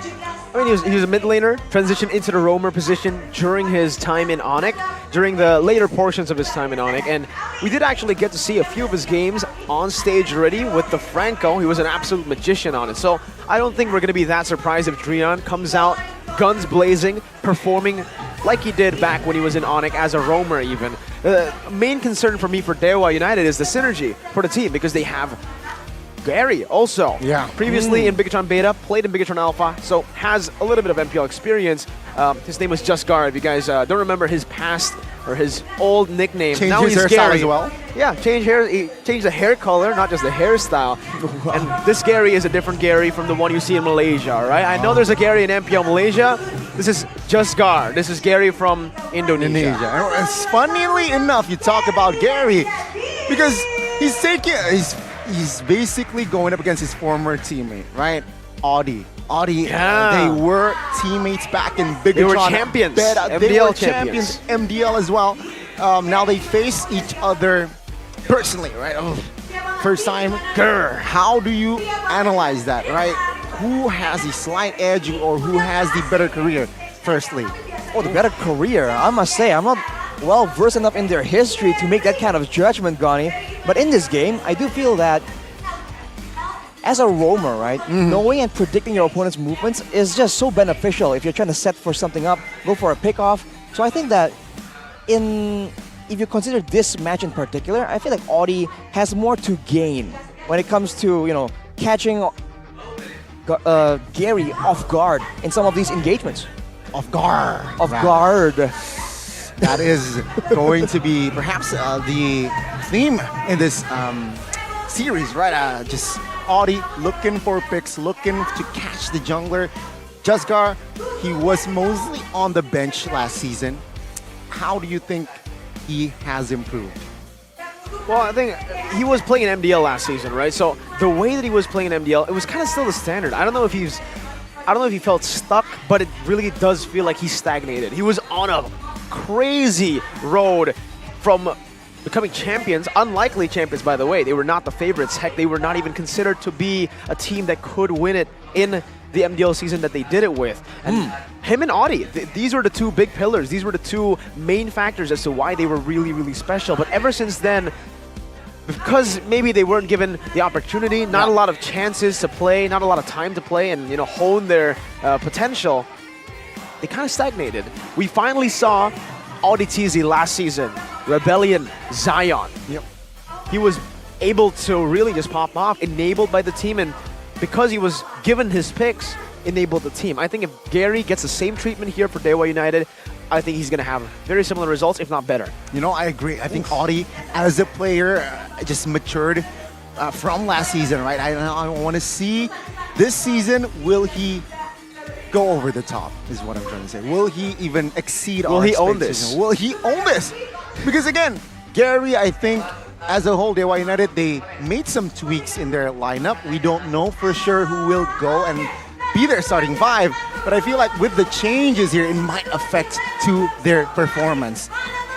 Maybe even bad. Wait. Maybe even bad, you're saying? Yeah, it's so loud, I could barely hear you, man. Say again? Yeah, with the changes in the rosters, right, from side of Dewa United, if you compare it to Rebellion, Dewa United has more changes. Will it affect Dewa United for the good or for the better? I feel like for the bad. I think time will definitely prove. But I think the issue right now is just we haven't seen it, because even the most aggressive player under the tutelage of a great coach can reach his full potential, become even more aggressive, become more passive and calculated, depending on who he's playing with as well. That's why we're so anxious to find out right now in today's match, right? What exactly are we going to see? Because we know their previous styles, the previous identities. But I'm willing to bet that today we're going to see completely different looks. Because I don't think staying with the old is a strategy that's going to work, especially in Season 13, man. A lot of teams, a lot of strategies, everything's just about new. It's all moving very, very fast. Okay, that's a very interesting insight there from Mr. Arash. But let's shift the topic into a lighter topic, right? We talked about Green, we touched on Julian. He is a roamer in this Dewa United squad, I believe. So, again, quick questions. He's the last Kage. Now he's a god, right, in Dewa United because Dewa means god. Do you prefer the god, quote unquote, the last Kage, quote unquote, it was Drian or Shaco? Ooh, you know, that's rough. It's rough. It's rough because I've been a fan of this Dewa United squad for such a long time. Heck, I was a fan of them when they were still in MDL. The lineup mainly with Dixon, Lanaya, Kaze, and Shaco. The gold lane could be whoever, really, because technically for Dewa United for the longest time, even when they were in MDL, when they were able to achieve the second place position all the way into the grand finals, well, unfortunately they had to lose, but yeah, they utilize these 4 members. And I'm a fan of Shaco. I'm a fan of the 4 members there, but with possible upgrades, you can never really decline these upgrades, right? Especially when you have someone like Drian. Man's a 2-time MSC winner, even though the last MSC didn't play, but hey, come on, okay? Give him credit. He's still really, really good. Puts in so much, not just in-game pressure, but out-game pressure. He gives the knowledge to the team, tells the team, or I would say mentors the team. Shares his experience, leads them in a better direction. But we saw in the asset earlier, is he next, man? Because RTZ has been slaying these veterans, and Drian might just be in his sights. Was Vin then wrecked? Could it be Drian next? Drian next? Question mark. And you can see here the man on your screen alongside Vincent. Hey, chill. Vincent, wait, he was about to beat Audi. My God. Audi lost a lot of weight. Did you see him? Audi lost a lot of weight. Yeah, okay, shout out. Casually commenting on the general aesthetic? Yes, sir. All right. You gotta respect the grind from Audi TZ. Good on you, man. Well, again, let's talk about Drian. Okay, I've asked Mirko. I got an answer, somewhat, right? Somewhat. Arashi now. Arashi, Shaco, or Drian? I have to say, again, we were talking about earlier about having knowledge as a roamer, right? So the fact that Drian has been around, right, and he has time to absorb a lot of these games, not from a player perspective, from an outside perspective, sometimes that really lends itself. Because, you know, when you're in the game or when you're involved in it, sometimes you get tunnel vision, sometimes it's hard to really take a step back and see the bigger picture. But Drian has been having a lot of time to really chill on the sidelines and just absorb all that knowledge. And with his experience, right, he's a veteran in his own right. He's been playing for a long, long time. He's been with a team that's, you know, critically acclaimed. Everyone's agreeing that it's a great team. I think he can bring a lot of new things, a lot of interesting, not just maybe micro plays, but even the macro plays, right? Like Mirko was mentioning, if he can share his experience, tell them, you know, some potential plays that can be used in certain situations that could elevate Dewa United to the next level. It confirms it! It confirms it! Dewa United, their debut for MPL Season 13. Will have Drian in their lineup. Dixon, Gary, Keys, Drian, and Watson. On the other side for the Rebellion side, it's going to be Vincent. It's going to be Moai. Confirmed. I really expected gold lane. Yeah, I really expected D to come up and play, make his debut in MPL, but we're going to see Moai versus Watt. Oh, the experience versus the unquote-unquote the inexperienced. Well, here it is, folks. Ladies and gentlemen, the Blue Bulls are charging into the season with the same lineup in a world and a season and a league where a lot of decisions are made in the lineups, a lot of changes. This team has stuck to their lineup. They're winning this lineup. Let's see if they can do wonders with this lineup. Rebellion Esports. That's the sound of the bull charging. Oh, take a look at the bulls as well. Rebellion Esports. Same theme from Season 12. Season 13, they bring it back. It's an Avatar reference. It's the Last Airbender reference. Oh, ATLA. That is in 2010, Suelo will be called Ong, but now he's Ang. Well, man, you gotta love it, man. The entrances, the poses, this is what we want from the teams, man. Come on. Show us your personality, because Rebellion is leaving all of you behind. Oh, we got a lot of fans in the building with, look, a few words to say. They're ambitious. Ladies and gentlemen, the Apostles of God with a new lineup trying to reforge the success that they had in MDL. This time with Drian, a veteran, and a newcomer in Gary. Dewa United Esports. All should kneel before Dewa United. But yes, will they be able to find success in their debut in Season 13. That is still up in the air. What? As we all know, very experienced in that gold lane and very versatile as well. I feel like that gold lane should be a clear win for Watt. Now, keep in mind, Drian and Watt, I believe, they had a chance to play with each other, if I'm not mistaken. Might have overheard that from one of our veterans on the Indonesian desk. That kind of synergy can lend itself to a lot of situations. But of course, it all is crafted in the beginning, in the backlines.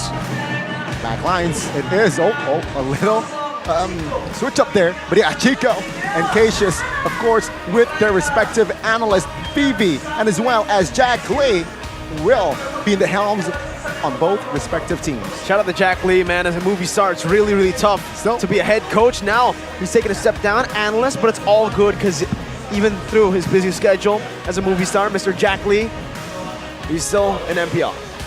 Does he have enough time to read through? Post Chico though, the Hey, you're not no stick, no stick, Ong. No weapons on stage. Where's Appa? Rebellion. Where is Appa? Did Appa just take the stick? It's funny because Appa means what in Indonesian? Where's what? What's on the other team? Oh! Rashi's entertained, but yeah, now let's talk about enough of the teams, enough of the players, expectations for the drafts, right? We saw the Ruby first pick, we also saw the Nolan first pick. Do you think now it will be a similar approach for the first pick team who's in all the blue side? I feel like the jungle is definitely a bit more important in my opinion. The goal lane is important, but also it depends on the matchup. So I think leaving it for the last pick and bans might be the way to go. Team head-to-head here between Dewa and Rebellion. KDA-wise, Rebellion has it, but overall, like with the other teams, it's still very, very even. And we'll have to see if the stats just widen in gap between these two teams. In a way, they have different approaches, but in a way as well, outcome-wise, they're likely in the same tier, I feel like. What tier are they in, Gani? Ooh. I gotta say, C tier? C tier? How many tiers are there? Wait a minute. Do we have A to E, or is C the lowest one? Is there an S tier? There probably is. Well, we have to find out. But before we get into that, Gani, keys to victory by the Samsung Galaxy for Dewa. Maximize Drian and Gary's wide hero pool. Like we mentioned, the current meta is absolutely flexible. So Drian, the player known for the insanely wide hero pool, can once again flex that flexibility. And of course, adaptive play in the trio mids movement. We saw that, before, it's all about the triple rotations. Who's faster, who's more aggressive will win out in tempo. But now, not always, right? There's a lot more ways for you to try and make it a bit more crafty, to trap your opponents into situations that they don't want to be in. So that is something that Dewa United can try and use, especially again with the experience buff that Drian brings to the table. Yeah, I mean, I think one word to describe Drian as well is fluidity. It's very fluid, right? Role-wise, hero pool-wise, he's very fluid. Give him any hero, he will definitely pull out or just deliver as best as he can. So they will and should try to exploit that. Here's a victory by the Samsung Galaxy series for Rebellion. Cars playing with more initiative, evolving from Cars 2 to Cars 3, maybe bringing in some more of that spice in the laning phase that's only gotten more and more important as time has gone on. Utilize Suelo as Rebellion's draft foundation. Now the mid lane is so flexible. Even earlier we saw a Phobius mid. Rebellion is known to do things like that in their drafting phase, especially with Chico, crafting something up, cooking something up. A pretty crafty man in his own right. We'll see if Rebellion can do something of that nature. Yep, TM. TM indeed, TM indeed. And we can see here... Tourism mid. Tourism mid. Suelo. TM. All right. TM angle. But also, I think I need to point out for the side of Rebellion, Vincent needs to be reliable, extra reliable this season on which department? His retribution. I think he needs to step up or also just be consistent with his retry. Then I feel like, of course, Rebellion will have a higher chance to find and secure a playoff spot.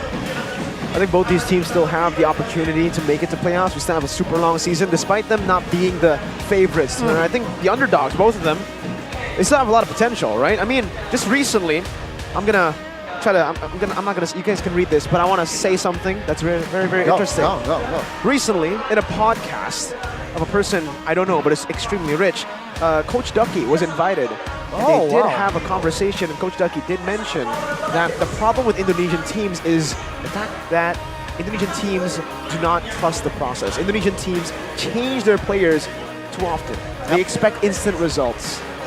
We like instant noodles. We do, but this is why there's a bit of respect, more respect towards Rebellion Zion now, because they're a team that has stuck with their lineup. They are a team that entrusts Chico with his decision to keep the same lineup, and we'll see how they'll perform with the lineup that is, that means with this old lineup, it means they're prioritizing synergy. Yep. I think, Rebellion Esports is one of the, if not the only team that season after season, minor changes, right? So hopefully this season is their breakthrough season, as let's take a look at the drafts. Rebellion will stay on the blue. Dewa United for game 1 will be on the red side of the map. Just right off the bat, a fanny ban for Chico here. Should limit the aggressive jungler potential. Now for Cassius though, he's going for the Mathilda ban, so I think he's still going for the approach where you want to try and limit the utility as much as possible. Mathilda, in this current meta, where you might want to go all in, but also maybe kite back and forth, depending on how the fight evolves. The Mathilda is definitely a bit too expensive, and to follow that up, has the Chi-Chi. It has insane main potential, and I think we all remember the nightmare that Flapteasy was able to just bring to the Land of Dawn when he's on it. I think he's one of the XP laners, the CC players, Chi-Chi CC, I don't know, whatever you want to call it, who actually goes for Purify instead of Vengeance. Nolan though, going to be banned down, interestingly enough, by Rebellion's side, the blue side. You'd expect, maybe Dewa United would be the ones forced onto that Nolan ban, but now with the Nolan ban on the side of Rebellion, it really does make you think, what are they trying to pick up here? With 3 of the, the big name Guinevere assassin jungles. Bait out the Guinevere ban, right? Oh, I think so. They're trying to ban away all the assassins. It must lead towards the utility. But if they ban the Gwyn, there's still a bunch of other options available right here. This is the issue when you're dealing with Chico, man. You don't really know what the man is thinking of, right? He has a lot more potential right now, because we haven't seen Rebellion in quite a long time. We'll see here what Coach Cassius decides to go for. It's an Avaria ban, so trying to go for a trade here. Perhaps the Ruby for the Guinevere. One of those traded in over. Dewa United do have red side. That means 2 picks right after that first pick for Rebellion Zion. I think Guinevere is a bit too expensive to let go. Very good flex pick. Does amazing in both lanes, or both roles rather. Jungle and even roam. Especially with the crowd control, the tankiness, there's just so much that hero brings to the table. And we've seen it's been meta, it's still meta, but Chico is taking his time here. He's considering a lot of options. You would think it's a straight up pick, but now with 10 seconds to go, he locks in that Ruby. Yep. He wants that flex, and he wants a bit more crowd control. Yeah, it seems like Chico, he will take the risk here, taking a Ruby first, leaving the Gwyn open, and alongside is Angela Gwyn. Gonna be a thing. I don't think they want to pick the Angela up. The Vexana, maybe. They should pick up the Vexana, I agree. I think a mage would be very, very good, especially the Vexana here. With the Arlet, hey, Arlet's up for grabs too, so they'll opt over for the Arlet over to Guinevere, and they pick up the Vexana, which is a good call, but again, Guinevere still up for grabs. Still possible for Rebellion to pick it up, and if they do, it's Ruby plus the Gwyn. Which is dangerous, and it's still very, very flexible.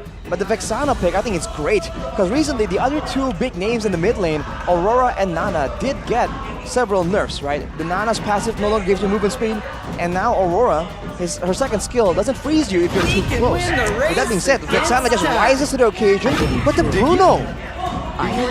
Okay. And the Valentina! Wow! Okay, so they... Oh my god, Valentina picked up here, Bruno as well. I was thinking about the Diggy pick. Will that come through though? second phase maybe. Ruby Dewa? XB. For Dewa? Yeah. Arlet, Vixana. The Diggy pick for Dewa? For Rebellion. Oh, okay. I don't know about the Diggy pick for Rebellion. I think they're okay with this lineup. They can steal a few of these ultimates as well, because I think it might be a bit too greedy here. They still need a beefy member, a frontliner. They got a good magic damage dealer, physical damage dealer, probably, I'm thinking a utility jungler like a Baxia Fredrin next, and probably a setter XP, or perhaps something like a Paquito for Mr. Cars. Right. Or they want to go with some kind of card control immunity, right? Because again, against a Vexana, I don't know if any of you at home have ever gone against a Vexana. It's very popular right now, but that Terrify is it just takes too long. It's landed way too easily, and you don't really dodge from it. So I think if they want to contest neutral objectives or move into the jungle of Dewa United, they definitely require someone that can take some punishment or just cancel out that crowd control. Okay, let's see here. First phase done here for both of the teams, right? It seems like Dewa United will prio that jungler position now, giving a slight edge entering the second phase, which they might be able to eliminate more jungler options here for Rebellion. So, what are we thinking here? Perhaps Barats comes to mind. Sure, Martis. Is Martis a threat in this composition? Martis is definitely a threat, but because they already have a Baxia, I think they might be able to just... I think they need to ban out the Gwyn still. The Gwyn is still up for grabs. If they leave it open all the way till the second phase, Rebellion Zion, or Rebellion Esports, it's too difficult for them to leave it up for grabs, right? The Gwyn is just such a good pick for the first phase. If you pick it in the second phase, I think Dewa might have been a bit too greedy with their bans. If they want to face off against the Sustain, still, I think Guinevere is still the better pick over Fredrin, but they could also ban the Fredrin now. Good Claude ban, by the way. I think that's a good read on what Dewa is already trying to do. The Claude ban, as we all know, Bruno Claude doesn't really do well for the Claude, for the Bruno rather, and they banned it out, especially in the hands of see value in me. Who is in the hands of Watts, potentially, right?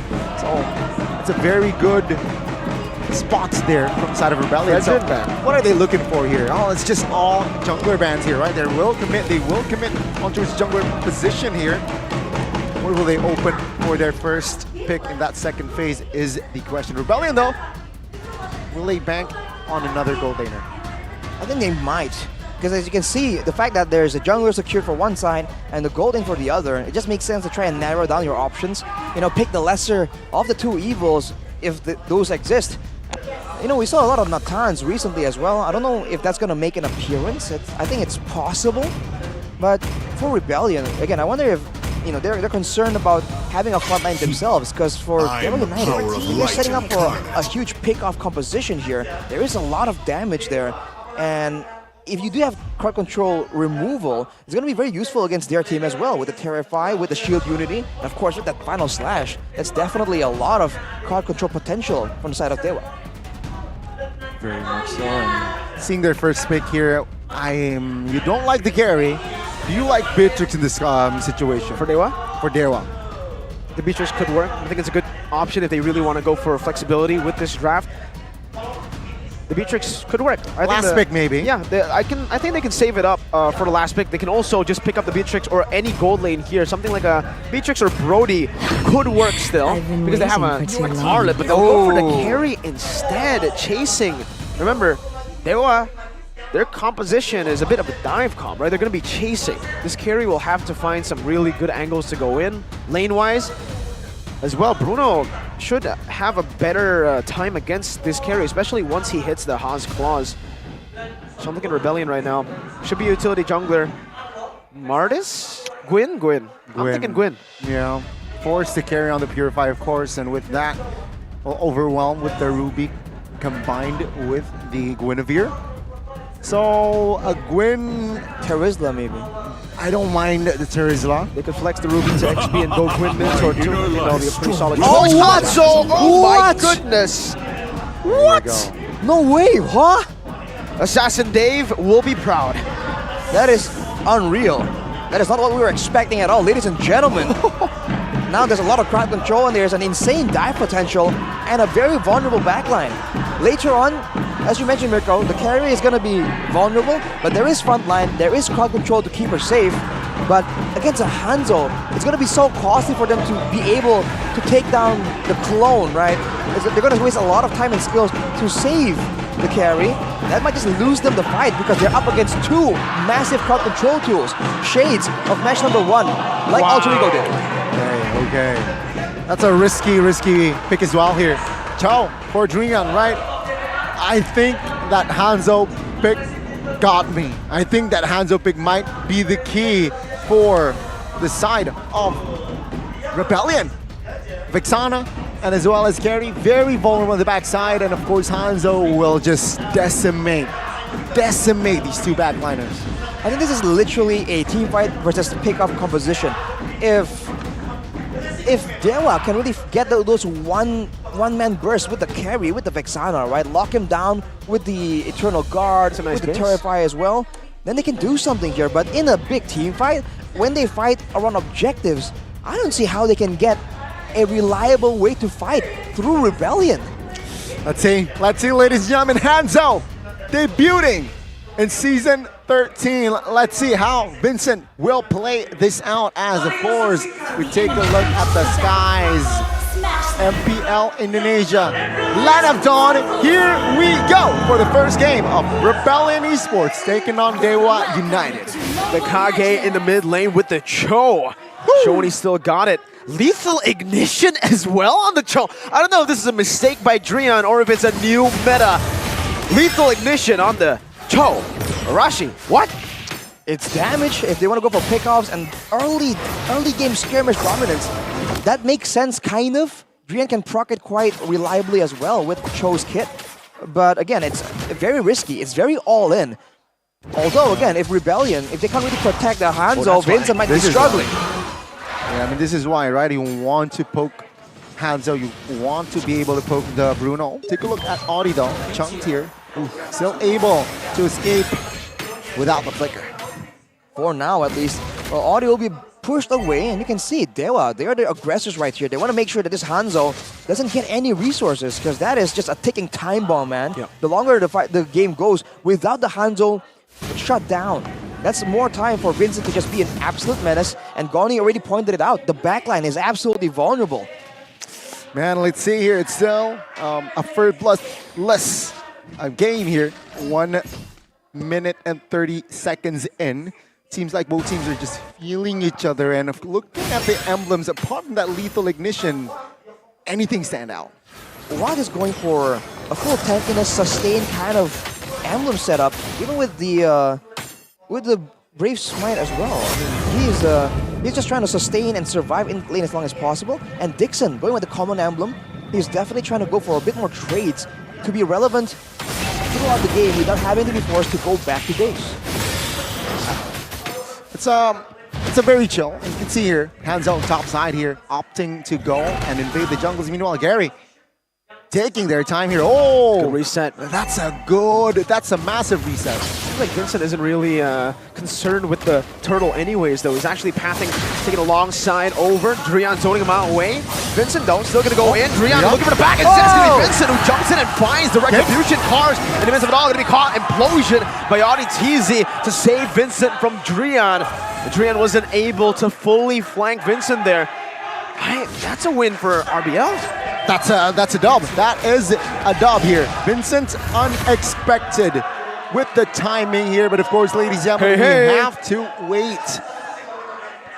Just like on your screen, gain and pause, please wait patiently. So ladies and gentlemen, right, let's analyze here. The first 2 minutes, what happened, Arashi? What caught your eye? I think definitely Dewa knows their assignment here. They're trying to shut down the Hanzo, but Vincent was able to just maneuver around it. And again, the strong crowd control, the strong laners that Rebellion has allows them to really peel off and stop Drian from going aggressively on the Cho. I almost feel like the idea is to play it like a Hilda, right? To just invade, be tanky, be sustainable, have some damage. But it's just a more mobile and a more flexible version. And unfortunately, it wasn't enough. And Vincent right there, showing again the extra bit of benefit from running the Hanzo. You can go and make risky plays into the neutral objective contest and be in relative safety because you can leave your real body further out. That is something that Dewa will have to try and adapt to, right? Send someone in the back to attack the real body. That is usually the counter against a Hanzo. But again, so much crowd control, right? The Tigreal and the Ruby, can they do that? Because Drian went for the punish, but he was punished himself under the turret. Let's be hypothetical, right? If Drian got Vincent under the turret and Vincent did not time the retribution well, is it worth it? I think it's impossible for Drian to solo kill the Hanzo anyways, right? Sure, he could but cancel it it. canceled. Let's say Turtle secured for the side of Dewa.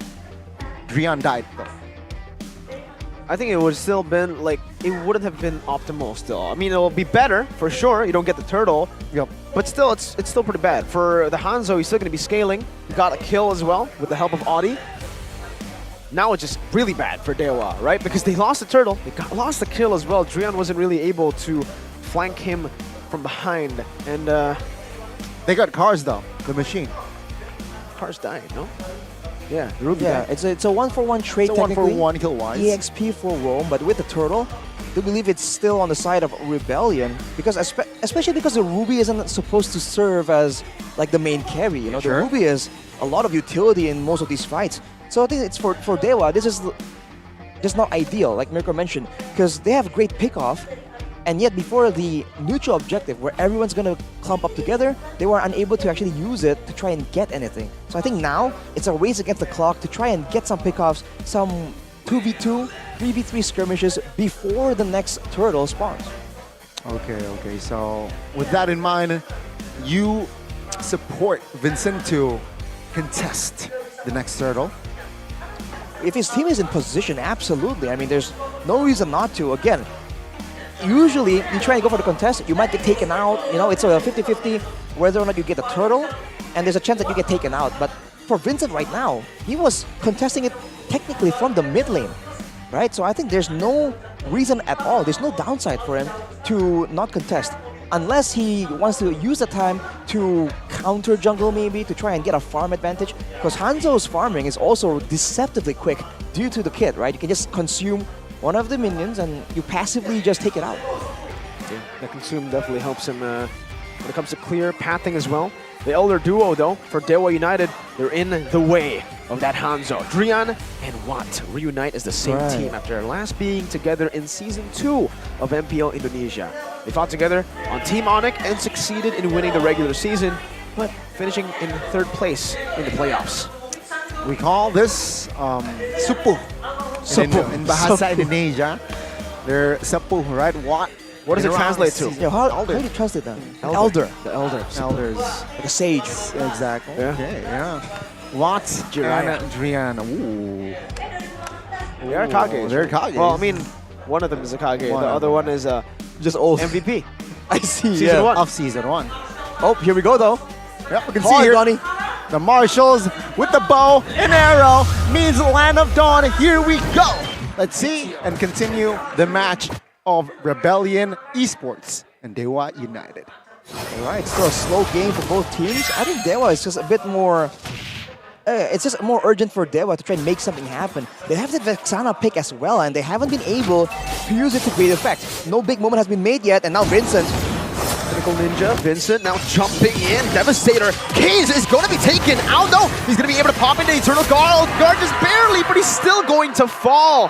Suelo picks up the kill with the stolen Eternal Guard. Oh no, I am you. Holy moly, I did not expect that one. We expect the vulnerable backlands that will be targeted by Vincent, but that play particularly, I did not see that one coming. Item-wise though, you can see here Dreadnought armor for the Baksha. And it's just all standard. Thunderbelt though, first item for that carry. Bit more trading potential, bit more crowd control. But Vincent was able to do that without items. Yeah, he hasn't finished a single item completely yet, and he's able to do that, man. As a mage player, one of the worst things to be going up against is a Hanzo, because you have to actually take out the clone. You can't stun it to cancel, you know, you have to really take it out, and especially in the early game, you don't have that kind of damage. Implosion, one man is on Dixon. Able to flicker out right now as Eternal Guard. Knocks Vincent up. Pinnacle Ninja used up already. Drian in position to look for a flank here. Maybe possibly a pick off on the Sway Low or Audi TZ. With no implosion at hand, final slash.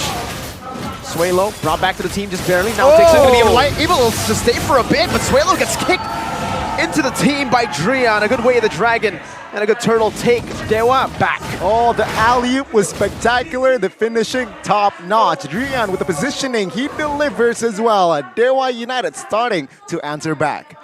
Man, that really, Rebellion just really forced it there, and now the tempo is absolutely in the hands of Dewa. Now they have time to actually sneak into the jungle. Unfortunately for Rebellion, they can still kind of stabilize. They have to know when to let go, man. Right there, they used the critical ninja, and they just didn't have a lot of things to try and fight that out. And they did not respect the presence of Drian just sneaking around the back line, man. They have to try and pay more attention to that. Yeah, burst. What? Zones him away. Moai is zoned away completely. From lane, Triple Ninja, Devastator, Dixon, Vengeance again right now with the CC. No more CC to play with. He uses one last Vengeance before the Ruby consumes him. Meanwhile, Carry in the back right now, just jumping in onto Moai. We're still able to get that cover, that peel from Audi TZ, but it does mean that Dewa will be able to take a tier 1 up top. Yep, the first structure will be taken out here for side of Dewa United, and for now, Dewa United are able to stabilize, not losing any structures as of yet. That's a win. Again, early games, first 2 minutes especially, things are looking very shaky for Dewa United, but now, 6 minutes in, they have recovered. I really thought that Dewa United would get an advantage, would be having more to say about how the game goes in the early game. So it's still according to expectations. For Rebellion though, I think the mid game, when there's like 1 or 2 items, that is where Dewa United needs to be extra careful. For now, it seems like they're still trying to just maintain control, be the first one to the objectives. But once there's 1 or 2 items, that damage becomes a bit more difficult, and they have to really wait until the farm comes in for Watt and Keys if they really want to match the damage output. Okay, now FYI, Watt is building on his way towards that endless battle, so he's looking for that true damage. Let's see though, will he be able to deliver or dish out the damage here pre-second turtle? Let's see. Zoning, Audi holding on to that bush. Cars is walking down. Dixon, chunk of damage on the Sway Low, forcing the regen right now for Rebellion Esports. We're still on the turtle. Gary's trying to fight for that aggro onto the turtle. Meanwhile, bottom side, the final slash stolen away earlier. Sway Low pops it in. Watt though, able to pop in that Purify just barely. Meanwhile, Drian with the split push on the roaming Cho with a lethal ignition as Rebellion are in desperate need of a decision. They want to commit right now with Pinnacle Ninja and a Devastator. Gary tried his best to go for it. Audi TZ in the midst of it all, going to be able to find 2 members, shoving them back in as that's an Eternal Guard that actually connects on Audi TZ. Sway Low stealing away the Eternal Guard in the back. That's Moai kicked down by the way the dragon is slain by the Vengeance, but Cars finds that I'm offended, brings them back under the turret. Dixon so able to survive, pops in regeneration. Another Pinnacle Ninja as Dixon jumps into the Vengeance. Vincent all the way back. Dixon 1 HP. Drian coming back into Vengeance. That's a reset and he finds it. Gary helps him out. Dixon's 1 HP. Swaylo needs 1 more hit, but he's not able to find it. Dewa United come out on top. It's written in the stars. Dewa United now showing hands, but Gary, he's isolated. He is. He's 1v2. He's buying time. Is it going to be worth it if they find the tier 1 in the mid lane? I think it should be. Eternal Guard to stop Audi from an engage. Watt utilizing the space to take the turret. Gary for tier 1. Trade after trades, but Dewa United comes out on top. Rebellion Esports, what happened around here? It's the mobility, man. Drian is just, just pushing a huge pace onto Rebellion. He's the one split pushing, he's the one engaging, he's doing a lot of things for his team because Rebellion are just hesitating to pull the trigger. They have them an advantage, they saw the Cho irrelevant to the fight all the way on the other side of the map, and they have 2 big engage tools, but they did not go for it. They're just a bit too cautious about the counter-engage potential coming in from the Vexana. That's something they have to try and adjust or find a different solution to. But after that, it's all about the movement, right? The Baxia, the Cho, they can get so many places so fast from the side of Dewa United. As you can see, right, the map control translates to Dewa United just in full control, and that 2,000 gold lead that Dewa United has seems small, but it's it's a large gap, right? Seeing how they control the pace, control the tempo. Take a look at now. They want to tone the tempo down, and they set in a that's it. To set the tone down, completely down. Is why they want to set the Lord up bot side. They want to make sure that the bot side is running for their side, and perhaps potentially they will try to set up in that Lord vicinity. Rebellion though, I see they're just responding. It's going to be very dangerous for them if they miss position right here, because again, Dewa United has a lot of chase, a lot of crowd control. And look at Drian, man, it's just so annoying for them, but all cars. Finding Dixon, final slash, bring it back all the way, Flicker. Defensively, Pinnacle Ninja with a Devastator. Vincent not going to be able to connect onto Dixon, and that's actually a bit of an outplay. Dixon finds the stun, the Vengeance. Cars, no, I'm offended this time, has the Flicker. Holy. Meanwhile, Drian, man. Meanwhile, Drian in the back, the macro plays from the Kage, the veteran. 2 inner turrets, top and bot, has been taken out by Drian. That is one crazy outplay. It's almost like it's the double roam strategy we saw a while back, right? The Cho did the exact same thing, the same kind of idea, but Audi. Good flicker, good preemptive flicker there by Keys. You can see Drian now repositioning, perhaps potentially looking for a flank. Is this a mistake though? Uh-oh. Nope, he backs off. Good read as well there by both Drian and the team of Rebellion. Wow, man. Dewa United does not have a lot of disengage tools. It's only the Vexana and maybe the carry, right, with the star. Both Arlott and Baxia are pretty all in design. And yet, Rebellion just cannot find the fight they want. Or maybe they're hesitating a bit too much. They really seem to just be lost, right? They don't know what to be doing when they are put in this situation.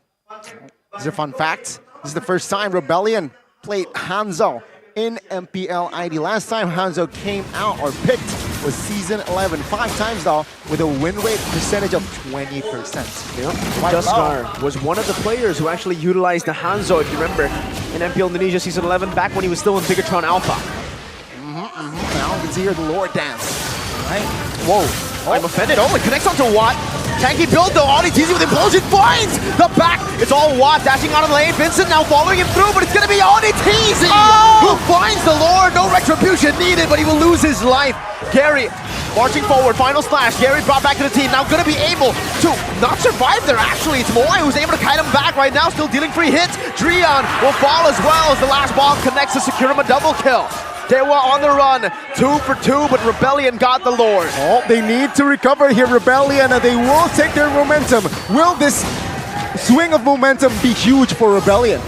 Massively, man. They were struggling in map control, in mobility, and now with empowered waves, with the Lord, they're gonna equalize on turrets, and Dewa do not have the manpower to deal with it. They don't have the wave clear either. Oh, they have Watts though. Watts is still alive, right? And this is the first Lord technically, so yeah. Rebellion, they will be happy that they will just take the inner turret in that mid. Of course, some jungles, including the purple buffs. Take a look at the AI prediction here. 65% favoring Dewa United. For now, but they just lost, what is that, 4 turrets in one fell swoop. That was a costly fight, and that was chaotic. And the more chaotic it is, the more crowd control benefits you. And Rebellion, they kind of really benefited off that fight, man. It's a reset here. Minute 13 with that L that Dewa United took earlier on. Oh my god. Queen's Wings carry. So it's a full tank build for carry with brute force, with Thunderbelt. Just endless battle here for that attack, for that true damage. This is the build that Aldo was talking of backstage, that tank build for carry. He spoke very highly about it. Resurfacing again, man. It's resurfacing again. I think it was nerfed a bit. You know, they made the percentage HP damage scale with attack damage, but it's just so effective right now that, I mean, Aldo was talking very highly about it, but you know, you have to wait and see, right? That's one man's opinion. And now for Dewa, it's back to the same thing, trying to get control over the waves, and then they'll send Drian out to try and replicate the same thing. But will Rebellion catch him in a trap here? Setting up on the other side, away from the neutral objective. This is usually what Drian has been doing. And speaking of Drian, right, he just equipped himself the BOD. Yeah, that is menacing. He's going full damage. Exactly. Heptases, Malefic, he just equipped himself the BOD. So now, what will Vincent do? What will the Hanzo do? He's not safe. Not at all. Yeah. We were talking about how the Cho can't solo Holy kill the moly. Hanzo, but wait a minute, now man. he might be. Oh. Swaylo's in the bush. You know what's a fun fact? Drian is the same level as Swaylo. Did he sell his roam boots? No, he didn't. He still has the roam boots. He's just been split pushing so much, he's getting a lot of farm, a lot of XP. Cleared a lot, yeah, But that also means that Dixon would be behind, and he surely is. Level 13 right here, but he is the one playing utility. Conceal? Oh, the conceals my K's. Oh! Drian shoved back to the team. Already TZ with the implosion onto 2 members. Eternal Guard from both, but Drian, he finds away the Dragon locks Swaylo down and gets some of the Tapu. Vincent dashing and getting the kill in the back. Gary now flashing the Megaton emoji as Cars is going to be rammed down, but Vincent in the back is tearing them apart. Finds 2 kills on the board to make it equal. Swaylo and Moai traded for Drian and Dixon. Dewa definitely got out of that with the better trade. Oh, the former Kage now officially is now a god. Now Dewa United, they look for the next objective. Take a look. Let's see how will Rebellion respond. Just set up, and what is the guy in the front, man? He is fearless in the situation. They back away. I think they recognize the fact that Vincent is not on the map. And funny enough, this carry pick building full tank is almost like the ideal way to deal with this Hanzo, man, because you're tanky as well. Look at me. I am the tank now. Seems to be what Watt is saying. Yes. But now, ooh, look, 3 members on top. They're showing, though. Hang on. Will Rebellion go for the Lord? I think they will not have time, right? I think Dewa United will be able to snip this one out. No way. No way, Dewa United. Not like this. Oh, Gary shoved back. Audi TZ knocking him up. Gary has Lord revealed. Watt pushing in the mid lane. Drian looking for a flank again. Swaylo needs to be very careful. He got caught the last time around. Dewa are still holding on to this mid pressure. Gary's taking back the aggro for the Lord to reset it. And there it goes. Cho going back up top to clear out the waves. Cars retrieving control of this Lord, of the pit, and of the river. Oh man, this game is so exciting. No, I'm offended in Cars. Let's see. Oh my god, it's the Lord. Swaylo has the final splash, pops it in. That's going to be Dixon who jumps in. Winter Truncheon already. Drian trying to find Vincent right now as he has the Pinnacle Ninja. He's all the way. He's looking for the angle. He's looking for the Retribution, but Vincent in the back line will be shredded to pieces before he can even find the Retribution. Moai brought back by the final slash.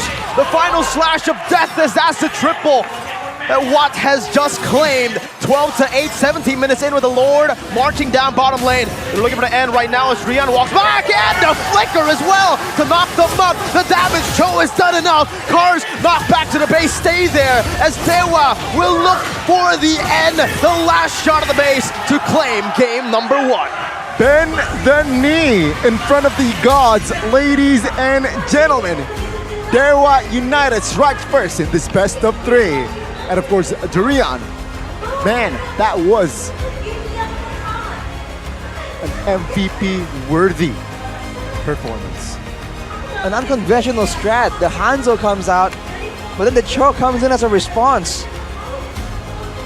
That was insane, man. Speechless. I mean, who would have thought? That was crazy. That was. Dewa United secured themselves. And you know what? I think Rebellion,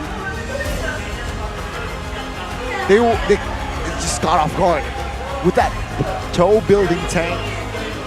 They always know with the Cho, right? Vincent should somehow be more secure or just be more aware of the ult. But the ult though. Yeah, the ult. But the Cho damage though. In the positioning, he's always in the right place at the right time. He catches the right target in the middle of those chaotic fights. And the fact that he comes in the end, instead of like in the beginning of the fight, means that he does not need that tankiness, right? He can build damage, and he can just play like an assassin, quite literally. Man, that's a different approach, man. That's new. That's season 13. That is season 13, man. I wish that Hanzo was able to find a win, but of course the newly renounced god, Drian, has to say no. The meta of the 2 roams by Drian brought disaster with the cheese pick. Hanzo in game 1. Who would have expected? You fight cheese with cheese, man. You think Hanzo is cheese? Nah, man. Cho lethal ignition, full damage. Hey, that. Oh my god, I'm pumped. I am pumped, ladies and gentlemen. And that is the display, right? I miss this type of play from Drian, especially, right? Because he used to surprise us with his plays. You just mentioned fluidity. Fluidity, exactly. He is such a fluid player. Displayed again in game 1. Oh, just, my god. What was that? Wow, that's crazy. Ron is having the moment. He's in love with the Onyx legend. Exactly, right? Ooh, the old Kage, the new god. Yeah? Yeah. Well, man. That was 1-0. I like the adaptation though, because even for Dewa United, okay, cool. You've countered once, right, with the Cho, and afterwards it was Rebellion that countered with the chaotic fight where Drian just couldn't get the same kind of impact in that fight because he was the one that's forced to be urgent, that's pressed by time to try and make the plays happen. But afterwards, again, the flank maneuver, the dive all the way towards Vincent's real body by Dewa United. That is peak Mobile Legends in my opinion, man. When there is just winning moments and it's like a rally, you know, you go back and forth. Oh my god. Please just give him the MVP. Here, the MVP presented to you by, of course, the Samsung Galaxy. It's gonna be Drian, POTG for now, right? Wow. The Wind Talker, the Bill, man. Look at the talents, bro. Oh my lord. This guy's a menace, man. And with this set of talents and as well as build as well, it just adds more killing pressure for Vincent, for Moai as well, who needs to be extra careful regarding their whereabouts, bro. Well, split pushing has always been historically a tank's job, someone that's beefy, so he can escape from a big gank, or an assassin. And I mean, Cho qualifies as both, so he can still be a bit more flexible and go for the same thing with a tankier build. That's insane. We talked about fluidity, but I didn't expect this kind of fluidity. There you go, man. Bow down to the Kage. Bend the knee. All right, Jon Snow. Anyways, let's look at the highlights here. Well, highlights. Arashi, I feel like you just should focus on the guy right here, Drian.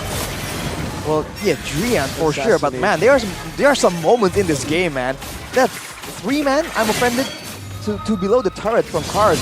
Definitely, you got your heart racing. This is a fight. Look at how chaotic it is. This is where I think Rebellion has so much more advantage, and surprisingly, they're the ones kiting back, right? We talk about the range disadvantage for a carry in the middle of the fight. Drian here got denied as well. He got terrified by the Valentina, showing again that card control is such a pesky little thing that they have to try and deal with. That targeting as well, man, from Drian, finding Sway low. Crazy. As he knocked out 3 members. The timing, yeah, you're right. You can see here that Rebellion was sort of lost here, especially in these timeline. It's very hard, so chaotic. And here, man, Vincent just seems to be wanting to just secure the Lord. Yeah. There seems to be a bit of miscommunication, and his team could not keep Dewa United from just barreling down. That's the damage difference, because Bruno, against Squishies, you can kind of crit and do burst damage technically, but you don't have that kind of shred for a Baxia, for an Arlet, for the Cho.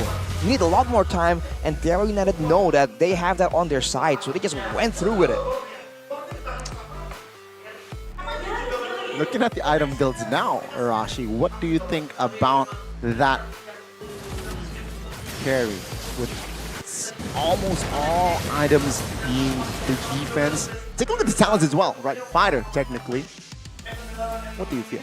Exactly, we've heard rumors about this, right? A beefy, tanky build for the carry.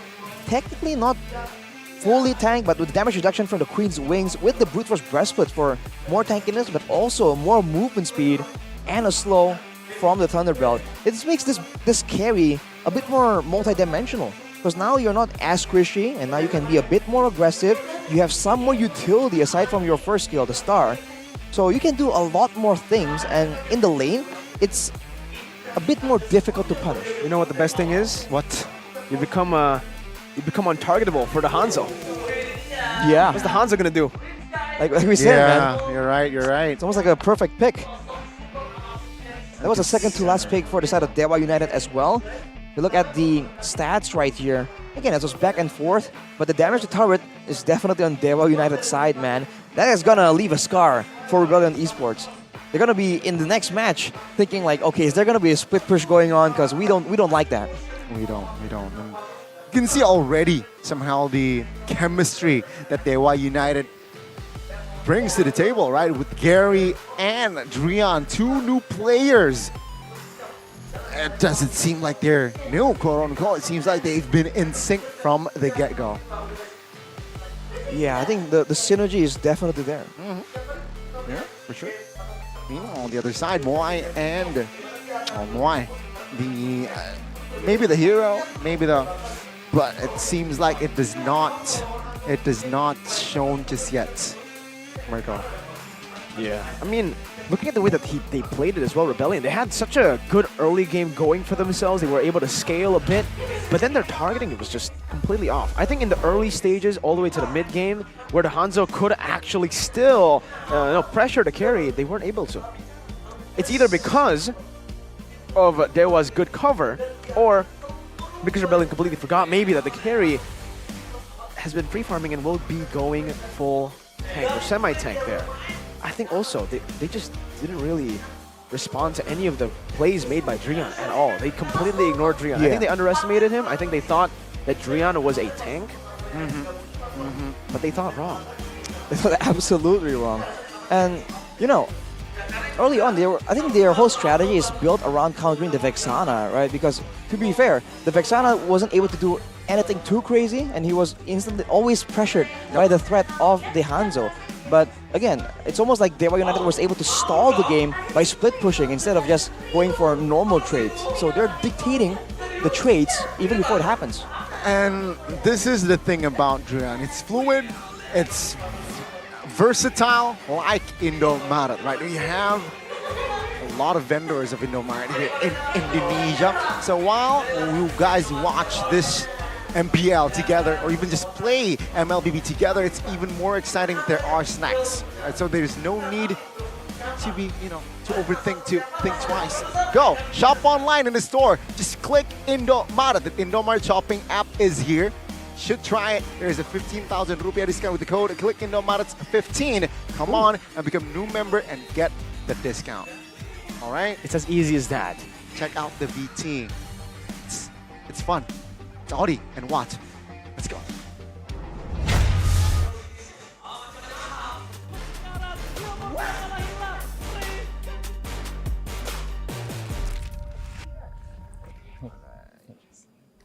Apa kabar?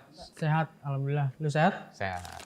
Dari sini, dalam 30 detik kalian harus menjawab pertanyaan gua. Kalau misalnya kalian nggak bisa ngejawab, berarti kalian kalah. Contohnya nih, berapa Watt bisa ngejawab nama-nama hero Mobile Legends? Watt segini, 5, nih Audi. Misalnya lu dengan PD-nya lu bilang 6. Kan dia lebih tinggi tuh. Watt masih bisa untuk kayak wager atau naikin supaya nanti pertanyaan buat lu gitu. Lu boleh ngeganggu mereka. Oke? Ini best of 3 ya, beringat gua. Round 1. Fight. Berapa nama hero yang bisa kalian jawab dalam 30 detik? Itu marksman. Dulu 11. Oke, Dewa mau naikin? Udah 10 aja dulu. Lu 10? Oke, berarti 10. Audi ya, berarti ya. Oke. Oke, gue mulai dari sekarang. Claude, Ixia. Boleh. Nathan. Nana. Nah. Hey. Apa lagi ya? Clean. Jilong. Apa namanya? Ke dia aja. Apa lagi ya? 9, 8, 7, Jelek mem itu. 5, 4, 3, 1. Oke, waktunya habis. Nah, oke, game pertama Watt nih yang menang ya. Oke. Nah, kita pindah ke pertanyaan kedua. Round 2. Fight. Ini pengetahuan umum. Oke, siap? Berapa banyak olahraga yang bisa kalian sebutkan dalam 30 detik? 2, 5. 6. 7. 8 dah. 8. Naik tuh. Meja naik. Ayo lu berapa? Gua tetap 7 dah, Bang. Buat nih. Nah. Oke. 1, 2, 3. Main Mobile Legend. Bulu tangkis. Sama bola, ini nggak sih? Shooting juga. Basket. Habis itu sama tenis latihan meja. lah kita. Sport. Kapan kita main? Rugby. Baseball.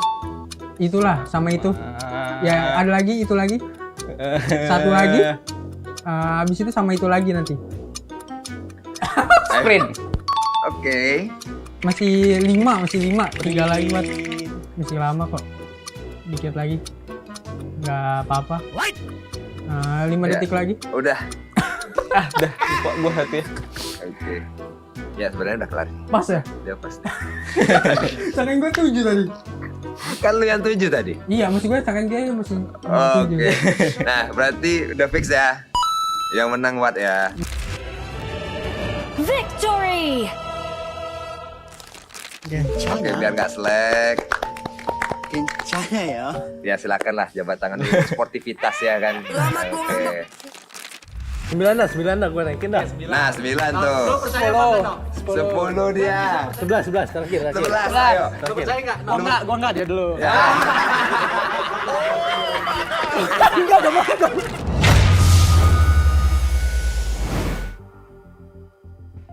Ladies and gentlemen, welcome back. That was a very fun intermezzo, of course. And let's take a look at their faces now. How many marksmen can you name? Arashi first. How many marksmen can you? Quite a few. 2. Say number, man. Play 2. game. 2. I can 7. I can do 10, I think. Never mind. No, you can't. Okay. You can't back up. All right. I'll time you. 10 seconds, all right, Rashi? Wait, How long was it? 10 seconds. 30 seconds? Was it 30 seconds? 10 seconds. 30 seconds? Was it 30 seconds? Let's give him 15. What? No, 30. 30 seconds. 30 seconds. 30. Okay. All right, 30 wait. seconds. Are you 10 ready? marksmen. 10 marksmen, Arashi. Are you Okay. ready?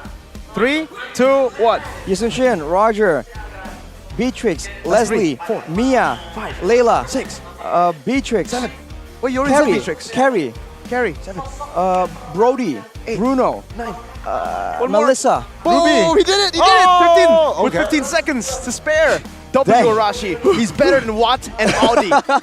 Yo, let's go. The DAP. That's a weird segment we got. It's not weird. We're We're inspired. competitive too here, man. That was fun, Arashi, and you just repped the casters. Yes, sir. Woo. Nice. And I was Step up, panicking. Audi and Watt. Those are rookie numbers. He named 4. You had my adrenaline going, bro. I was like, whoa. It's to wake you up, Arashi. It's to wake you up. Oh my God, but yes, ladies and gentlemen, for now, Dewa United, they are looking for just a game to complete the series, looking for a sweep as well. Full Rebellion bounce back though in second game. I feel like they have chances here, and you can see here, Vincent, if you compare it to Gary, of course, who is on a Baksha, Vincent dealt the more damage. In fact, I think Vincent was the only one on his team that actually dealt more damage than his quote-unquote counterpart. So in the end, Dewa United really got ahead in that game.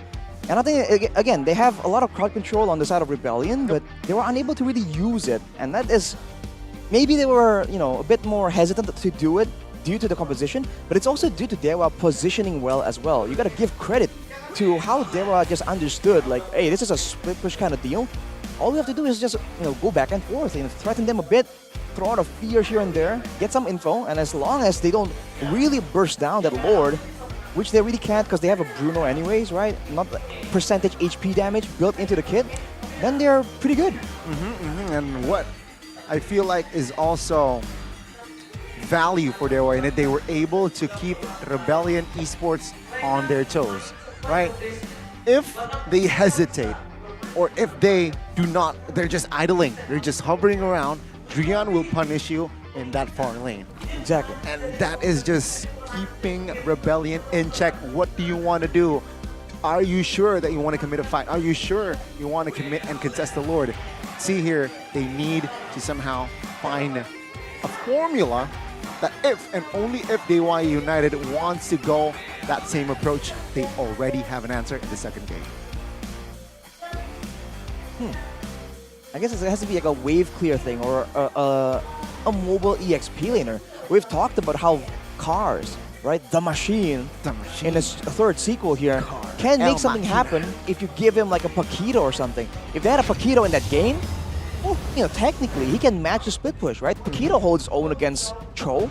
These two martial artists going back at it. So we'll see what both teams try and go for here, going straight into the banning phase, the drafting phase. Let's see. So far, the blue side that picked up the Ruby, not looking good for their record, right? It was EVOS Glory last time round, picked up the Ruby first pick, failed to find the win. It was Rebellion in that first game, picking up the Ruby. Let's hear from the crowd. In that first pick, Make some noise for failed yours to truly. win as well. Now, Dewa United, Nolan, CC, Rebellion, what will they open here for the first pick? Time to drop the beat of the blood. Taking a look at last game, right? They did ban Fanny, CC, Nolan. Now they're banning Matilda and Joy. CC, Nolan already banned out by the other side. But Fanny could very well be up for grabs. The Guinevere as well. Both teams opted to leave the Guinevere completely. And actually, the Vexana I still think is a bit too expensive. I think seeing the success that they were able to achieve in last game with the Vexana, they might actually just first pick the Vexana. I was wondering if the Nana or the Aurora is going to make an appearance here. Nana a bit more vulnerable, but still having that really annoying AoE crowd control. And you can see the same thing for the Aurora, right? They work in very similar ways. Having a second chance at life if they get taken out in the passive, and still having a lot of AoE crowd control. So if the Vexana gets left out, that is an option they can go with, because the Valentina, we don't really see making too many crazy things happen. I think Aurora and Nana is an option, but not first pick or like. Oh no, not first pick. I don't definitely think so. Not prioritized, right? So perhaps fourth or fifth pick. If there's no assassin, there's no one that can enter the back line, the backside instantly, quote unquote. There you go. Maybe we might see an Aurora pick. Maybe we might see an Nana pick. But taking a look at Dewa United, he called out the Fanny earlier. Mirko will be banned by the side of Dewa. No nonsense. We do not want to give the Fanny to Vincent. And then, there you go, the response, right? You know what? You ban out the Fanny, we'll ban out the Gwyn. There will be no trades for this game. The falling Ruby, stars still very brought us famous, here. popular first pick, but the Varia gets prioritized. Wow. I mean, the Ruby, the trend is very bad, right? So far. Yeah. So far. So Dewa United are trying to neglect that Ruby once again. 0% win rate, Ruby. Yeah, first pick. Both first picked as well. Yeah, both first pick. EVOS on blue side and Rebellion on blue side. I believe Novaria's win rate ain't very high either.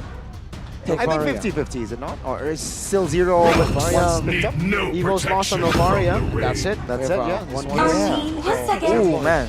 Very small. Baksha Angela though. Yeah, this is a classic combo right here. Tankiness, clear movement speed with the Angela. So for Dewa, now it's going to be a bit of a concern because Novaria doesn't function the same way Vexana does. We've glossed over this in the previous match. The wave clear is kind of similar, but one gives you utility as in vision, as in scouting potential, burst damage, whereas the other one is hard crowd control. So if we see a Baksha barreling down towards the Novaria, all she can do is run. What's a good response here for Dewa is what I'm thinking, right? Baksha and Angela, good pickup by the way. Remember, the passive from that Baksha already negates. See value in Aerial me. assault unit awaiting orders. The Tag bomb is ability picking. for Dewa United to be picked up, to pick up that Baksha. But okay, there you go. Come on, Dexter. It's our If show. there's a time to pick up the carry, this is the time to do it, right? It's against a dive comp, you're going to be kiting back. I like the carry pick this time around. It is a signature pick anyways for Watt. He has been using it before it has been quote-unquote super meta. So far, it's just in line with what Dewa wants to do. They got crowd control now, they have scouting, they have a reliable damage output to really shred down the Baksha. They don't want to try and get some kind of reduction for the shielding coming in from the Angela. Especially in the early game, that can definitely be a problem. Or are they going to default back to going for another unorthodox split push, right? It's Drian's quote-unquote specialty. That's what he did back when he was still with Onyx. Let's see.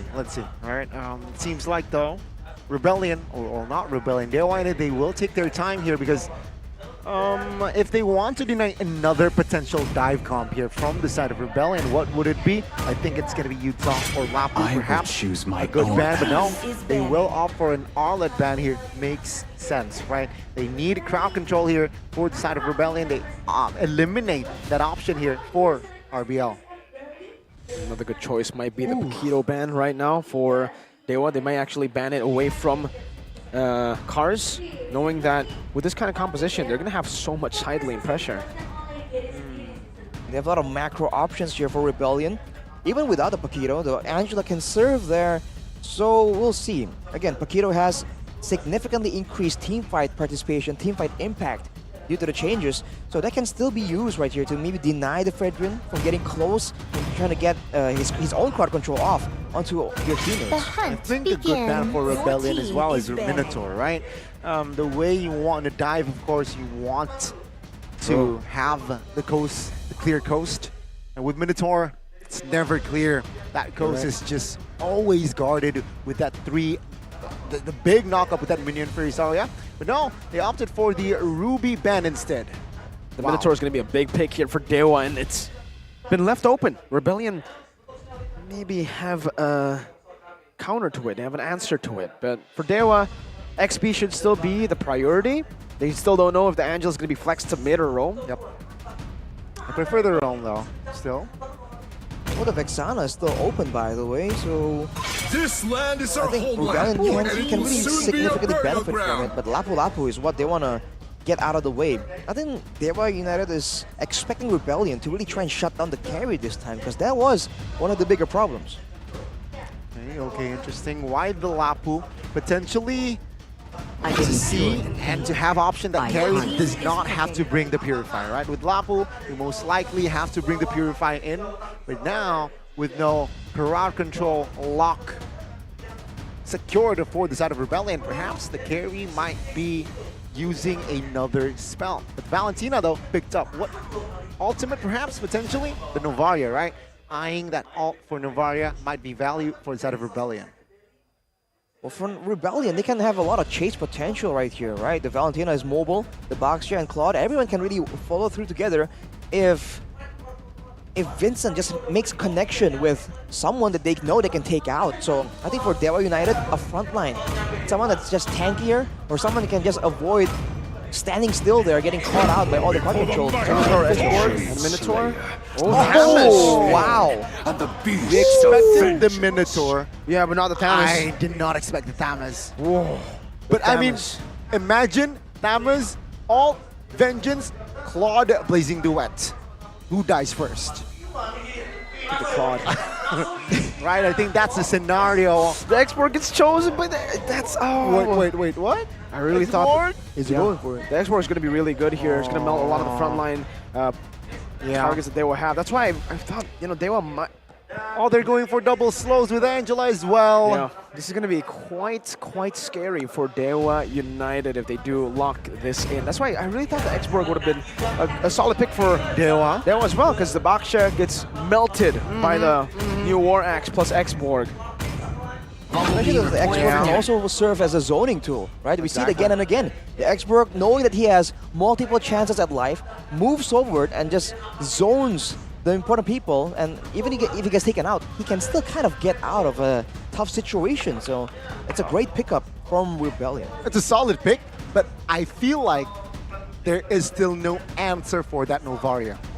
Novaria can just take space, play with her range, and I don't see anyone in particular that can take his life away.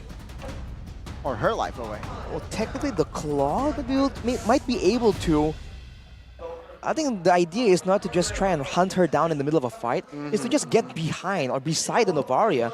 And if you do that, even if you don't get the Novaria, she has to run so far away to get safety that she won't be relevant in the fight at all. And even if she does land some spells, it's going to be on the frontliner. And that is usually how it feels to play Novaria. Okay, so ladies and gentlemen, the 10 heroes has been set. It's 1-0 for Dewa United. They're looking to find another point to clean sweep Rebellion Esports. On the other side, Rebellion Esports, they look to win this to force a Game 3. Land of Dawn, here we go. Let's begin game 2. All right, you gotta pay attention to the clear speed for sure between Vincent and Gary. Right, it's gonna be a bit of a race. And usually Baksha wins it out, but Gary actually is doing pretty okay. I do wonder where is the hot spot here, right? Is it the mid lane? Is it the gold lane, or is it the EXP? If they go for the EXP, then, you know, that X-Borg Thanos matchup is going to be critical in the side lane control. If you go for the gold lane, that's critical for the damage output. Minute 1 here with the lethal now favoring Dewa. Dewa United gets the lethal. Will that advantage create problems for the side of Rebellion under 2 minutes? But now, seems like here, of course, both gold laners in the bottom side of the map, they're just chilling. They're just last hitting their minions. Looking at the talents emblems here, what stands out to you, Rob? Watt has switched over from the Festival of Blood to the Tenacity, so he is expecting a lot of burst damage coming his way.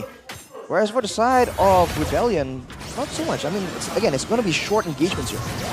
Well, we're going to go for a fight right now. Dixon pulled back now, going to be slain early on. First minute of the game by Audi Teasy. Picks that up, still not level 3 though. He will be able to get level 3 in a bit. 1-0 to RBL. Yep, no flicker. Of course, he brought the Vengeance there, so, and he did not panic press that Vengeance as well. So he will still have that resource. Meanwhile, top side of the map, of course, Cars will have an advantage level-wise, XP-wise. Take a look at the rotations already here. Cars, after clearing the top minions, will have level 4 and will have the last Insanity Flicker that most likely will secure Rebellion. Whoa. Turtle for Rebellion. Gary's still level 3, not level 4 yet. He needs a little bit more XP, and Rebellion, they actually chose to reset the turtle, and this has given Gary enough time to get level 4 now as the Astral Echo reveals 2 members, Vincent and Cars, who are on the turtle. That's a Minions Fury, all 4. Gonna be knocked up, but it's gonna be Dewa who wins it out. Sway Low who steals the Minions Fury away from Drian, not able to create the same amount of impact though. Dewa United with another massive win in the first turtle pit. Drian, my goodness, again. He's not a Kage anymore, he is a god. So bend the knee. Oof, that's a lot of damage coming in. Drian now might get punished. Let's see, tied up, damage coming through, immobilized as well. Juan is rotating as well. Swaylo's gonna respect this, and he does. Drian survives, 2-1 still. Dewa. With a 500 gold here, you can see here already Gary, comfortable lead here. Thunderbell already secured here. So with that in mind, it's going to be harder for Rebellion to somehow gank that gold lane, secure a kill on towards Watt. You know, looking at the items earlier, I do think that the mid laners are both rushing a Necklace of Durance, right? Knowing that they're up against an Angela, as well as, you know, Thamus Minotaur. There's a lot of regen being slung around here. That reduction is going to be very beneficial. Might swing some fights in their favor. But yeah, it's insane to me that Watt on the carry has been able to join all these fights, and he hasn't been losing anything against the Claude, right? When you talk about mobility, usually the Claude comes to mind with the Battle Mirror image, but Watt is just outmaneuvering that. It's all about the prio, man, not the maneuvers. It's all about clearing that wave faster so that the Claude is pinned down in lane, and then the carry rotates. That skill 1, that carry, that Brave Smite. I mean, to add to that, no Golden Staff yet, no DHS yet, no attack speed, just no a TB. Exactly, so there is still time to like farm first for Claude especially, and then when it's time, right? It's just waiting for time here, waiting for that power spike. 2 items if possible, 3, to be more active, to be more impactful. But for now, it's a comfortable lead for Dewa. Why? Map control, they're slightly ahead. Map control in the execution as well. Earlier, they had the turtle down to half HP. They had level advantage on the jungle. They have an aggressive lineup, but they just seem to be like very, very reactive, right? It seems like, oh, if you come, we'll fight you. If you don't come, we'll go for the turtle. But you have to understand that at some point, you need to force your opponents to make the difficult choice. It seems like Rebellion, they're just waiting a bit too long, and that really costed them because it allowed Drian to get in position, and a 4-man Minion Fury right there, that was just it's just not something they can really take. He misses MPL, baby. Drian is showing that he misses sitting, competing. There you go. There you go. Two solid performance already. Not just yet. Not just done. Not done just yet, though. What? Not yet just done. Yeah. But yeah, I mean, wow. Okay, Rebellion. They still have time to bounce back or just recover that small loss. But is it just discipline at this point? I don't think so. I think it's just them. They're making wrong decisions. They were hesitating. Wow. They held the turtle for quite a bit. Level 3 got Gary, and they decided to reset it, giving Gary an opportunity, giving Drian an opportunity, and giving Dewa an opportunity. Even if you think about it, right? They have the Angela advantage, but their mid laner is Valentina, right? It's relatively short range. So when you're trying to go for the trades, you know, trying to go for the poke war at the turtle, you don't win out either. Okay. We'll give some time. CITV. CITV. Oh my God. Where you at? I was about to say for Arashi, but CITV works. Sheffin, shout out to Sheffin. Sheffin's in the building every Sheffin. single time. Hey, Sheffin. Sheffin again. Oh my God. Sheffin is definitely in the building. Sheffin is in the building, ladies and gentlemen. He's the most buildingest caster. No, that's Naisu. Naisu, the building Rezabek. Well, he is an actual building. Sheffin is the buildingest. Okay, there you go. Yeah, it's just Arashi logic, man. Arashi logic. AL. What? Arashi logic. AL. AL. BERT. What? That's Albert. Come on, bro. Man, spelling. I wasn't ready for that. No one was. The man on your screen here. Still getting used to. I'm just so used to him on red, using red jersey, but on gold here, yeah. I mean, suits him, especially with the white hair, with the gray hair. The way he has been performing, of course, Rian. Similar color theme. Yeah, to his previous team, just a bit darker. You know, a shade darker. From Onyx to Dewa. Drian's road. He's only been in Onyx. Before Dewa, Onyx, and before Onyx, nothing, right? So yeah, I think he's been an Onyx through and through, bro. Wow, one of the last few members who started off in one team and only had one team. Now I think we only have Lemon, who's legit just been in one team, right? He's just been an RQ. That's some. Think about it. Yeah, you're right. Perseverance, man.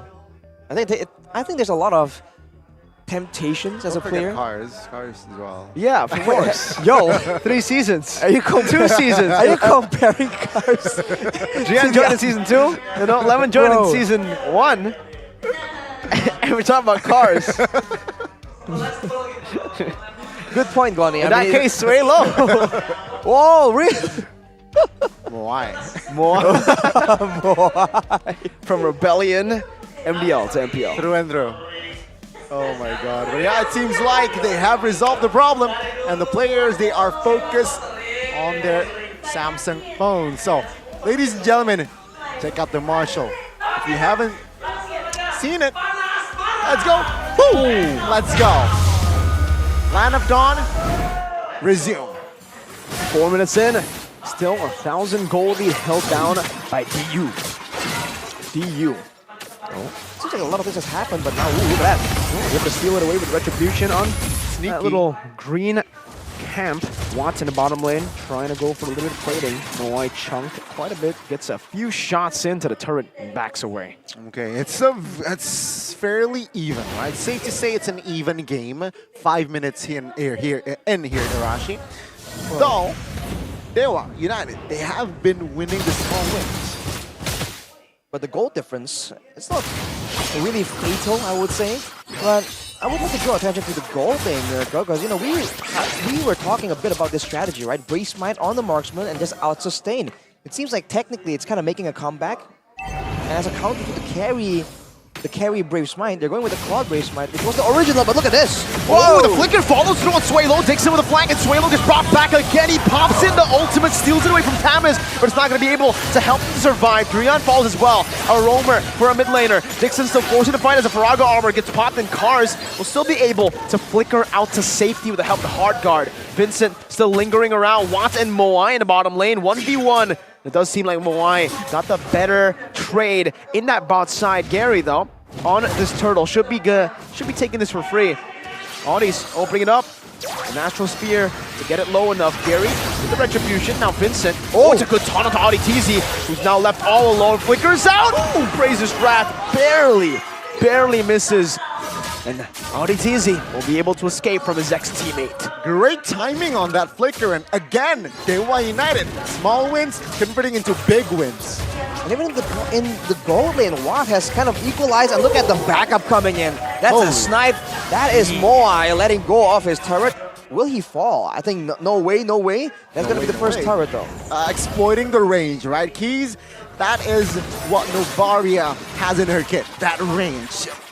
And looking at the composition of Rebellion, nobody, we mentioned this on the drops as well, nobody technically can touch this Novaria, and Keys is handling it very well. Oh.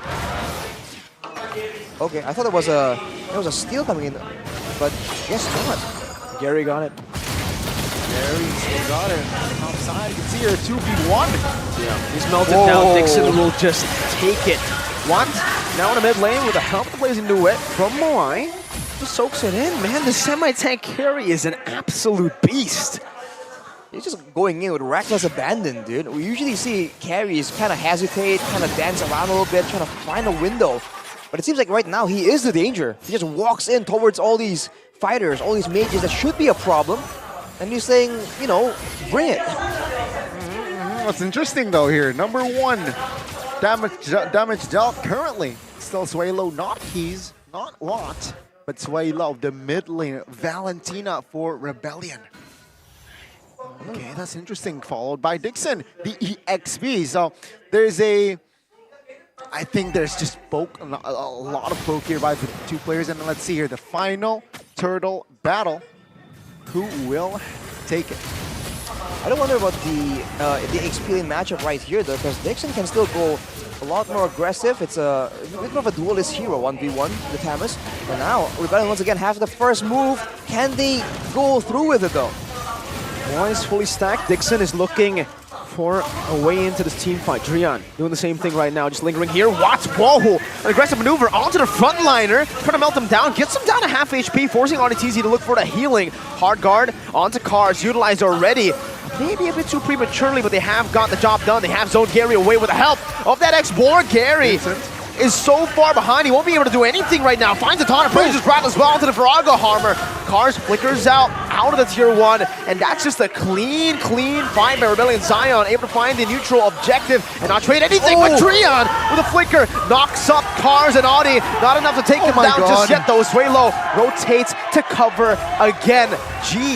Well played to RBL. No casualties from that trade though. The turtle will be slain by the side of the Rebellion Zion, Rebellion Esports, because Gary was zoned out. Now, Dewa United, what will they do? Dewa United will now play for perhaps the map more, right? They lost turret bottom side, and it seems like Dewa United, they're just the more of the proactive team compared to Rebellion.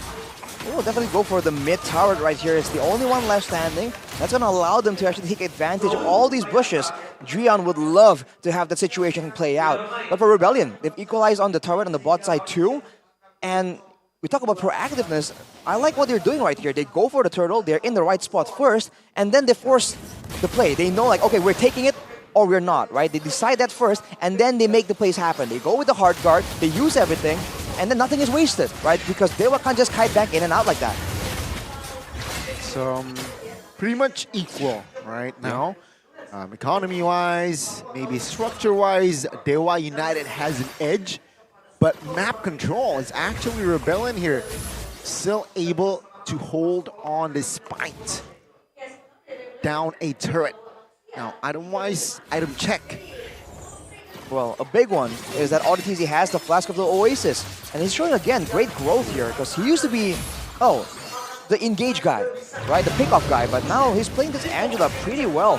Setting up for his team. And with the Flask of the Oasis, Rebellion can be a bit more daring, a bit more aggressive in how they want to play this out.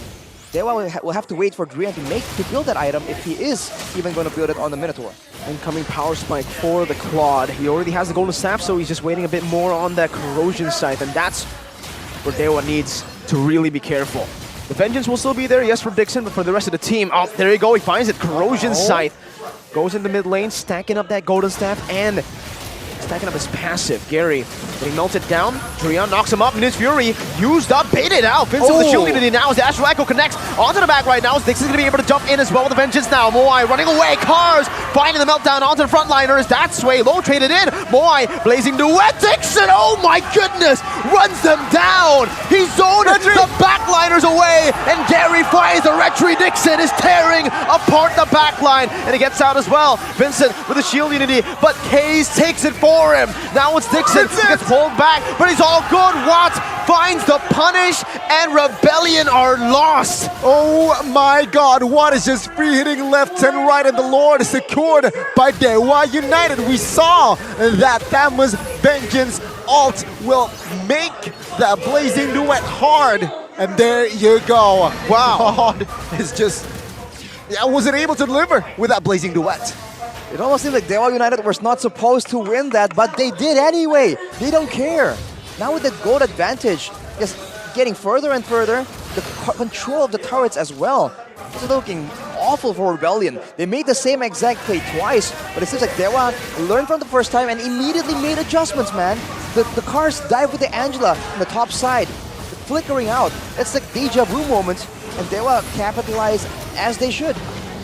My goodness gracious. Big plays from Dixon. Big man.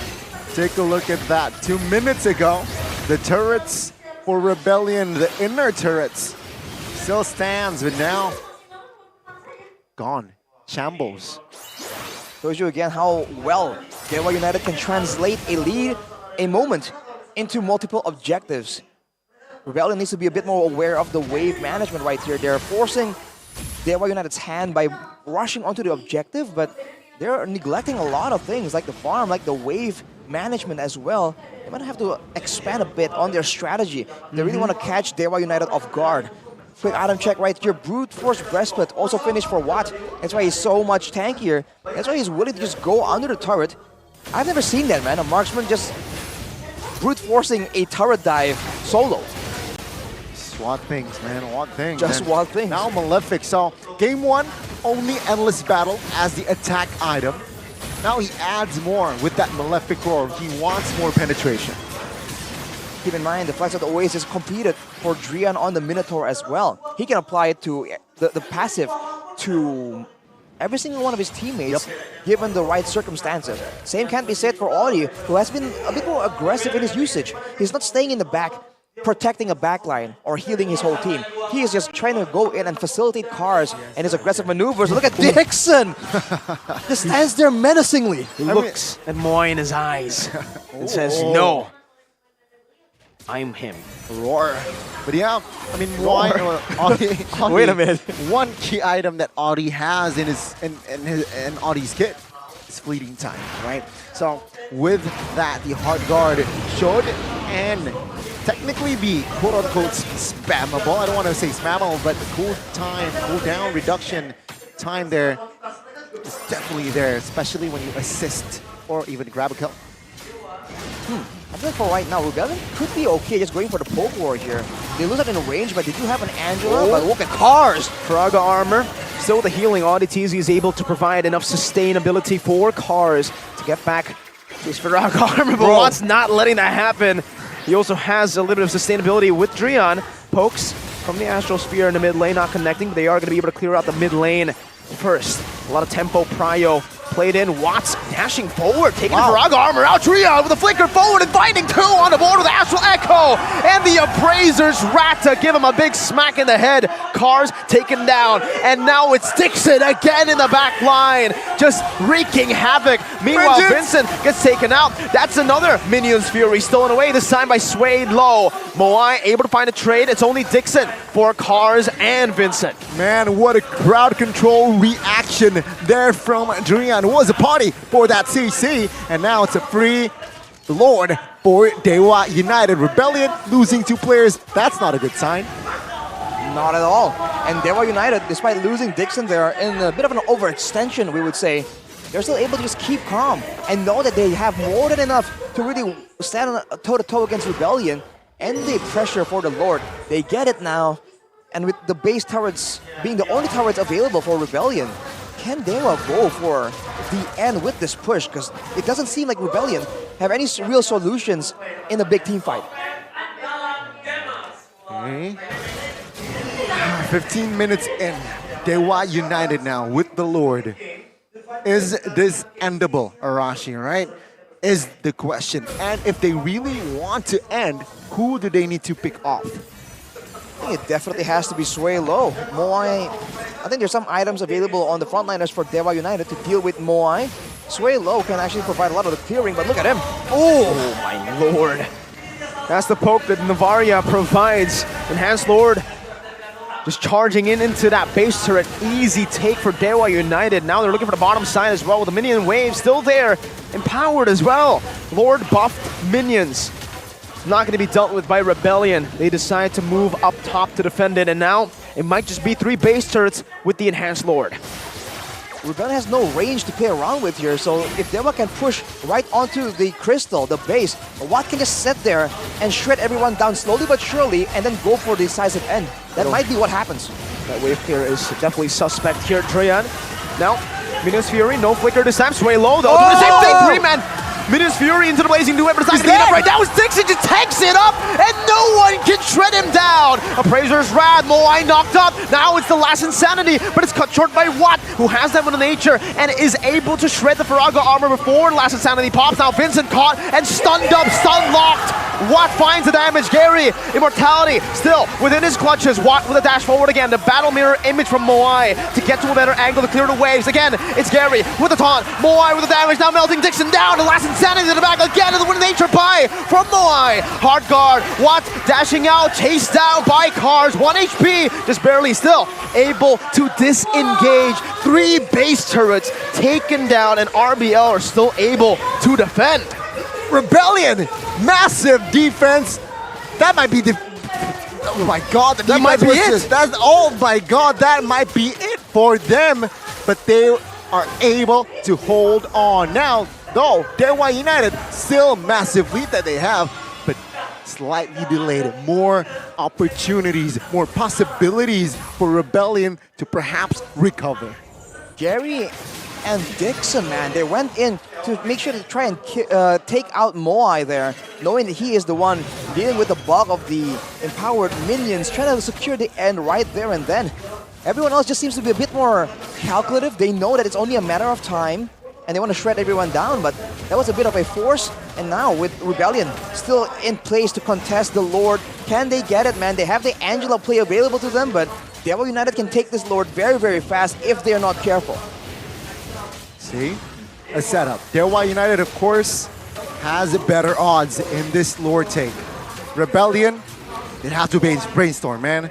What will they do? How will they execute if they really want to contest? Topside taken care of by Angela, so it's good. But what timing should they commit on towards the contest? With Angela up there, these are 3 slow pushing waves into the base of Rebellion. Esports. Moai gets chunked. Oh my goodness. That's one shot. The Astral Echo reveals all 3, and they are low. Moai still running for the hills. Now Audi rotating to give him some sustainability. Again, the Faraga armor has been popped, and Dewa United, they have poked their opponents away from the Lord, and they have secured themselves another free neutral objective. Wow, man, that is so difficult to deal with. Rebellion. They want to try and use the Angela and get that healing and make sure that everyone can stay in place. But if they do that, then they get flanked. So they spread out apart, and when they do, Watt and Keys just go to town, go to work and start harassing them, shredding them down slowly but surely until they can't even contest. That's going to be a Lord push right here, possibly set up with 3 minion waves. If Dewa United does this properly, I don't think Rebellion can hold. So annoying, man. Keys again is just exploiting the range she has in her kit, in Novaria's kit. Potentially, ladies and gentlemen, this is the final push of the series. Let's see the defense once again. 5-man Astral Echo. This might just set up to a 5-man Drea Minion Fury. A 3-man is enough. Dixon in the back! Assassinates boy! Oh my God! He's not a fighter, he's an assassin! The big plays from Dixon as he loses his immortality, but he finds the base. Dewa United Esports 2-0 RBL. All hail Durian, and what a win to set the tone for Dewa United in Season 13. Dewa United sweeps Rebellion Esports. The long-awaited Blue Bulls smited just like that. They were no match, man. They got held down. They got controlled completely. They got domesticated. And Dewa United with a standout performance, man. We thought they would be good. We thought there was potential, but not like this. Teams better be on the lookout. Holy moly. I expected Dewa United to improve their squad, but I did not expect them to improve it this way. Could this be the downfall of the blue teams? Both blue teams losing 2-0 today. EVOS Glory earlier, and now Rebellion Esports suffering the same fate. One to Dewa United, the other to the big boys Alter Ego. Things are not looking good here to start the regular season for the blue teams. But again, it's a marathon, but you can see here, the man on your screen, Watt, again, showing experience, showing composure, showing why he was so dominant in that gold lane, which was the big factor on why they won both games as well. Arashi, before I want to talk to you, of course, we have to have this interview. Of course, Durian's initiation, he was the perfect initiator, both games as well. And let's give it up for Dewa United for the first time in MPL Season 13. Let's hear them with an interview, of course, with Moko Monica Ko. That is not. That's not Moko. Oh. Kita menyapa dulu Drian. Drian, apa kabar Drian? Baik. Wah, ini masih pada kangen kayaknya. Drian, ini ide dari siapa bawa 2 roamer kayak gitu? Gak tahu kan, emang suka nyoba-nyoba hero aneh-aneh aja. Suka nyoba-nyoba hero aneh. Emang aneh menurut Drian? Kalau gue sih enggak. Enggak aneh. Buat orang aneh. Oke, tapi gimana nih rasanya reunited lagi sama nih, Super Awat? Biasa aja. Biasa aja?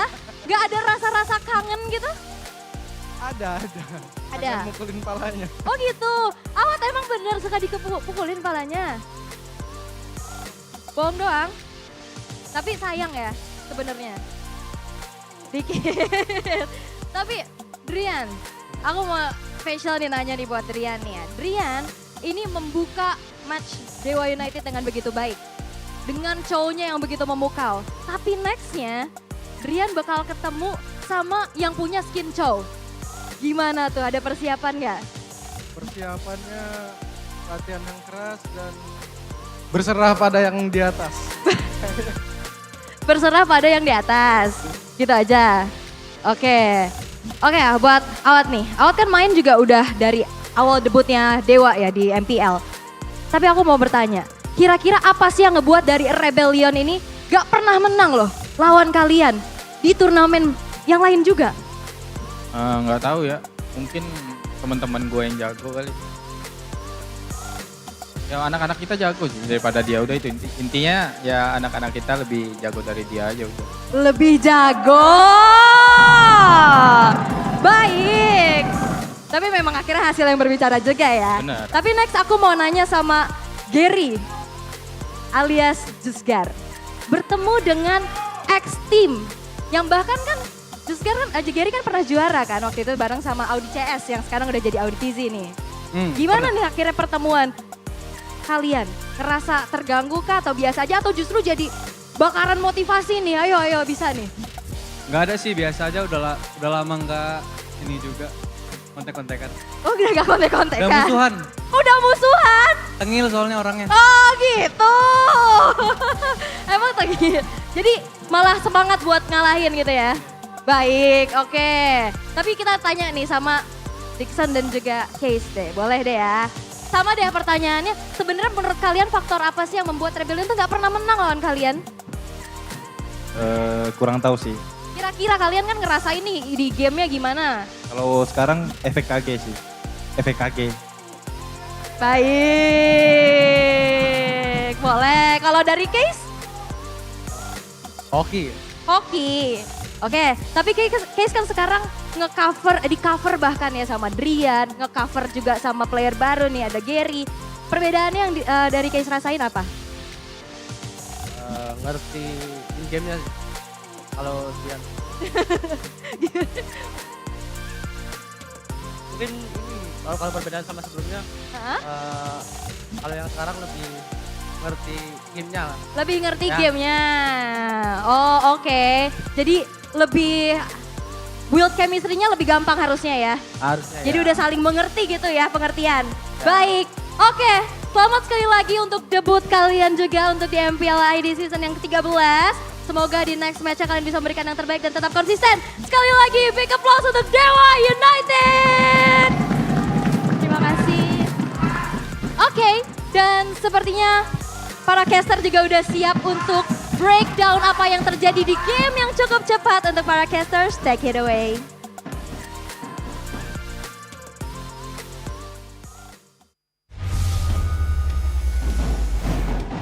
That was not Moko. Whoa, what was that? Whoa. That was all. That was all.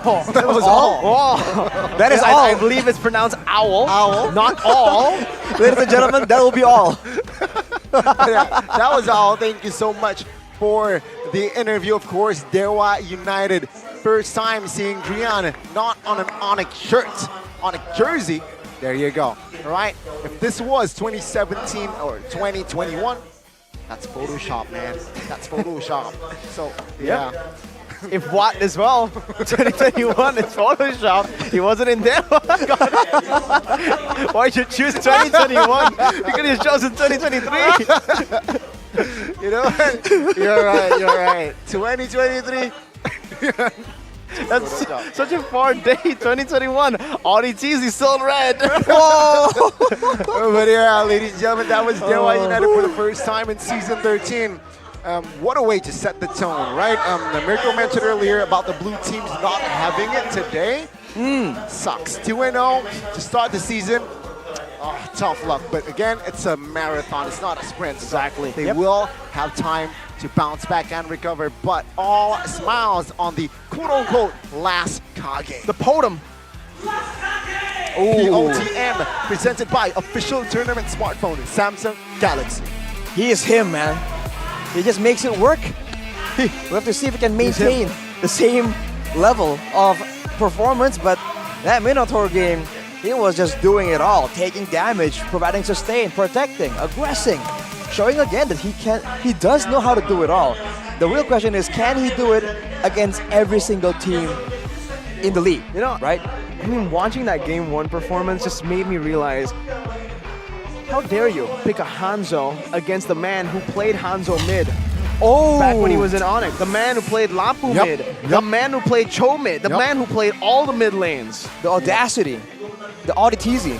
Well, looking at the team fights right here, it was chaotic all the way from the beginning, man. But there are two factors that just seem to really make the game for Dewa United. It's always a big play from Drian, or it's just Dixon stepping up and showing everyone why he is the man on the top side.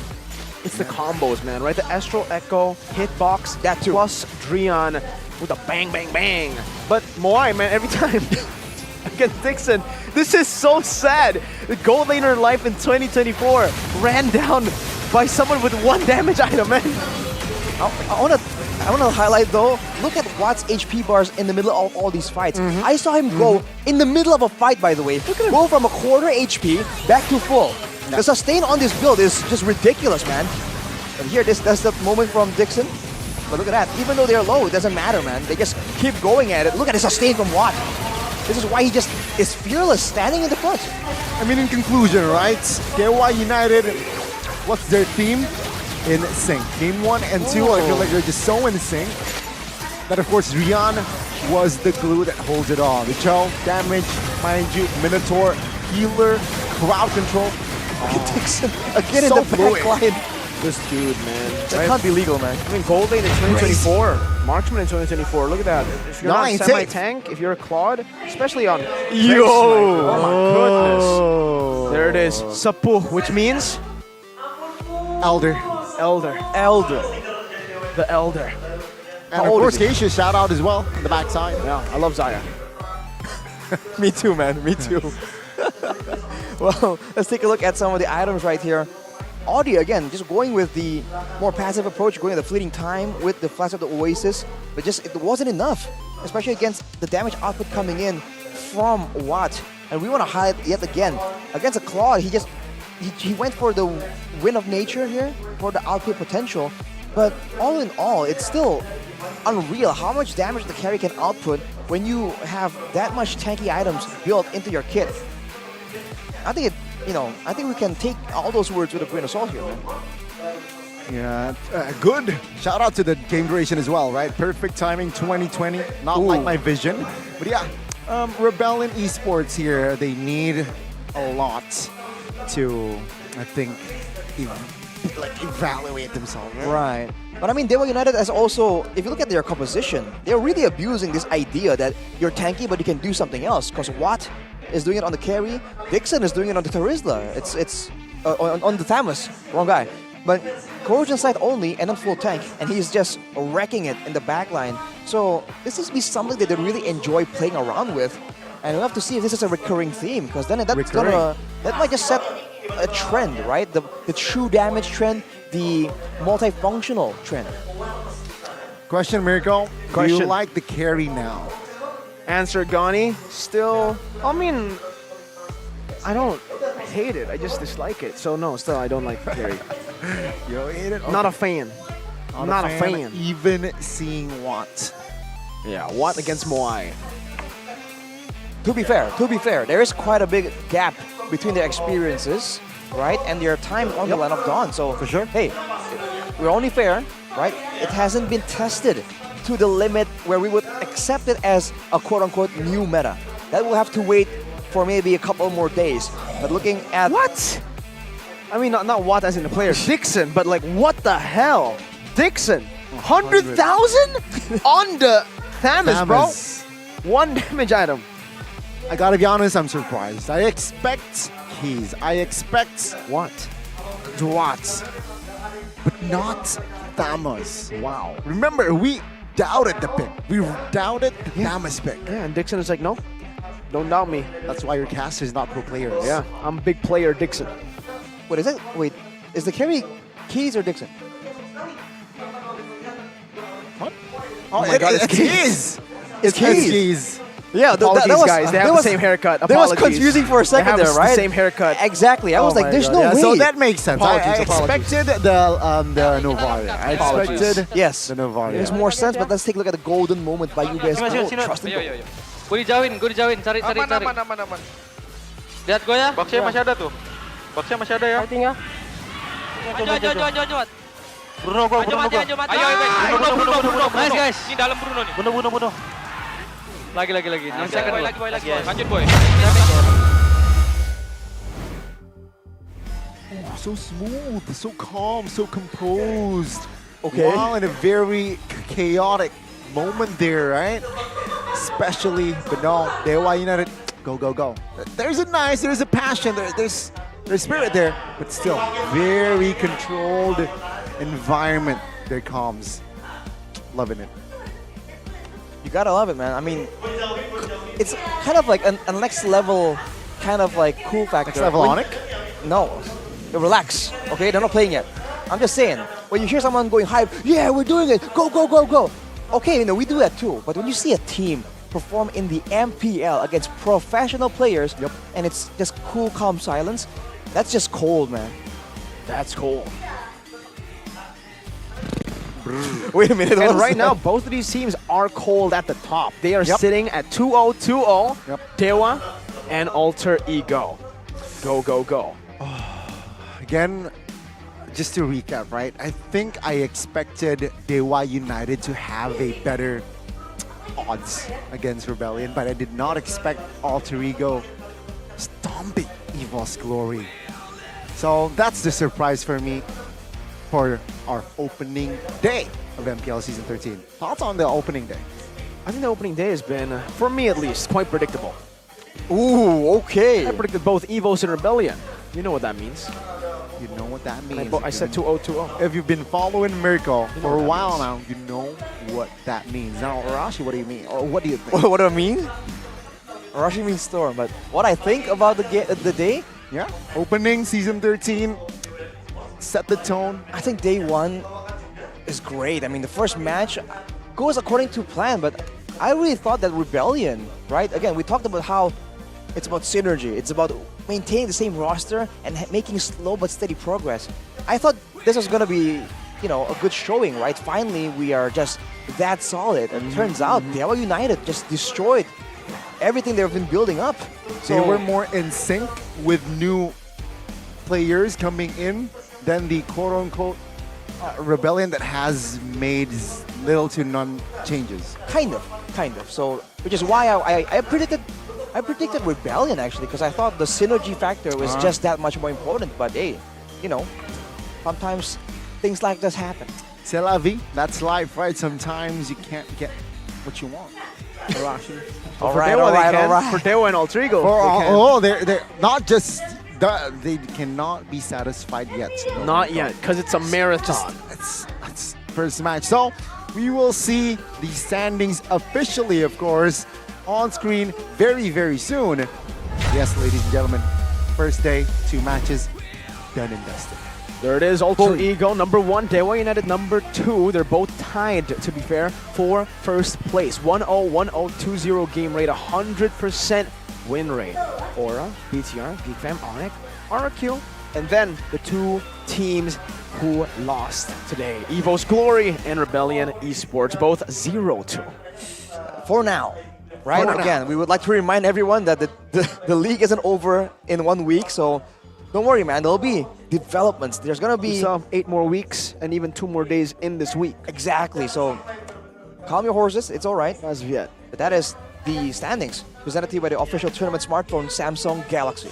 And with that, ladies and gentlemen, let's take a look at tomorrow's All right, let's go. schedule. We got some bangers. Geek versus Bigatron. Who do you got? I know you like Geek. So there you go. I agree. That was very fast. Oh, there you go. There you go. Rebellion We're and back. Alter Ego. Second match and to Rebellion close out tomorrow, Aura and Dewa. Dewa. Aura Dewa just seems interesting, man. Because they both have like a big name new player in the roster. So hey, see how that Big plays out. name, Roamer, and a fresh jungler. Gugun and Yaoi for Aura. Dewa, it's Drian and Gary. That's the spice in that closing match of tomorrow. For Alter Ego as well. Heiss, is he going to play tomorrow against his ex-team? Oh my lord. RBL. Oh my lord. Rebel. I think if he does not play, it's illegal. But let's see, right? Tomorrow. And also Geek. Marky. Bigatron. Marky. Now it's Eman. So his replacement. Man. It's going to be Bigatron. packed. There are stakes here outside of the standings at risk. I think that adds a great layer of spice, man. I can't wait for tomorrow. Fortunately, I won't be on the desk though. Oh, what do you mean, Arashi? I cast next on Sunday. Well, we won't be having the BBE, the bad boy era of Arashi tomorrow. Tomorrow we'll have a new NB. B. New boy. New kid on the block. NKOTB. Yeah, that's what I meant. New kid on the block. Who's he? Who is he? I don't know. You have to wait till tomorrow. You just have to wait and use your real eyes. Ooh, okay. You gotta use your real But eyes. is Goni saying to realize? realize though? Real lies. Are we lying? I don't know. But for sure, something that we can't lie about, something that we always have to tell the truth about is how extremely amazing our coffee is. Point coffee. Yes. Point coffee. It is a freshly made coffee drink served from 100% authentic Rasa Indonesian- legendary. Oh, rasa. Right? It's the coffee beans is the drink. Goni got destroyed by the Rasa legendary. The caffeine, Always bro. on point. Find Point Caffeine, Coffee at the nearest Indomaret store. check You it wanna out. tell them what Rasa legendary Rasa. means? Rasa is taste. So it tastes legendary. Boom. Boom. Bang. Rasa. Rashi. Bada bang. Goni, you said you don't have 20/20 vision earlier. Nope. Need I some need glasses. All right, gear up for the launch codes of Saturdays. Maybe is that what you're? Is that What I'm we wearing? haven't yet? Unfortunately, no, because this collaboration is new. If Oh, I said right. it is, Hey. I would just be lying. True. Right. True. I am on the lookout for new glasses though. So hey, I mean Saturdays. It sounds legit. But you're not going to be casting on Saturday. Oh, doesn't matter. So I can actually go to Saturdays. I'm the only one not wearing glasses, so you know what? Saturdays, XMPL hook me up, all right? And hook the viewers up. Yep. During the excitement as well of opening week, there will be meet and greet with pro players. Whoa. Besides meeting and content creation, you can meet Arashi and Mirko as well. Look. You can also get an exclusive official signed jersey. That's what's up. You can meet Yaoi, you can meet Kai, you can meet Skylar. Okay, and Mirko and as well as Arashi as well. They will sign your shirts. Goni. Right? Goni will sign your shirts, especially if you're wearing an Onyx shirt or a jersey. Goni will sign your shirt without you asking for it. Yeah, he'll just walk up and sign. But that's why you want to meet and greet players, not us. Go ahead and check it out right now. 50. Only the first 50 players. First 50. People who walk up get to meet and greet with First the come, players. first serve, ladies and First come, gentlemen. first serve. Unfortunately, for the rest, it's okay, but there's going to be another day. Don't miss the opportunity, because the opportunities will be given to all of you. Man, it's been exciting. It's been an honor to open MPL ID Season 13 as well. Thank you, Mirko, and as well as Arashi, of course. And this is just a small taste of MPL ID Season 13. And if you want more taste, if you want to experience more, check out the battle emotes. Buy now. Permanent battle emotes are now available for purchase. So what are you waiting for? Buy now and shake up the land of dawn. Which one is your favorite, Mirko, Arashi? My favorite is... my favorite is actually the old one. But if I had to choose from this one, Kelas. Ente kadang-kadang ente. Kelas. Yeah, that's the EVOS one. My favorite one is the panik lah, masa nggak the alter ego, the old Same. alter ego. That's kind of iconic. Fortunately, it's not available anymore. I have it. Okay, and also, ladies and gentlemen, if you do want to check our MPL, that's our development league as well, where we develop players so they can be MPL players. All right, Yes, check sir. it out. You just check it out, right? It's free. MDL CR program as well. It's part of the MDL program. All right, sir. Esports for everyone is the new motto for Esports. MDL, because there are open qualifiers, the so QR code. anyone can qualify to MDL, and you guys can watch the new developing talent in Indonesia perform in MDL. We saw a new champion from open qualifiers just last season, and almost all their players have been bought out. Gugun, one of them, the jungler, Bunny. has been taken by Aura as their main jungler, Bunny QT by RRQ, and even Rinzia and Idok to RRQ, Senna, MDL.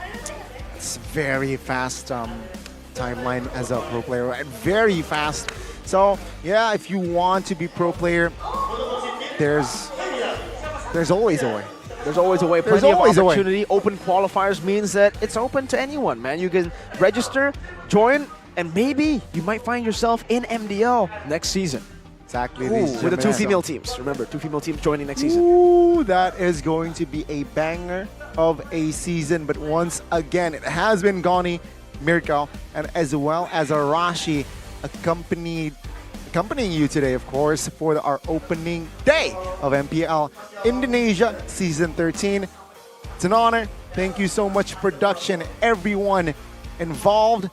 And I think This is time to sign out, maybe? Maybe. Maybe. Maybe. Rashid, are you ready to go home? Well, we'll see. I think, I don't know, man. I'm still thinking of like the games tomorrow. I'm getting distracted right here. Okay, well, in that case, we'll wait for Arashi and we'll just close it out. Gani, Mirko, as well as Arashi will say goodbye and see you tomorrow. MPL Indonesia Season 13, we own this!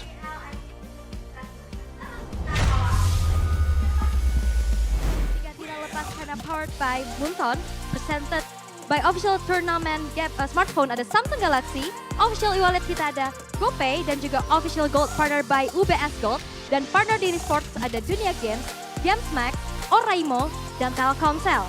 Ada suppliers kita Indomaret, Pine Coffee, Samsung AV, dan Saturdays, dan tentu saja government partner by PBSI. Dan yang pasti MPL ID season yang ke-13 masih akan berlanjut di esok hari. 3 match akan kita saksikan bersama-sama. Ada player yang baru datang kembali dan juga ada yang baru muncul ke permukaan. Dan tentu saja semuanya kalian bisa saksikan di MPL Indonesia season yang ke-13.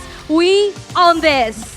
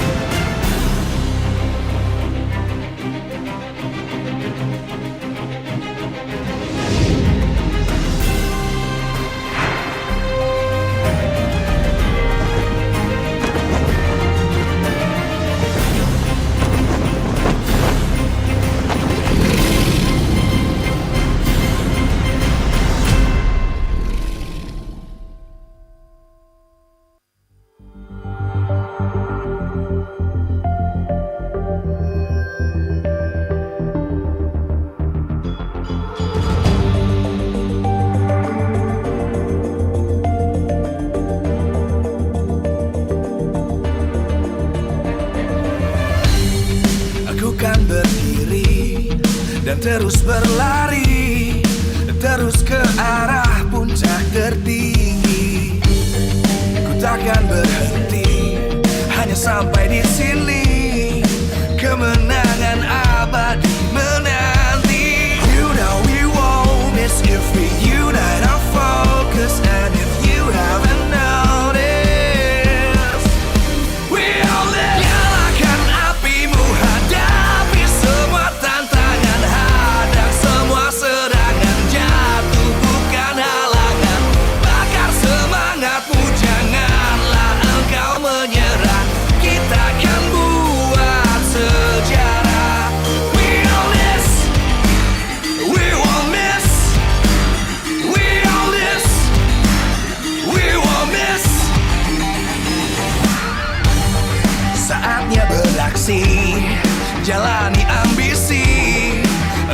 menyawakan hari